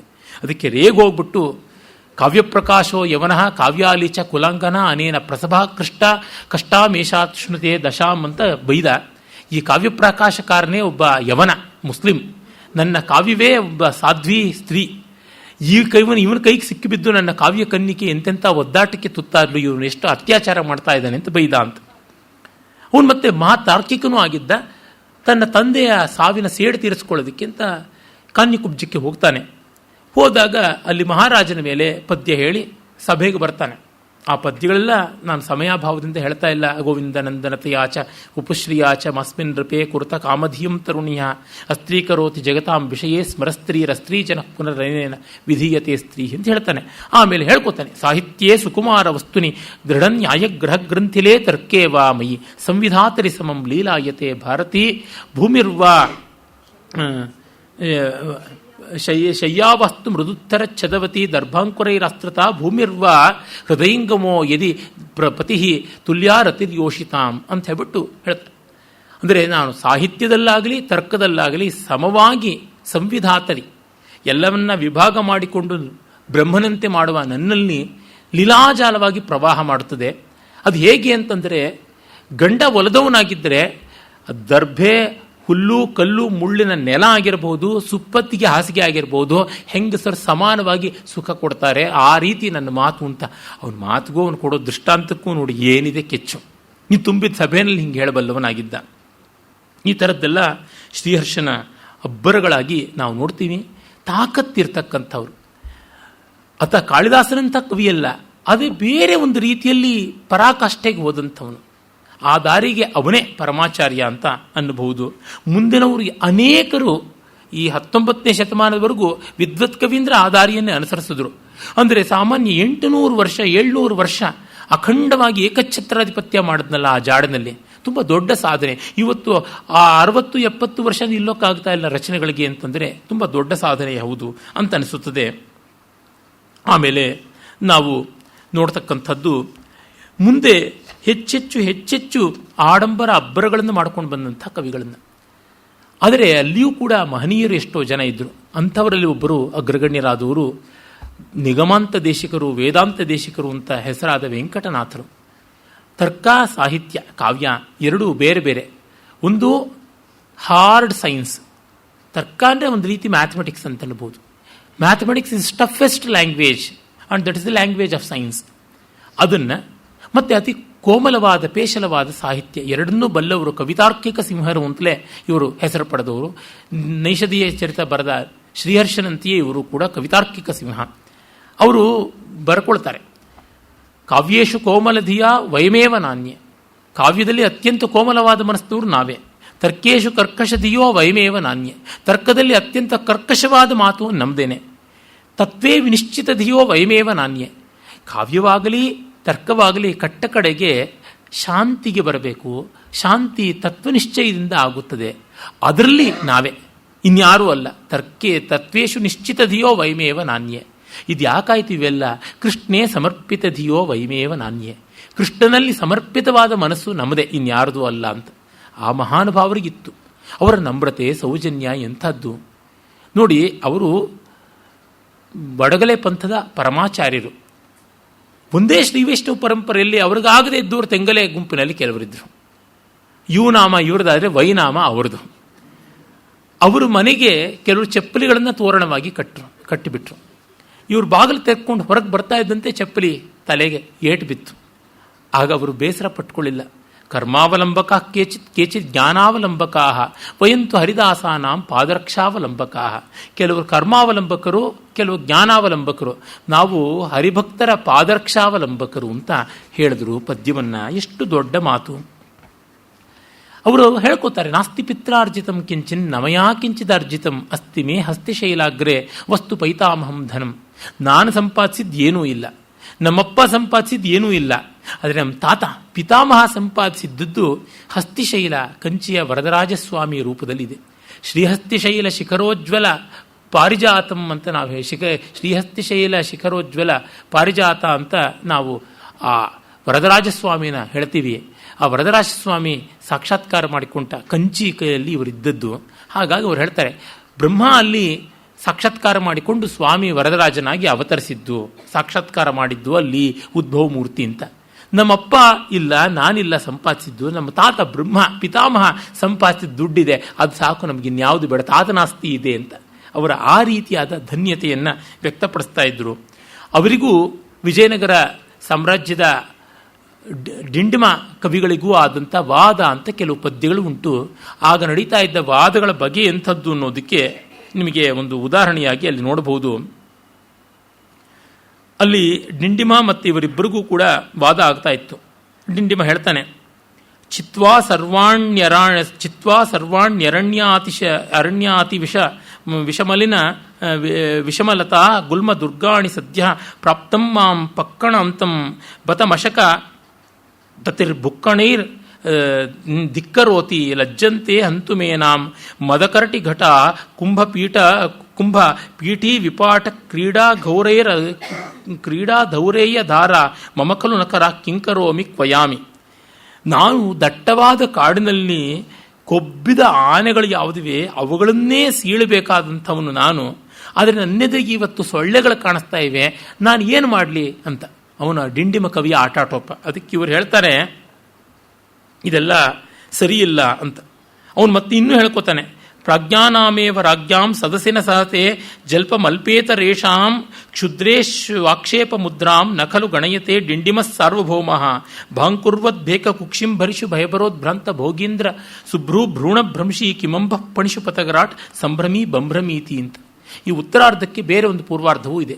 ಉಕ್ತಿ ಪ್ರತ್ಯುಕ್ತಿ ಮಾರ್ಗ ಕ್ರಮ ಪರಿಚಯವಾನ್ ಅಸ್ತಿ ಕಶ್ಚಿದ್ ವಿಪಶ್ಚಿದ್ ಯದ್ಯಸ್ಮಿನ್ ಸ್ವಸ್ತಿ ತಸ್ಮೈ ಬುಧವರ ಸಮಿತೋ ಬಿಭ್ಯದಭ್ಯಾಗತೋ ಭೂತ್ ಭಾಂಕುರ್ವದ್ಭೇಕ ಕುಕ್ಷಿಂ ಭರಿಷು ಭಯಭರೋದ್ಭ್ರಾಂತ ಭೋಗೀಂದ್ರ ಸುಭ್ರೂ ಭ್ರೂಣಭ್ರಂಶಿ ಕಿಮಂಬ ಪಣಿಷು ಪತಗರಾಟ್ ಸಂಭ್ರಮಿ ಬಂಭ್ರಮೀತಿ. ಯಾವನಾದರೂ ವಾದ ಮಾಡೋದಕ್ಕೆ ನನ್ನ ಎದುರಿಗೆ ಬಂದರೆ ಮೊದಲು ನಮಸ್ಕಾರ ಮಾಡಿ ಕಾಲಿಗೆ ಬಿದ್ದು ಕೈ ಜೋಡಿಸ್ಕೊಂಡು ಒಂದು ಕಡೆ ನಿಂತ್ಕೊಳ್ಳಿ, ಆಮೇಲೆ ಅವನ ಕಡೆ ತಿರುಗಿ ನೋಡೋಣ. ಒಮ್ಮೆ ಹೀಗೆ ರೆಕ್ಕೆ ಬಡಿದ್ರೆ ಸಾಕು, ಪಾತಾಳದಲ್ಲಿರ್ತಕ್ಕಂಥ ವಾಸುಕಿಯ ಅನಂತ, ಶೇಷ, ತಕ್ಷಕ, ಕಾರ್ಕೋಟಕ, ಶಂಖ, ಕುಳಿಕ ಮೊದಲಾದ ನಾಗೇಂದ್ರರ ಪತ್ನಿಯರಿಗೆ ಗರ್ಭಸ್ರಾವ ಆಗ್ಬಿಡುತ್ತೋ, ಗರ್ಭಪಾತ ಆಗ್ಬಿಡುತ್ತೋ, ಅಂಥ ಗರುಡ ಒಂದು ಕೇರೆ ಹಾವು ಆಟಾಟೋಪ ಮಾಡಿದ್ರೆ ಬಂದು ನಿಂತ್ಕೋತಾನ? ಇಲ್ಲ. ಅದು ಏನು ಕಪ್ಪೆಗಳನ್ನು ತಿಂತಕ್ಕಂಥ ಕೇರೆ ಹಾವನ್ನು ಕೊಲ್ಲೋದಕ್ಕೆ ಗರುಡ ಬರ್ತಾನ? ಬರೋಲ್ಲ. ಒಂದು ರೆಕ್ಕೆ ಹಿಂಗಂದ್ರೆ ಸಾಕು, ಸರ್ಪರಾಜ್ಞಿಯರಿಗೆ ಗರ್ಭಸ್ರಾವ ಆಗತ್ತೆ, ಅಬಾರ್ಷನ್ ಆಗುತ್ತೆ ಅನ್ನುವ ತಾಕತ್ತಿನ ಗರುಡ ನಾನು ಅಂತನ್ನುವ ರೀತಿಯಂತೆ ಹೇಳ್ತಾನೆ. ಆಗ ದೇಶಿಕರು ಪಿಶಾಚಾನಾಂ ಪಿಶಾಚ ಭಾಷೆಯೇ ಉತ್ತರಂ ದೇಯಂ, ದೆವ್ವಗಳಿಗೆ ದೆವ್ವದ ಭಾಷೆಯಲ್ಲಿ ಉತ್ತರ ಕೊಡಬೇಕು, ಸೌಜನ್ಯವಾಗಿ ಹೇಳಿದ್ರೆ ಆಗೋಲ್ಲ ಅಂತ ಹೇಳ್ಬಿಟ್ಟು ಅವ್ರು ಹೇಳ್ತಾರೆ. ಸ್ಪರ್ಧಂತಾಂ ಸಹಜಂನ ಕುಂಜರತಯ ದಿಕ್ಕುಂಜರೈ ಕುಂಜರ ಗ್ರಾಮ್ಯಾವ ವನವಾಸಿನೋ ಮದಜಲ ಪ್ರಸ್ವಿನ್ನ ಗಂಡಸ್ಥಲಾಹ ಹಾ ಕಾಲಸ್ಯ ವಿಪರ್ಯಯಂ ಶೃಣುಸಕೆ ಪ್ರಾಚೀನ ಪಲ್ಲೀಮಲಾಸ್ವಾದ ಪಲ್ಲೀಮಲ ಸ್ವಾದ ಸ್ನಿಗ್ಧ ಕಪೋಲ ಭಿತ್ತಿ ರಧಮಃ ಕೋಲೋಪಿ ಸಂಸ್ಪರ್ಧತೆ. ಅಯ್ಯೋ, ದಿಗ್ಗಜ ಅಂತ ಅಂದ್ಕೊಂಡ್ಬಿಟ್ಟು ಹಳ್ಳಿಯ ಹೊಲಸನ್ನೆಲ್ಲ ತಿಂದು ಅಂತರಂಗ ಬಹಿರಂಗ ಕೊಳೆ ದುರ್ವಾಸನೆ ಮಾಡಿಕೊಂಡ ಹಂದಿ ನಾನು ದಿಗ್ಗಜ ಅಂತಿದೆಯಲ್ಲ, ಈ ಕಾಲ ಬಂತು, ಇದಕ್ಕೇನನ್ನೋಣ ಅಂತ ಈತನ ತಿವಿದು ಬಾಹ್ಯೈರ್ ವರ್ಣಾಡಂಬರೈರ್ ಮಾಭ್ರಮಂತು ಚಿತ್ವಾ ಗರ್ಭಾಭ್ಯಂತರಂ ಶೋಧಯಂತು ನಿರ್ಣೇತಾರೋ ನೀರಸತ್ವೇನ ಕೋವಾ ಡಿಂಡೀರಾಣಾಂ ಡಿಂಡಿಮಾನಾಂ ಕ್ವಭೇದ ಅಂತ. ಅಂದರೆ ಇವನು ಡಿಂಡಿಮ ನಗಾರಿ ಬಾರಿಸ್ಕೊಂಡು ಡಮರುಗ ಬಾರಿಸ್ಕೊಂಡು ನಾನೇ ಕವಿ ಅಂತ ಆಟಾಟೋಪ ಮಾಡ್ತಾ ಇದ್ದ. ಅಗ್ರೇ ಡಿಂಡಿಮ ತಾಂಡವಂ ತಥೈತೋ ವಂದಿವ್ರಜೋದ್ಘೋಷಣಂ ದ್ವಿತ್ರ ಚಿತ್ರಪಟ ಕಿಯಂತಿ ಬುರುದ ಪ್ರೋತಾನಿ ಚಾಸ್ಮಾಸುನಃ ಅಸ್ತಾಂ ತಾವದಲಂ ಮಹೇಶ ಮುಕುಟಿ ಕೋಟೀರ ಕಲ್ಲೋಲಿನಿ ಕಲ್ಲೋಲ ಪ್ರತಿಮಲ್ಲ ಬರ್ಹಣಕಲಾ ದ್ವೇಷಾನ್ ವಿಜೇಶ್ಯಾಮಹೆ ಅಂತ ಮುಂದೆ ಡಿಂಡಿಮದ ನಗಾರಿ ತಾಂಡವ, ನನಗಿಂತ ದೊಡ್ಡ ಕವಿ ಇಲ್ಲ ಅಂತ ಡಮಡಮ ಡಕ್ಕೆ ಬಾರಿಸ್ಕೊಂಡು ಹೋಗೋದು. ತಥೈತೋ ವಂದಿವ್ರಜೋದ್ಘೋಷಣಂ, ಆ ಕಡೆ ಈ ಕಡೆ ಜಯ ಜಯ ಅಂತ ವಂದಿ ಮಾಗದರು ಹೊಗಳ್ತಾ ಇರ್ತಕ್ಕಂಥದ್ದು. ಇವರ ವೀರ ವಿಹಾರಗಳನ್ನು, ದಿಗ್ವಿಜಯಗಳನ್ನು, ಬೇರೆ ಬೇರೆ ರಾಜರುಗಳ ಹತ್ರ ತೆಗೆದುಕೊಂಡು ಬಂದ ಜಯಪಟ್ಟಿಕೆಗಳನ್ನೆಲ್ಲ ಡಿಸ್ಪ್ಲೇ ಮಾಡ್ಕೊಂಡು ಪ್ಲೇಕಾರ್ಡ್ಗಳ ಥರ ಇಟ್ಕೊಂಡು ಬರ್ತಕ್ಕಂಥದ್ದು. ಅದಲ್ಲದೆ ಬಿರುದುಗಳಿಗೆ ಲಾಂಛನಗಳು ಬೇರೆ ಇರ್ತವೆ, ಅವನ್ನೆಲ್ಲ ತೆಗೆದುಕೊಂಡು ಬರ್ತಕ್ಕಂಥದ್ದು. ಇಷ್ಟೆಲ್ಲ ಇರಲಿ, ಇದನ್ನು ನೋಡಿಯೂ ಎದುರಾಳಿಗೆ ಭಯ ಆಗಲಿಲ್ಲ ನನ್ನ ಬಗ್ಗೆ ಅಂದರೆ ಗಂಗೆಯನ್ನೇ ಧಿಕ್ಕರಿಸುವ ವೇಗದಿಂದ ಬರುತ್ತಲ್ಲ ಮಾತು, ಅದರಿಂದ ಎಂಥವ್ರನ್ನು ಕೊಚ್ಚಿ ಬಿಸಾಡ್ಬಿಡ್ತೀನಿ ಅಂತ ಇದು ಡಿಂಡಿಮನ ಆಟಾಟೋಪ. ಅದಕ್ಕೆ ಅವರು ಹೇಳ್ತಾರೆ, ಬರೀ ಬಾಹ್ಯಾಡಂಬರ ಸಾಕಪ್ಪ, ಚಿತ್ವಾ ಗರ್ಭಾಭ್ಯಂತರಂ ಶೋಧೆಯಂತೂ, ಎದೆ ಸೀಳ್ಕೊಂಡು ಒಳಗೆ ನೋಡ್ಕೊಂಡು ನಿನಗೇನಿದೆ ಯೋಗ್ಯತೆ ಅಂತ. ಡಿಂಡೀರ ಅಂದರೆ ನೊರೆ. ನೊರೆನಲ್ಲಿ ಏನಿದೆ? ಅದರೊಳಗೆ ಒದ್ದೆನೂ ಜಾಸ್ತಿ ಇಲ್ಲ, ನೀರೂ ಜಾಸ್ತಿ ಇಲ್ಲ, ಮುಟ್ಟಿದ್ರೆ ಪಳ್ಳಂತ ಹೊಡೆದೋಗುತ್ತೆ ಗಾಳಿ. ಘನ ಇಲ್ಲ, ದ್ರವನೂ ಇಲ್ಲ, ಬರೀ ಗಾಳಿ ಇಲ್ಲ, ಬರೀ ಬುರುಡೆ. ನಿರ್ಣಯತಾರೋ ನೀರಸತ್ವೇನ ಕೋವ, ನಿರ್ಣಯ ಮಾಡೋದಕ್ಕೆ ಇರೋರಿಗೆ ನೀರಸತ್ವದಿಂದ ಗೊತ್ತಾಗೋದಿಲ್ವೇ? ಡಿಂಡಿಯರಾಣಾಂ ಡಿಂಡಿಮಾನಾಂ ಕ್ವಭೇದ, ನಿನ್ನ ಡಿಂಡಿಮಕ್ಕೂ ಡಿಂಡಿಯರ ನೊರೆಗೂ ಏನು ವ್ಯತ್ಯಾಸ ಇಲ್ಲ, ಎರಡೂ ಗಾಳಿ, ಅದರೊಳಗಿರೋದು ಗಾಳಿ, ಇದರೊಳಗಿರೋದು ಗಾಳಿ ಅಷ್ಟೇನೆ ಅಂತ ಹೇಳ್ಬಿಟ್ಟು ಅಂತಾರೆ. ಈ ರೀತಿ ವೇದಾಂತ ದೇಶಿಕರ ವಾಗ್ವೈಭವ ವೈರಿ ವೀರ ಸ್ಪರ್ಧೆಗಳನ್ನು ಧಿಕ್ಕರಿಸುವಂಥದ್ದಾಗಿತ್ತು ಅಂತ ಗೊತ್ತಾಗುತ್ತದೆ. ಅದೇ ಕಾಲದಲ್ಲಿ ಇದ್ದಂಥವನು ಲೋಲ ಲಕ್ಷ್ಮೀಧರ. ಲೋಲ ಲಕ್ಷ್ಮೀಧರ ಕೃಷ್ಣದೇವರಾಯನ ಕಾಲದವನು ಅಂತಲೂ ಕೆಲವರು ಹೇಳ್ತಾರೆ, ಹಿರಿಯ ಸಮಕಾಲೀನ ಇರಬೇಕು. ಆತ ತನ್ನ ಸೌಂದರ್ಯಲಹರಿ ವ್ಯಾಖ್ಯಾನದಲ್ಲಿ ಹೇಳ್ಕೊಳ್ತಾನೆ, ವಯಮಿಹ ಪದವಿದ್ಯಾಂ ತಂತ್ರ ಮಾನ್ವೀಕ್ಷಕೀಂ ವಾ ಯದಿಪತಿ ವಿಪತೇವ ವರ್ತಯಾಮಸ್ಸ ಪಂಥ ಉದೈತಿ ದಿಶಿಯಸ್ಯಾಂ ಭಾನುಮಾನ್ ಸೈವ ಪೂರ್ವೇ ನಹಿ ತರಣುರುದೀತೆ ದಿಕ್ಪರಾಧೀನ ವೃತ್ತಿ. ನಾವು ವ್ಯಾಕರಣವನ್ನು, ತರ್ಕವನ್ನು, ಮೀಮಾಂಸೆಯನ್ನು ಯಾವ ದಾರಿಲಿ ತಗೊಂಡೋದ್ರೆ ಅದು ಆ ದಾರಿನಲ್ಲಿ ಬರಬೇಕು. ಸೂರ್ಯ ಹುಟ್ಟುವ ದಿಕ್ಕನ್ನು ಪೂರ್ವ ಅಂತಾರೆ ಹೊರತು ಪೂರ್ವ ದಿಕ್ಕನ್ನು ಹುಡುಕೊಂಡು ಸೂರ್ಯ ಹುಟ್ಟೋಲ್ಲ ಅಂತಾನೆ. ನಾವು ತೆಕ್ಕೊಂಡು ಹೋದ ಜಾಗದಲ್ಲಿ ಅವನು ಬರಬೇಕು ಅಂತ. ಅಂದರೆ they were not following the subject use to follow ಎಂ ಬ್ರಹ್ಮಾಣ ಮಿಯಂ ದೇವಿ. ಆ ಥರ ಸಾಯಂ ಸಂಪುಲ್ಲ ಮಲ್ಲಿ ಸುಮ ಸುರಭಿಸುಧಾ ಮಾಧುರಿ ಸಾಧುರೀತಿ ಪ್ರೇಂಕತ್ ಪುಂಖಾನು ಪುಂಖ ಪ್ರಸದಮರ ಸರಿ ದ್ವೀಚಿ ವಾಚಾಲ ವಾಚಕ. ಅವನು ತನ್ನ ಮಾತು ಇಂಥದ್ದು ಅಂತ ಹೇಳ್ಕೊತಾರೆ. ಸಾಯಂ ಸಂಪುಲ್ಲ ಮಲ್ಲಿ ಸುಮಸುರಭಿಸುಧಾ ಮಾಧುರಿ ಸಾಧುರೀತಿ, ಆ ಶಬ್ದಾಲಂಕಾರ ನೋಡಿ, ಸ್ರಗ್ಧರ ಛಂದಸ್ಸಲ್ಲಿ ಹಿಂಗೆ ಬರೆಯೋದು ಉಂಟ. ಸಂಜೆ ಹೊತ್ತಿಗೆ ಮೆಲ್ಲ ಮೆಲ್ಲನೆ ಅರಳತಕ್ಕಂಥ ಮಲ್ಲಿಗೆ ಇದೆಯಲ್ಲ, ಅದರ ಪರಿಮಳ ಹೇಗೆ, ಅದರ ಸೌಕುಮಾರ್ಯ ಹೇಗೆ, ಅದರ ಧಾವಳ್ಯ ಹೇಗೆ, ಹಾಗೆ ಅಲೆ ಅಲೆಯಾಗಿ ಬರತಕ್ಕಂಥ ಸ್ವಾರಸ್ಯ ಸೌಂದರ್ಯ ನನ್ನ ಕವಿತೆಯಲ್ಲಿ ಅಂತಂತಾನೆ. ಅವನ ಸೌಂದರ್ಯ ಲಹರಿಯ ವ್ಯಾಖ್ಯಾನದ ತಂತ್ರ ಕೌಶಲ ಏನಿದೆ, ಅದ್ಭುತವಾದ ಶಾಕ್ತ ವಿದ್ಯಾ ರಹಸ್ಯಗಳನ್ನು ಬಯಲು ಮಾಡೋದು, ಷಟ್ಚಕ್ರ ಭೇದನೆಯ ಒಂದು ಗುಟ್ಟುಗಳನ್ನು ರಟ್ಟು ಮಾಡಿಸುವುದು, ಇದನ್ನು ಹೇಳ್ತಾನೆ. ಇದನ್ನು ಯಾರಿಗೆ ಅರ್ಥ ಮಾಡಿಸ್ಲಿ? ಯಾರಿದ್ದಾರೆ ನಮ್ಮ ಕಾಲದಲ್ಲಿ? ಗತೋಯಂ ಶಂಕರಾಚಾರ್ಯ ವೀರ ಮಾಹೇಶ್ವರೋ ಗತಃ ಷಟ್ಚಕ್ರ ಭೇದನೆ ಕೋವಾ ಜಾನೀತೆ ಮತ್ಪರಿಶ್ರಮಂ. ಅಭಿನವ್ ಗುಪ್ತ ಎಂದೋ ಹೊರಟೋಗ್ಬಿಟ್ಟ 10ನೇ ಶತಮಾನಕ್ಕೆ. ಅವನು ತಂತ್ರಾಲೋಕಾದಿ ಮಹಾಗ್ರಂಥಗಳನ್ನು, ತಂತ್ರ ಪಠದಾನಿಕ ಹೀಗೆಲ್ಲ ಬರೆದವನು ಅವನಿಲ್ಲ. ಅವನಿಗಿದ್ದಿದ್ರೆ ಗೊತ್ತಾಗ್ತಿತ್ತು. ಇಲ್ಲ, ಈ ಸೌಂದರ್ಯ ಲಹರಿಯನ್ನೇ ಬರೆದವರು ಮತ್ತೆ ಸುಭಗೋದಯಾದಿಗಳನ್ನು ಬರೆದಂಥ ಗೌಡಪಾದರ ಪ್ರಶಿಷ್ಯರೂ ಆದಂಥವರು, ಪ್ರಪಂಚಸಾರ ಸಂಗ್ರಹ ಮಾಡಿಕೊಟ್ಟ ಶಂಕರಾಚಾರ್ಯರು ಅವರಿಲ್ಲ. ಇನ್ನು ಮೂರನೇವರು ಯಾರಿದ್ದಾರೆ ನನ್ನ ವಿದ್ಯೆಯನ್ನು ಅರ್ಥ ಮಾಡ್ಕೊಳ್ಳುವಂಥವ್ರು ಅಂತ? ಅದು ನಮಗಿಂತ ಯಾರೂ ಮೆಚ್ಚುಗೆ ಕೊಡೋರು ಇಲ್ಲ ಅಂತ ಬಂದುಬಿಡುತ್ತಲ್ಲ. ತಿರುಪತಿ ವೆಂಕಟ ಕವಿಗಳು ಆಂಧ್ರದ ಮಹಾಶತಾವಧಾನಿಗಳು. ಅವರಿಗೆ ಒಂದು ಬಿರುದು ಕಿಂಕವೀಂದ್ರ ಘಟ ಪಂಚಾನನ ಅಂತ. ಅಂದರೆ ಕವಿಗಳು ಅಂತಕ್ಕಂಥ ಆನೆಗಳ ಪಾಲಿಗೆ ಸಿಂಹಗಳಿದ್ದಂತೆ ಅಂತ. ಈ ಬಿರುದು ಯಾರು ಕೊಟ್ಟಿದ್ದವರಿಗೆ? ಅವರೇ ಕೊಟ್ಕೊಂಡಿದ್ದು. ಯಾಕೆಂದ್ರೆ ನಮ್ಮ ಯೋಗ್ಯತೆಗೆ ಇನ್ಯಾರು ಬಿರುದು ಕೊಡೋಕ್ಕಾಗತ್ತೆ? ನಾವೇ ಕೊಟ್ಕೊಳ್ಬೇಕು ಅಂತ. ಜಂಜಾಮಾರುತಂ ಅಂತ ಒಬ್ಬ ವಿದ್ವಾಂಸರಿಗೆ ಬಿರುದಿತ್ತಂತೆ. ಜಂಜಾಮಾರುತಂ ಅಂತ ತರ್ಕಶಾಸ್ತ್ರದ ಪಾಂಡಿತ್ಯ ಇದ್ದಂಥವ್ರೊಬ್ಬರಿಗೆ. ಈ ಬಿರುದು ಯಾರದ್ದು ಅಂತಂದ್ರೆ ನಂದೆ. ಯಾರು ಕೊಟ್ಟಿದ್ದು? ನನಗೆ, ನಾನೇ ಕೊಟ್ಕೊಂಡಿದ್ದು. ಯಾಕೆ ಅಂದರೆ ನನಗೆ ಕೊಡೋ ಯೋಗ್ಯತೆ ಇನ್ನು ಯಾರಿಗಿದೆ? ನಾನೇ ಕೊಟ್ಕೊಳ್ಬೇಕು. ಗುಂಡೋರಾಯ ನಮೋಸ್ತುಮೆ ಅಂತ ಕೈಲಾಸಂ ಹೇಳ್ಕೋತಾರಲ್ಲ, ಆ ರೀತಿಯಲ್ಲಿ. ಅಂದರೆ ಯೋಗ್ಯತೆ ಇದ್ದವರು ತಿರುಪತಿ ವೆಂಕಟ ಕವಿಗಳು ಮಹಾಯೋಗ್ಯತೆ ಇದ್ದಂಥವ್ರು. ಅವ್ರು ಹೇಳ್ತಾರೆ, ಬಹಳ ಕಷ್ಟ ಅವಧಾನ ಮಾಡೋದು, ಅವಧಾನದಲ್ಲಿ ಪದ್ಯಗಳಲ್ಲಿ ಸ್ವಾರಸ್ಯ ತರೋದು ಬಹಳ ಕಷ್ಟ. ತತ್ತಾದೃಕ್ಷ ಶತಾವಧಾನ ಸಮಯೇ ಸತ್ತಾಶೂನ್ಯ ವಚನ ಅಂತೆಲ್ಲ ಹೇಳ್ಕೊಳ್ತಾರೆ. ಅದೆಲ್ಲ ನಿಜ. ಆದರೂ 100 ಪದ್ಯಮೂಲ ಮೇಟಿಗ ರಸಧಾರ ಲೊಲಿಕಿಂಚು ಅಂತಲೂ ಹೇಳ್ತಾರೆ. ನಾವು ಮಾಡೋಷ್ಟು ಚೆನ್ನಾಗಿ ಇನ್ಯಾರು ಅವಧಾನ ಮಾಡೋಕ್ಕಾಗಲ್ಲ. ಹೇಳಿದ 100 ಪದ್ಯದಲ್ಲೂ ರಸ ಇರುತ್ತೆ ಅಂತ. ಅಂದರೆ ನೋಡಿ, ಇವರದೇ ನಮ್ಮ ಕಾಲದಲ್ಲಿ ಯಾರಿಗೆ ಗೊತ್ತಾಗುತ್ತೆ? ಎಷ್ಟೋ ಬಾರಿ ಪ್ರಾಮಾಣಿಕವಾಗಿ ಬಂದುಬಿಡುತ್ತೆ. ತುಂಬ ದೊಡ್ಡವ್ರನ್ನ ಕಂಡ ಮೇಲೆ ಕುಬ್ಜವಾದ ಲಿಲಿಪುಟ್ಸಿರ್ತಕ್ಕಂಥ ಸಮಾಜದಲ್ಲಿ ಏನು ಮಾಡೋಣ ಅಂತಕ್ಕಂಥದ್ದು ಅನಿಸ್ಬಿಡುತ್ತೆ. ನನ್ನಂಥ ಜಜ್ವಿ ವ್ಯಕ್ತಿಗೆ ಯಾವಾಗಲೂ ಹಿಂದೆ ಅನಿಸ್ಬಿಟ್ಟಿತ್ತು. ಈ ಕಾಲದಲ್ಲಿ ಯಾರು ಸತ್ಕವಿತೆಗೆ ಆಶ್ರಯ ಕೊಡ್ತಕ್ಕಂಥ ಇವರೇ ಇಲ್ಲ. ಹಿಂದಿನವರೆಲ್ಲ ಯಾರು ಹೊರಟೋಗ್ಬಿಡ್ತು, ಮಹಾರಾಜರುಗಳೆಲ್ಲ ಹೊರಟೋಗ್ಬಿಟ್ರು. ಆ ಭೋಜರಾಜನಂಥವ್ರು, ಕೃಷ್ಣದೇವರಾಯನಂಥವ್ರು ಎಲ್ಲ ಹೊರಟೋಗ್ಬಿಟ್ರು. ಲುಪ್ತೋ ಗುಪ್ತ ಕುಲಾಪ್ತ ತಪ್ತ ಮಿಹಿರಶ್ಚಂದ್ರಾಹ್ವಯೋ ನಾಯಕ ಧಾರಾಧಾರ ಧರಾಧಿಪೋ ವಿಧಿವಶೋ ಮಾಧುರ್ಯ ಧಾರಾಧರ ರಾಯೋದಾಯವದ ಆಯುಷಂ ಯತಿಶಯಂ ಕಾಲಾಯ ಭೂಯೋದದು ಕೋವಾ ಭೂಪತಿರಸ್ತಿ ಭೋ ಭಣ ವಿಭೋ ಹಾದ್ಯಾಪಿ ಮೇತ್ವಾಂ ವಿನ ಅಂತ. ಲುಪ್ತೋ ಗುಪ್ತ ಕುಲಾಪ್ತ ತಪ್ತ ಮಿಹಿರಶ್ಚಂದ್ರಾಹ್ವಯೋ ನಾಯಕ. ಗುಪ್ತ ಕುಲಾನ್ವಯದ ಕಿರೀಟಪ್ರಾಯನಾಗಿದ್ದ ಚಂದ್ರಗುಪ್ತ ವಿಕ್ರಮಾದಿತ್ಯ ಲುಪ್ತನಾಗ್ಬಿಟ್ಟೆ. ಇನ್ನು ಧಾರಾಧಾರ ಧರಾಧಿಪೋ ವಿಧಿವಶೋ ಮಾಧುರ್ಯ ಧಾರಾಧರ. ಧಾರಾಧಿಪತಿಯಾಗಿದ್ದ ಭೋಜರಾಜ ವಿಧಿವಶನಾಗ್ಬಿಟ್ಟ, ಮಾಧುರ್ಯ ಧಾರೆಗೆ ಅಧಿಪತಿಯಾಗಿದ್ದ. ಇನ್ನು ರಾಯ ಕೃಷ್ಣದೇವರಾಯ ತನ್ನ ಆಯುಷ್ಯವನ್ನೇ ಒಂದು ದಾಯ ಇದ್ದಂತೆ ಕಾಲನಿಗೆ ಕೊಟ್ಟು ಹೊರಟೋಗ್ಬಿಟ್ಟ. ಇನ್ನು ಯಾವ ಮಹಾರಾಜರಿರ್ತಾರೆ ನಮ್ಮ ಕಾಲದ ಕವಿತ್ವವನ್ನು ಮೆಚ್ಚೋದಿಕ್ಕೆ ಅಂತ? ಹಾಗೆ ನನ್ನಂಥವನಿಗೆ ಅನಿಸುವಾಗ ಲೊಲ್ಲ ಲಕ್ಷ್ಮೀಧರನಿಗೆ ಅನಿಸ್ತೇ ಇದ್ದರೆ ಏನು ಮತ್ತೆ? ಹೀಗೆ ಈ ರೀತಿಯಲ್ಲಿ ಆ ಹಿಂದಿನ ಕವಿಗಳ ಪ್ರೌಢಿತ್ವವನ್ನು ನಾವು ನೋಡ್ತೀವಿ. ಅಲ್ಲೇ ಇದ್ದಂಥವನೊಬ್ಬ, ಆ ಕಾಲಕ್ಕೆ ವಿಜಯನಗರ ಕಾಲಕ್ಕೆ ಹಿಂದೆ ಇದ್ದವನು ಮಲ್ಲಿನಾಥ. ಅವನ ನಮ್ರತೆ ನೋಡಿ. ಕಾಳಿದಾಸ ಗಿರಾಂಸಾರಂ ಕಾಳಿದಾಸ ಸರಸ್ವತಿ ಚತುರ್ಮುಖೋತವಾ ಸಾಕ್ಷಾತ್ ವಿದುರ್ನಾನ್ಯಸ್ತು ಮಾದೃಶ. ಕಾಳಿದಾಸನ ಮಾತಿನ ಸಾರ ಕಾಳಿದಾಸನೇ ತಿಳ್ಕೊಳ್ಬಲ್ಲ, ಸರಸ್ವತಿಗೆ ಗೊತ್ತಾಗುತ್ತೆ. ಏನಾದರೂ ಸರಸ್ವತಿ ತುಂಬ ಇಂಟಿಮೇಟ್ ಮೂಮೆಂಟ್ಸಲ್ಲಿ ಬ್ರಹ್ಮನಿಗೆ ಗುಟ್ಟು ಬಿಟ್ಟು ಕೊಟ್ಟರೆ ಬ್ರಹ್ಮನಿಗೂ ಗೊತ್ತಾಗುತ್ತೆ. ಚತುರ್ಮುಖೋತವಾ ಅಥವಾ ಚತುರ್ಮುಖ, ಆ ಸಟಿಲ್ಟಿ ನೋಡಿ. ಸರಸ್ವತಿ ಏನೋ ಗಂಡ ಅಂತ ಯಾವುದೋ ವೀಕ್ ಮೂಮೆಂಟ್ಸಲ್ಲಿ ಬಿಟ್ಟು ಕೊಟ್ಟಿದ್ರೆ ಗೊತ್ತಾಗಬೇಕು ಕಾಳಿದಾಸನ ಸ್ವಾರಸ್ಯ.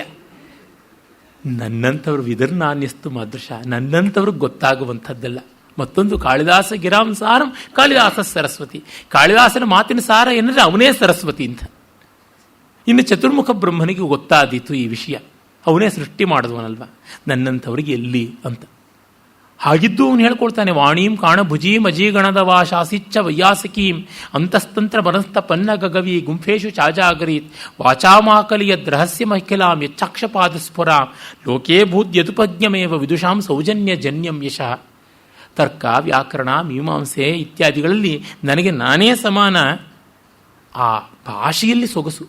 ವಾಣೀಂ ಕಾಣಭುಜೀಂ, ಕಣಭುಜ ವಾಣಿ ಕಾಣಭುಜಿ ತಾಂ ಕಾಣಭುಜೀಂ ವಾಣೀಂ ಅವಾಶಾಸೀತ್, ಅದನ್ನು ಶಾಸನ ಮಾಡಿಬಿಟ್ಟ. ವೈಯಾಸಕೀಂ ಅಂದರೆ ವೇದಾಂತವನ್ನು, ವ್ಯಾಸ ವೈಯಾಸಕಿ, ವ್ಯಾಸಸ್ಯ ಇದಂ ವ್ಯಾಸಸ್ಯೇಯಂ ವೈಯಾಸಿಕಿ. ಪನ್ನಗಗವಿ ಗುಂಫೇಶು, ಪನ್ನಗಗವಿ ಗುಂಫಾ ಅಂದರೆ ವ್ಯಾಕರಣ, ಆದಿಶೇಷಾವತಾರಿಯಾದ ಪತಂಜಲಿ ಶಾಸ್ತ್ರ. ಅಜಾಗರೀತ್, ಅಲ್ಲಿ ಜಾಗೃತಿಯಿಂದ ಎಚ್ಚೆತ್ತು ನಿತ್ಯ ಜಾಗೃತ ಪ್ರಜ್ಞೆ ಇತ್ತು. ಅಂತಸ್ತಂತ್ರಂ ಅರಂಸ್ತ, ತಂತ್ರಂ ಅಂದರೆ ಮೀಮಾಂಸ, ಅಂತಸ್ತಂತ್ರಂ ಅರಂಸ್ತ, ಮೀಮಾಂಸೆಯ ರಹಸ್ಯವನ್ನೆಲ್ಲ ತಿಳಿದು ಅದರೊಳಗೆ ವಿಹರಿಸಿಬಿಟ್ಟೆ. ಇನ್ನು ಅಕ್ಷಿಪಾದ ಸ್ಫುರಾಂ, ಅಕ್ಷಪಾದ ಅಂತಂದರೆ ಗೌತಮ ನ್ಯಾಯ, ಅದನ್ನೆಲ್ಲ ಆಕಲೆಯದ್ ರಹಸ್ಯಂ, ಆ ರಹಸ್ಯವನ್ನೆಲ್ಲ ಹೀರಿಕೊಂಡು ಬಿಟ್ಟಿದ್ದಾನೆ. ಇನ್ನು ಲೋಕದಲ್ಲಿ ಇನ್ನೊಬ್ಬರು ವಿದ್ವಾಂಸರಿದ್ದರೆ ಅದು ನನ್ನ ಮಾಡೆಸ್ಟಿಯಿಂದ, ನಾನು ಅಯ್ಯೋ ಕಟ್ಟಿಸಿದ ವಾದಕ್ಕೆ ಕರೆಯೋದು ಬೇಡ, ಅವ್ರ ಮರ್ಯಾದೆ ಉಳಿಸ್ಕೊಳ್ಳಿ ಅಂತ ಬಿಟ್ಟರೆ ಅವ್ರು ಪಂಡಿತರು, ಕರೆದನೋ ಅವ್ರು ಬಿದ್ದರು ಅಂತ ಅರ್ಥ ಅಂತ ಹೇಳ್ಬಿಟ್ಟು ಅಂತಾನೆ. ಇನ್ನು ನಾವು ವಿಜಯನಗರದ ಕಾಲದಲ್ಲಿದ್ದ ದೊಡ್ಡ ವಿದ್ವತ್ ಕವಿ ಉದ್ದಂಡನ ಬಗ್ಗೆ ಬರೋಣ. ಅವನ ಬಗ್ಗೆ ಅನೇಕ ಕಥೆಗಳಿವೆ. ಅವನು ವಿಜಯನಗರಕ್ಕೆ ಬಂದು ವಿಜಯನಗರದ ಮಹಾರಾಜಗಳಿಗೆ ಹೇಳ್ತಾನೆ, ಮಾಗ ಪ್ರತ್ಯುಪಕಾರ ಕಾತರತೆಯ ವೈವರ್ಣ್ಯ ಮಾಕರ್ಣ್ಯ ಶ್ರೀಕರ್ಣ ಆಟ ವಸುಂಧರಾಧಿಪ ಸುಧಾ ಸಿಕ್ತಾನಿ ಸುಕ್ತಾನಿನ ವರ್ಣ್ಯಂತೆ ಕವಿ ಪಯೋ ನಿಧಿ ಸರಿತ್ ಸಂಧ್ಯಾಭ್ರ ವಿಂಧ್ಯಾಟವಿ ಜಂಜಾ ವೀಚಿ ಪರಂಪರ ಜಂಜಾ ಮಾರುತ ನಿರ್ಜರ ಪ್ರಭೃತಯ ಕಿಂತೈರವಾಪ್ತಂ ಫಲಂ. ಏ ವಿಜಯನಗರದ ಮಹಾರಾಜ, ನನ್ನ ಮಾತನ್ನು ಕೇಳೋಕೆ ಸಂಕೋಚ ಪಟ್ಕೋಬೇಡ. ಇವನಿಗೆ ಏನಾದರೂ ದುಡ್ಡು ಕೊಡಬೇಕಾಗುತ್ತೆ, ಕಾಸು ಕೊಡಬೇಕಾಗುತ್ತೆ ಅಂತ ನೀನು ಏನು ಕೊಡಬೇಡ. ಅದಿನ್ನಂಥವ್ನು ಏನು ಕೊಡೋಕ್ಕಾಗುತ್ತೆ? ನಾವು ಯಾರಿಂದಲೂ ಏನು ನಿರೀಕ್ಷೆ ಮಾಡೋಲ್ಲ. ಚಂದ್ರನ ಮೇಲೆ ಪದ್ಯ ಹೇಳ್ತೀವಿ, ನದಿ ಮೇಲೆ ಹೇಳ್ತೀವಿ, ಗಾಳಿ ಮೇಲೆ ಹೇಳ್ತೀವಿ, ಸಾಯಂಕಾಲದ ಮೇಲೆ ಹೇಳ್ತೀವಿ, ವಿಂಧ್ಯ ಪರ್ವತದ ಮೇಲೆ ಹೇಳ್ತೀವಿ, ಬಿರುಗಾಳಿ ಮೇಲೆ ಹೇಳ್ತೀವಿ, ಮೇರು ಪರ್ವತದ ಮೇಲೆ ಪದ್ಯ ಹೇಳ್ತೀವಿ, ಸಮುದ್ರದ ಮೇಲೆ ಹೇಳ್ತೀವಿ, ಕಾಡಿನ ಮೇಲೆ ಹೇಳ್ತೀವಿ, ಹೂವಿನ ಮೇಲೆ ಹೇಳ್ತೀವಿ. ಯಾವೇನಾದ್ರು ದುಡ್ಡು ಕೊಡ್ತೀಯಾ? ಹಾಗಾಗಿ ನೀನು ಏನು ಕೊಡಬೇಕಾಗಿಲ್ಲ, ಕಾಸು ಖರ್ಚಾಗತ್ತೆ ಅಂತ ಸಂಕೋಚ ಬೇಡ, ಧಾರಾಳವಾಗಿ ನಮ್ಮ ಪದ್ಯ ಕೇಳು. ಸುಧಾ ಸಿಕ್ತಾನಿ ಸೂಕ್ತಾನಿನಃ, ನಮಗೇನಾದ್ರು ಕೊಡೋಕ್ಕೆ ಆಗುತ್ತಾ, ಕೊಡೋಕ್ಕೆ ಯೋಗ್ಯತೆ ಇಲ್ವಲ್ಲ ಅಂತ ಮುಖ ಬಿಳಿಸ್ಕೊಳ್ಬೇಡ. ಮಾಗ ಪ್ರತ್ಯುಪಕಾರ ಕಾತರತೆಯ ವೈವರ್ಣ್ಯಂ, ಬಿಳಿಸ್ಕೊಂಡು ಬಿಡಬೇಡ, ಅನೇಮಿಕ ಆಗಬೇಡ. ಆಕರ್ಣಯ್ಯ ಸುಧಾ ಸೂಕ್ತಾನಿ ಸಿಕ್ತಾನಿ ಸೂಕ್ತಾನಿನಃ ಶ್ರೀಕರ್ನಾಟ ವಸುಂಧರಾಧಿಪ. ಮೊದಲು ಕಿವಿ ತೆರೆದು ಮನಸ್ಸು ತೆರೆದು ನಮ್ಮ ಪದ್ಯ ಕೇಳು. ಈ ಥರ ಹೇಳೋದಕ್ಕೆ ಆ ನಿರಂಕುಶ ಪ್ರಭುಗಳೆದುರಿಗೆ ಏನು ತಾಕತ್ತು ಬೇಕ್ರಿ. ಈಗಿನವರ ಕವಿಗಳು 6 ಕೊಟ್ಟರೆ ಅತ್ತೆ ಕಡೆ, 3 ಕೊಟ್ಟರೆ ಸೊಸೆ ಕಡೆ, ಜ್ಞಾನಪಿತ್ತ ಅಜ್ಞಾನಪಿತ್ತ, ಈ ಶೀತ ಆ ಉಷ್ಣ, ಈ ಥರದ ಪ್ರಶಂಸೆಗಳಲ್ಲಿ ಪ್ರಶಸ್ತಿಗಳಲ್ಲಿ ಏನೇ ಮುಳುಗ್ತಕ್ಕಂಥವ್ರು. ಈ ಕೆಚ್ಚು ತುಂಬ ದೊಡ್ಡದು. ಅವನು ಹೇಳ್ತಾನೆ, ನನಗೆ ಸಾಹಿತ್ಯ ಸಂಗೀತ ಎರಡೂ ಬರುತ್ತೆ ಅಂತ. ಎಷ್ಟೆಷ್ಟು ಕೆಚ್ಚಿನವನಾಗಿದ್ದ ಅಂತಂದರೆ ಎಲ್ಲಿ ಹೋದರೂ ದಿಟ್ಟನಾಗಿದ್ದ. ಅವನ ಬಗೆಗೆ ಅನೇಕ ಕಥೆಗಳಿವೆ. ನಾನು ಕವಿತೆಗೊಂದು ಕಥೆ ಪುಸ್ತಕದಲ್ಲಿ ಬರೆದಿದ್ದೀನಿ. ಅವನು ತುಂಡೀರ ಮಂಡಲ ಅಂದರೆ ತಮಿಳುನಾಡಿನವನು. ಕರ್ನಾಟಕ ಆಂಧ್ರದ ವಿಜಯನಗರ ಸಾಮ್ರಾಜ್ಯಕ್ಕೆ ಬಂದ. ಇವೆಲ್ಲ ಅಲ್ಲಿಗೆ ಸೇರಿತ್ತು. ಅಲ್ಲಿ ಗೌರವ ಪಡ್ಕೊಂಡ. ಹೇಳ್ತಾನೆ, ಏಕದ್ವಿಕ್ಷರ ಕಷ್ಟಪಿಷ್ಟಿ ಘಟನಾ ಸಂಜಾತ ಗರ್ವೋದ್ಧತಾ ಕಂಥಾ ಮಾತ್ರ ಕುವಿಂದ ಕವಯಿತು ಸಜ್ಜಂತೆ ಲಜ್ಜಾಮುಚ ಸ್ವರ್ಗ ನರ್ಗಲ ನಿರ್ಗಲತ್ ಸುರಸರಿತ್ ಪಾಥ ಪ್ರಪಾತ ಪ್ರತಾ ಪ್ರತ್ಯಾಖ್ಯಾನ ಪಟೀಯ ಸಾಪಿ ವಚಸ ಜಿಗರೇತಿ ಜಿವ್ವಾ ಮಮ. 1-2 ಅಕ್ಷರಗಳನ್ನು ಕಷ್ಟಪಟ್ಟು ಹಿಂಡಿ ಹಿಸುಕಿ ಹೊಸೀತಕ್ಕಂಥವರು ನಾಚಿಕೆ ಇಲ್ಲದೆ ಇರ್ತಾರೆ ಕವಿಗಳು ಅಂತ. ನಾನು ದೇವಗಂಗೆ ಸ್ಲಡ್ಜ್ ಗೇಟ್ಗಳನ್ನ ಎಲ್ಲ ತೆಗೆದುಬಿಟ್ರೆ ನುಗ್ಗಿ ಬರುತ್ತಲ್ಲ, ಬೋರ್ಗೆರೆದು ಅಣೆಕಟ್ಟನ್ನು ಕೊಚ್ಚಿಕೊಂಡು ಆ ಥರ ಬರುವ ಮಾತನ್ನು ಇಟ್ಕೊಂಡಿದ್ರು ನಾನು ಕವಿ ಅಂತ ಹೇಳ್ಕೊಳಕ್ಕೆ ಸಂಕೋಚ ಪಟ್ಕೋತೀನಿ. ಇನ್ನು ಲೋಕದ ರೀತಿ ನೋಡಿ ಹೇಗಿದೆ ಅಂತಂತಾನೆ. ಬಿಲ್ಹಣ ಕವಿ ಹೇಳ್ತಾನೆ, ಅವನಿಗಿಂತಲೂ ಒಂದು 300 ವರ್ಷ ಹಿಂದೆ ಇದ್ದವನು. ಬಿಂದು ದ್ವಂದ್ವ ತರಂಗಿತಗ್ರಸರಣಿ ಕರ್ತ ಶಿರೋ ಬಿಂದುಕಂ ಕರ್ಮೇತಿ ಕ್ರಮಶಿಕ್ಷಿತಾನ್ವಯ ಕಲಾ ಏಕೇಪಿ ತೆಭ್ಯೋಂಜಲಿ ಏಕೇಪಿ ತೆಭ್ಯೋಂಜಲಿ ಏತು ಗ್ರಂಥ ಸಹಸ್ರ ಶಾಣ ಕಷಣ ತೃಟ್ಯತ್ ಕಲಂಕೈರ್ಗಿರಾಂ ಉಲ್ಲಾಸ ಕವಿಯಂತಿ ಬಿಲ್ಹಣ ಕವಿ ತೇಷ್ವೇವ ಸನ್ನಹಿಯತಿ ಅಂತ. ಯಾರಿಗಾದರೂ ಸಂಸ್ಕೃತ ದೇವನಾಗರಿ ಲಿಪಿ ಗೊತ್ತಿದ್ದವರಿಗೆ ರಾಮಂ ಅಂತಂದರೆ ಬಿಂದು ಚುಕ್ಕೆ ಮೇಲಿಟ್ಟರೆ ರಾಮಂ ನಮಾಮಿ ಅಂತಂದರೆ ರಾಮನನ್ನು ನಮಸ್ಕಾರ ಮಾಡ್ತೀನಿ ಅಂತ ಕರ್ಮಪದ. ರಾಮ ವನಂ ಗಚ್ಚತಿ ಅಂತ 2 ಚುಕ್ಕೆ ಇದ್ದರೆ ರಾಮ ಅದು ಕರ್ತೃಪದ. ಇಷ್ಟೇ ಕುರುಡು ಪಾಠ ಗೊತ್ತು. 2 ಚುಕ್ಕೆ ಹಿಂದೆ ಇರೋ ಪದ ಕರ್ತೃ, 1 ಚುಕ್ಕೆ ಕೆಳಗೆ ಇರತಕ್ಕಂಥ ಪದ ಕರ್ಮ ಅಂತ ಯಾರು ಕುರುಡು ಪಾಠ ಕಲ್ತಿದ್ದಾರೆ. ಬಿಂದು ದ್ವಂದ್ವ ತರಂಗಿತಗ್ರ ಸರಣಿ ಕರ್ತ ಶಿರೋಬಿಂದುಕಂ ಕರ್ಮ ಇತಿ ಶಿಕ್ಷಿತಾನ್ವಯ ಕಲಾ. ಹೀಗೆ ಕುರುಡಾಗಿ ಪಾಠ ಕಲ್ತಿದ್ದಾರಲ್ಲ, ತೇಭ್ಯೋ ಅಂಜಲಿ, ಅವ್ರಿಗೆ ನಮಸ್ಕಾರ. ನನ್ನ ಜೊತೆ ಯಾರು ನಿಲ್ಲಬೇಕು, ಸನ್ನಹ್ಯತೆ ನಿಲ್ಲಬೇಕಾದವ್ರು ಯಾರು? ಗ್ರಂಥ ಸಹಸ್ರ ಶಾಣ ಕಷಣ ತೃಟ್ಯತ್ ಕಲಂಕ ಇರ್ಗಿರಾಮ್. 1000 ಗ್ರಂಥಗಳನ್ನು ಓದಿ ತಮ್ಮ ಮಾತಿನ ಕೊಳೆಯನ್ನು ಕೊಚ್ಚಿ ಹಾಕಿಕೊಂಡಿದ್ದಾರಲ್ಲ, ಅವ್ರ ಜೊತೆ ಮಾತ್ರ ನಮ್ಮ ವ್ಯವಹಾರ, ಬೇರೆಯವ್ರ ಜೊತೆಗೆ ಅಲ್ಲ ಅಂತಂತಾನೆ. ಈ ಮಟ್ಟದವನು ಬಿಲ್ಹಣ ಕವಿ. ಇವನು ಹಾಗೆ, ನನ್ನಂಥವನ ಮಾತು ನನ್ನಂಥದ್ದೇ ಅಂತ. ಅವನು ಕೇರಳಕ್ಕೆ ಹೋಗ್ತಾರೆ. ಕೇರಳದಲ್ಲಿ ಅನೇಕ ಕಾಲ ಇದ್ದ, ಅಲ್ಲಿಯೇ ಮದುವೆ ಆಗಿ ಸಂಸಾರನೂ ಇಟ್ಟಿದ್ದ ಅಂತಾರೆ. ಕೇರಳದ ನಂಬೂದರಿಗೆ ಹೊಟ್ಟೆ ಉರಿ ಬಂದ್ಬಿಡ್ತು. ಇವನು ಎಲ್ಲ ಕಡೆಯಲ್ಲೂ ಬಂದು ನಮ್ಮನ್ನು ಮೂದಲಿಸ್ತಾ ಇದ್ದಾನಲ್ಲ, ನಮ್ಮನ್ನು ಮೂಲೆ ಗುಂಪು ಮಾಡ್ತಾ ಇದ್ದಾನಲ್ಲ ಅಂತ ದಾಮೋದರ ಭಟ್ಟ ಅಂತ ಒಬ್ಬ ನಂಬೂದಿರಿ ಬಾಲಕನನ್ನು ಬೆಳೆಸಿದ್ರು. ಅವನಿಗೆ ಪುಂಸವನ ಮಾಡಿ ಚಿಕ್ಕ ವಯಸ್ಸಿನಲ್ಲೇ ಮಹಾವಿದ್ವಾಂಸ ಹುಟ್ಟಬೇಕು ಅಂತ ಪ್ರಯತ್ನ ಪಟ್ಟು ಅವನು 7-8 ವಯಸ್ಸಿಗೇನೆ ಮಹಾಕವಿ ವಿದ್ವಾಂಸ ಆದ ಅಂತ. ಅವನು ಉದ್ದಂಡಿನ ಜೊತೆ ವಾದಕ್ಕೆ ಬರ್ತಾನೆ. ಅವನು ಎತ್ಕೊಂಡು ಬರ್ತಾನೆ. ಆಗ ವಾದಕ್ಕೆ ನಿಂತಾಗ ಉದ್ದಂಡ ನೋಡ್ಬಿಟ್ಟು ಆಕಾರೋ ಹ್ರಸ್ವ ಅಂದನಂತೆ. ಇವನ ಆಕಾರ ನೋಡಿದ್ರೆ ಚಿಕ್ಕದಲ್ವಾ ಅಂದರೆ, ಅಯ್ಯೋ ನಿನಗಿಷ್ಟು ಗೊತ್ತಿಲ್ಲ, ಅಕಾರ ಹ್ರಸ್ವ ಆಕಾರ ದೀರ್ಘ ಅಂತಂದನಂತೆ. ಯಾವ ಮಟ್ಟದ ಟಾಂಟ್ ನೋಡಿ. ಮತ್ತೆ ಇವನು ಹೇಳ್ತಾನೆ, ನಾನು ಸಾಹಿತ್ಯ ಸಂಗೀತ ಕೋವಿದ, ನಿನಗೇನು ಗೊತ್ತು ಅಂತ. ಇಂದ್ರನೀಲೇನರಾಗೋಸ್ತಿ ಗುಂಜಾಯಾಮ್ ನತು ನೀಲಿಮ ವೈಭಾತಿ ದ್ವಂಚೇತಿ ಗುಂಜಾತ್ ರಂಜಯತೆ ತಮಾಮ್ ಅಂತ. ಅಂದರೆ ಇಂದ್ರನೀಲ ಬ್ಲೂ ಜಾಗರ್, ಅದರಲ್ಲಿ ಕೆಂಪು ಬಣ್ಣ ಇಲ್ಲ. ಪದ್ಮರಾಗ ರೂಬಿ ಕೆಂಪು, ಅದರೊಳಗೆ ಮಾಣಿಕ್ಯ ಅಂತೀವಲ್ಲ, ಅದರೊಳಗೆ ನೀಲಿ ಬಣ್ಣ ಇಲ್ಲ.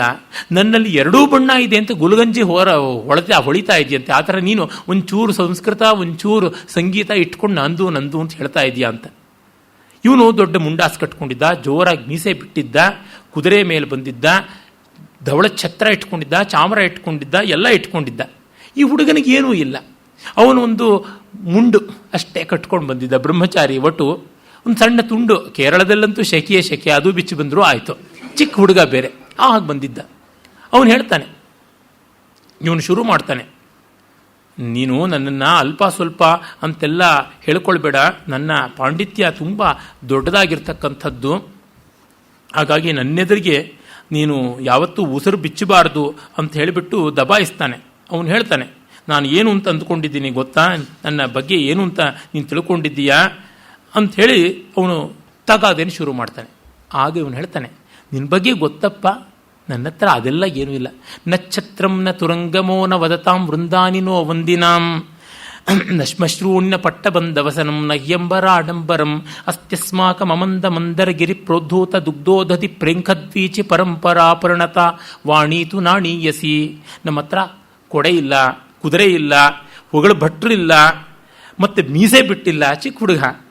ಜೋರಾದ ರೇಷ್ಮೆ ಬಟ್ಟೆ ಇಲ್ಲ, ಮುಂಡಾಸ್ ಇಲ್ಲ, ಗಿಂಡಾಸ್ ಇಲ್ಲ, ಏನೂ ಇಲ್ಲ. ಆದರೆ ಒಂದೇ ಇದೆ, ಆ ಮಂದರ ಪರ್ವತ ಸಮುದ್ರ ಮಥನ ಮಾಡುವಾಗ ಧಡಂ ಅಂತ ಆ ಕ್ಷೀರಸಾಗರದಲ್ಲಿ ಬಿದ್ದಾಗ ಅಲೆಗಳ ಮೇಲೆ ಕೆದ್ದವಲ್ಲ, ವಾಸುಕಿಯನ್ನು ಸುತ್ತಿ ಆ ಕಡೆ ಈ ಕಡೆ ದೈತ್ಯರು ದೇವತೆಗಳು ಎಳೆದಾಗ ಅಲೆಗಳು ನೊರೆಗಳು ಆಕಾಶಕ್ಕೆ ಎದ್ದವಲ್ಲ, ಹಾಗೆ ಉಕ್ಕೇರಿ ಅಹಮಹಮಿಕೆಯ ಬರತಕ್ಕಂಥ ವಾಗ್ವೈಭವ ಇದೆ, ಇನ್ನೇನೂ ಇಲ್ಲ ಅಂತ.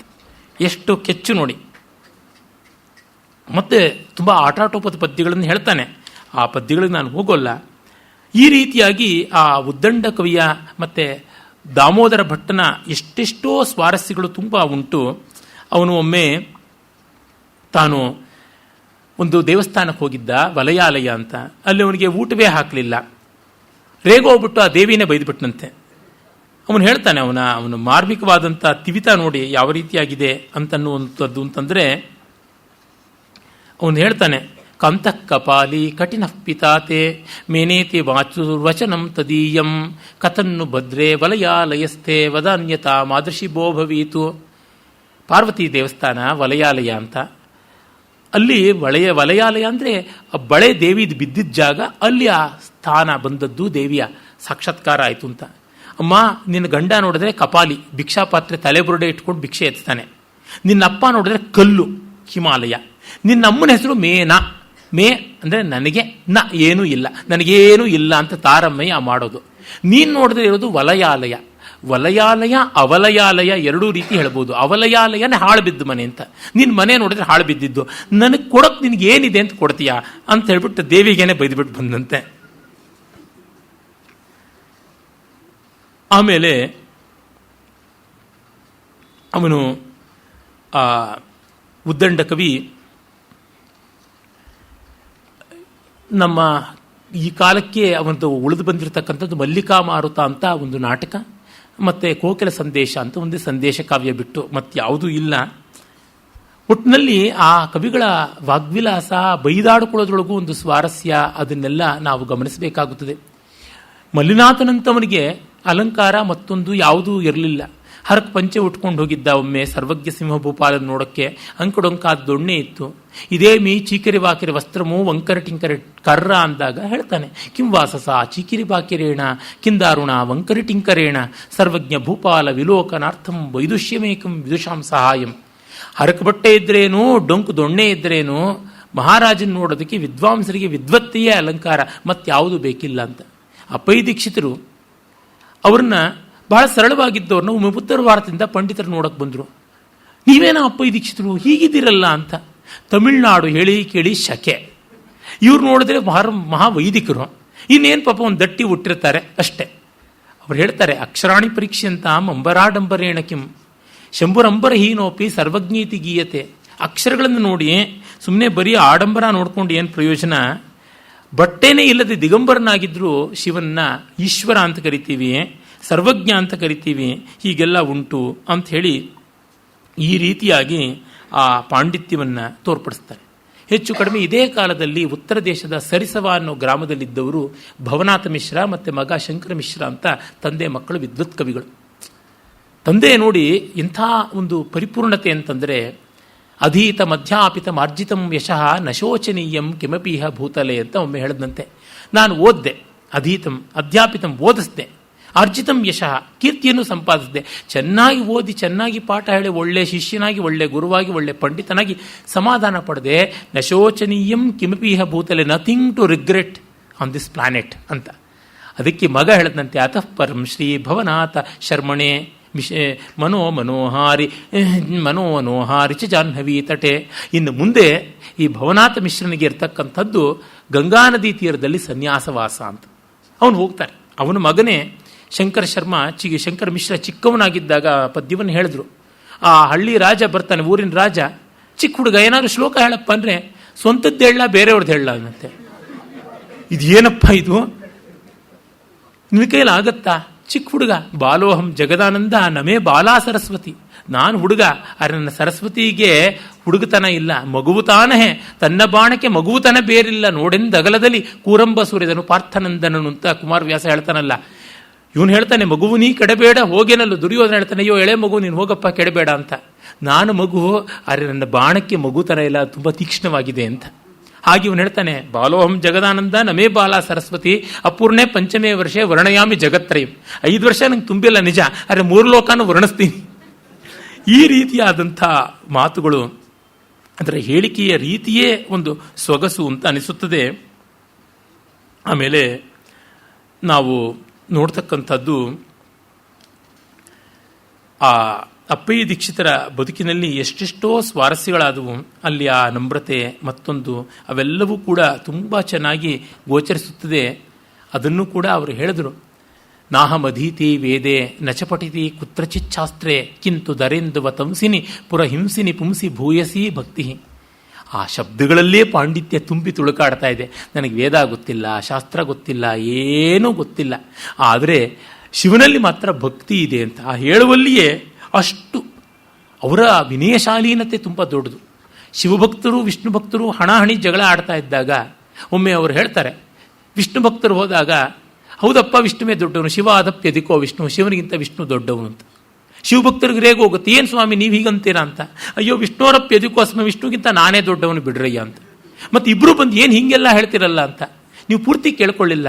ಶಿವಸ್ಯೇಕಂ ವಿಷ್ಣುವರ್ ದಶ ಮಮ ಜನ್ಮ ಸಹಸ್ರಶಃ. ಶಿವನಿಗೆ 1 ಜನ್ಮ, ವಿಷ್ಣುವಿಗೆ 10 ಜನ್ಮ, ನನಗೆ 1000 ಜನ್ಮ, ಹಾಗೆ ನಾನು ದೊಡ್ಡವನು ಅಂತ ಅಂದದ್ದು ಅಂತ ನಮಗೆ ಗೊತ್ತಾಗುತ್ತದೆ. ಅವರ ಕೃತಾರ್ಥತೆಯ ಭಾವ ತೀರಿಕೊಳ್ಳುವಾಗ ಚಿದಂಬರಮಿದಂ ಪುರಂ ಪ್ರತಿತಮೇವ ಪುಣ್ಯಸ್ಥಲಂ ಸುತಾಶ್ಚ ವಿನಯೋಜ್ವಲ ಸುಕೃತಿಶ್ಚ ಕಾಶ್ಚಿತ್ ಕೃತಾಃ ವಯಶ್ಚ ಮಮ ಸಪ್ತತೇರುಪರಿ ನೈವ ಭೋಗೇ ಸ್ಪೃಹ ನ ಕಿಂಚಿದಃ ಮರ್ಥಯೇ ಶಿವಪದಂ ದಿದಕ್ಷೇ ಪರಂ ಅನ್ನುವ ಮಾತು ಬರ್ತದೆ. ಇದು ಚಿದಂಬರ ಪುಣ್ಯಸ್ಥಳ. ಮತ್ತೆ ನನಗೋ 70 ಮೇಲಾಯಿತು ವಯಸ್ಸು, ಮಕ್ಕಳೆಲ್ಲ ಚೆನ್ನಾಗಿದ್ದಾರೆ, ವಿನಯೋಜ್ವಲರಾಗಿದ್ದಾರೆ, ನಾನು ಒಂದಷ್ಟು ಒಳ್ಳೆಯ ಕೆಲಸ ಮಾಡಿದ್ದೀನಿ. ಸುಕೃತಿಯಶ್ಚ ಕಾಶ್ಚಿತ್ ಕೃತಾಃ, ನೋಡಿ ಸರ್ವಾಃ ಕೃತಾಃ ಅಲ್ಲ, ಏನೋ ಒಂದಷ್ಟು ಒಳ್ಳೆಯ ಕೆಲಸ ಮಾಡಿದ್ದೀನಿ, ನನಗಿನ್ನೇನು ಬೇಡ, ಶಿವಪದ ಬೇಕು ಅಂತ ಅಂದರು. ತಕ್ಷಣ ಶಿವ ಸಾಕ್ಷಾತ್ಕಾರ ಆಯ್ತಂತೆ. ಆಭಾತಿ ಹಾಟಕ ಸಭಾನಟ ಪಾದಪದ್ಮ ಜ್ಯೋತಿರ್ಮಯಂ ಮನಸ್ಸಿ ಮೇ ತರುಣಾರುಣೋಯಂ, ಅವನ ಪಾದಪದ್ಮಗಳು ದೇದೀಪ್ಯಮಾನವಾಗಿ ಕಾಣಿಸ್ತಾ ಇವೆ ಅಂತ ಹೇಳಿ ಹಾಗೇ ಮಲಗಿಬಿಟ್ರು.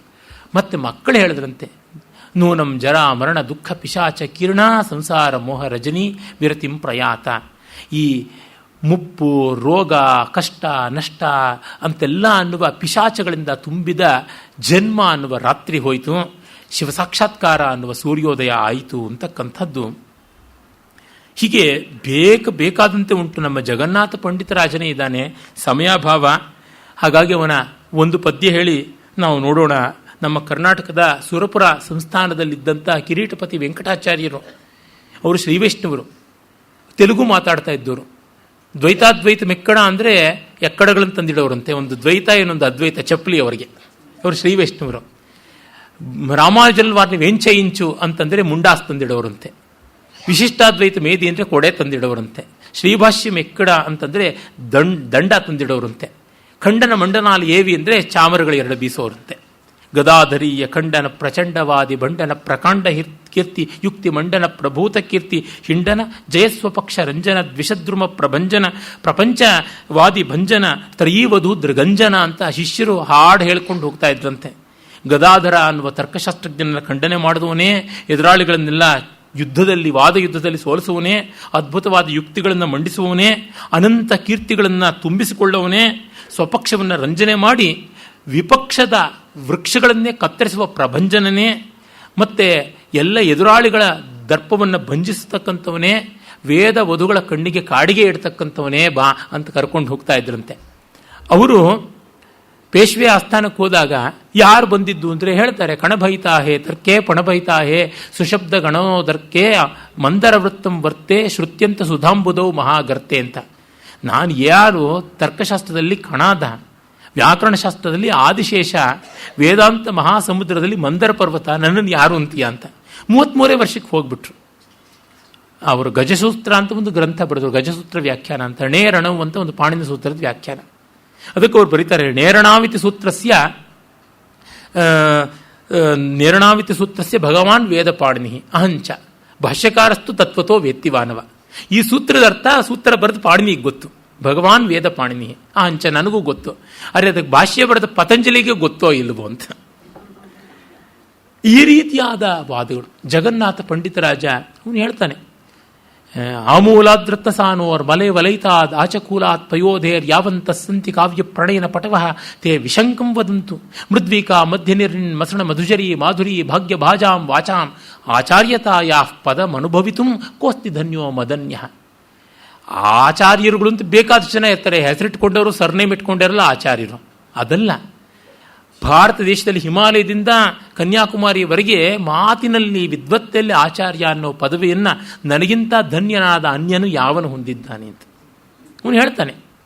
ನನ್ನ ಸರಸ್ವತಿಯೇ ಮತ್ವಾಣಿ ಮಾಕುರು ವಿಷಾದ ಮನಾದರೇಣ ಮಾತ್ಸರ್ಯ ಮಗ್ನ ಮನಸಾಂ ಸಹಸಾ ಕಲಾನಾಂ. ಅಯ್ಯೋ ನನ್ನ ಸರಸ್ವತಿ, ಹೊಟ್ಟೆ ಕಿಚ್ಚಿನವರ ಸಣ್ಣ ಬುದ್ಧಿಯ ಉಪೇಕ್ಷೆಗೆ ಬೇಜಾರು ಮಾಡ್ಕೊಳ್ಬೇಡ. ಯಾಕೆ? ಹಾಸ್ಯೇಶು ದಾಸ್ಯಸಿ ತಮಾಂ ಕತರೋ ವಿಲಾಸಾಂ. ಎಂಥದ್ದು ನೀನು ದೊಡ್ಡ ದೊಡ್ಡ ರಸಿಕರ ಮಾತಿನಲ್ಲಿ ನಾಲಿಗೆಯ ಮೇಲೆ ಕುಣಿದಾಡುವ ಸಂದರ್ಭ ಇದ್ದೇ ಇದೆ, ಹಾಗಾಗಿ ಬೇಜಾರು ಬೇಡ. ಮತ್ತೆ ಬೇರೆಯವ್ರಿಗೆ ಹೇಳ್ತಾನೆ, ನೀವು ನನ್ನ ಹತ್ರ ಬಂದು ಪದ್ಯವನ್ನು ಹೇಳಬೇಕು ಅಂತಂದರೆ ಒಳ್ಳೆ ಪದ್ಯ ಹೇಳಬೇಕು. ನಿರ್ಮಾಣೆ ದಿಮಾರ್ಮಿಕೋಸಿ ಸುತರಾಂ ಅತ್ಯಂತ ಪಾಕದ್ರವಂ ಮೃದ್ವೀಕಾ ಮೃದು ಮಾಧುರಿ ಮದ ಪರಿಹಾರೋದ್ಧುರಾಣಾಂ ಗಿರಾಂ ಕಾವ್ಯಂ ತರ್ಹಿ ಸಖೇ ಸುಖೇನ ಕಥೆಯ ತ್ವಂ ಸಮ್ಮುಖೇ ಮಾದೃಶಾಂ.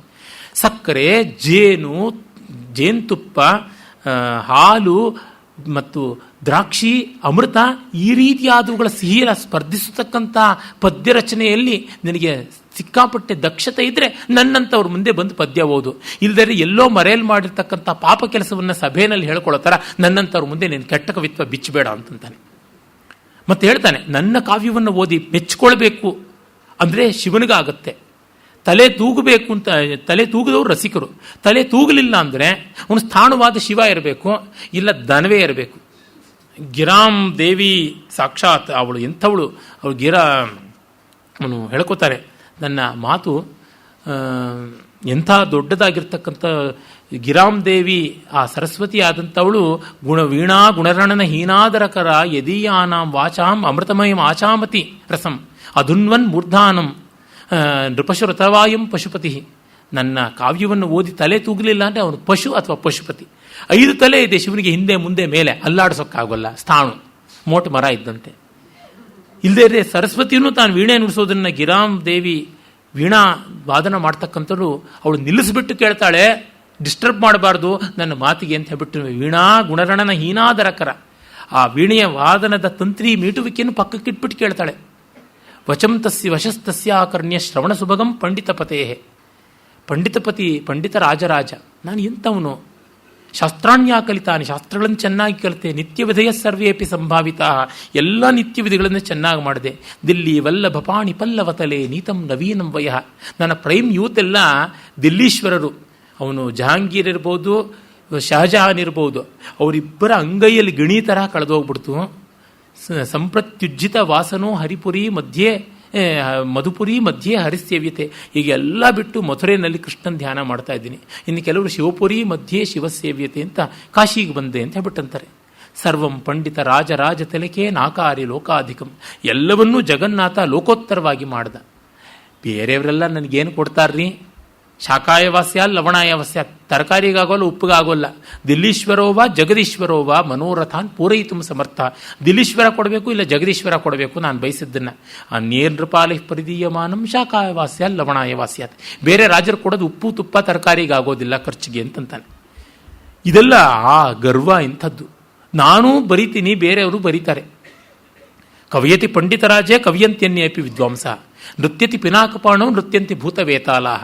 ಶಿವ ಕುಣಿತಾನೆ ಅಂತ ಸುತ್ತಲೂ ಭೂತ ಬೇತಾಳ ಪಿಶಾಚಿನೂ ಕುಣಿಯುತ್ತೆ. ನಾನು ಬರಿತೀನಿ ಅಂತ ಬೇರೆಯವರು ಬರೀತಾರೆ. ಅನಾಸ್ವಾದ್ಯ ಅನಾರಾಧ್ಯ ಕಾಲೀಂ ಅನಾಸ್ವಾದ್ಯ ಚೌಳೀಂ ವಿನಾಮಂತ ತಂತ್ರಂ ವಿನಾ ತಂತ್ರಯುಕ್ತಿಂ ವಿಚಿತ್ರಂ ಕವಿತ್ವಂ ಸುಪದ್ಯಂಚ ಕರ್ತುಂ ಧರಿತ್ರಿ ತಲೆ ಕೋಸ್ತಿ ಧನ್ಯೋ ಮಧನ್ಯ. ಕಾಳಿದಾಸ ಕಾಳಿನ ಆರಾಧನೆ ಮಾಡಿ ಬೀಜಾಕ್ಷರ ನಾಲ್ಗೆಯಲ್ಲಿ ಬರೆಸ್ಕೊಂಡಂತೆ. ಅದೇ ಥರ ಜ್ಯೋತಿಷ್ಮತಿ ತೈಲ ಕುಡಿದ್ಬಿಟ್ಟು ಇನ್ನು ಕೆಲವರು ಬರೀತಾರೆ, ಇನ್ನು ಕೆಲವರು ಗಾಂಜಾ ಕುಡಿದು ಬರೀತಾರೆ. ಅವರೆಲ್ಲ ಥರ ಅಲ್ಲ, ನಾನು ಸ್ವತಂತ್ರವಾಗಿ ಪ್ರಾಮಾಣಿಕವಾಗಿ ಪರಿಶ್ರಮ ಪಟ್ಟು ನಾನು ಕಾವ್ಯ ಬರೀತೀನಿ ಅಂತಾನೆ. ಇವರೆಲ್ಲರ ರೀತಿಯೇ ಒಂದು ಬಗೆಯಲ್ಲಿ ನೋಡಿದಾಗ ನಮಗೆ ಅನಿಸುತ್ತೆ, ಅಬ್ಬಾ ಎಂಥದ್ದು ಅಂತ. ಕಾವ್ಯಕಂಠ ವಾಸಿಷ್ಠ ಗಣಪತಿ ಮುನಿಗಳಿಂದ ಮೊದಲುಗೊಂಡು ಈ ಪರಂಪರೆ ತುಂಬ ಮುಂದುವರೆದಿದೆ. ಅದರ ಒಂದು ದಿಕ್ಪ್ರದರ್ಶನವನ್ನಷ್ಟೇ ಮಾಡುವುದಕ್ಕಾಯಿತು. ಧನ್ಯವಾದ, ನಮಸ್ಕಾರ.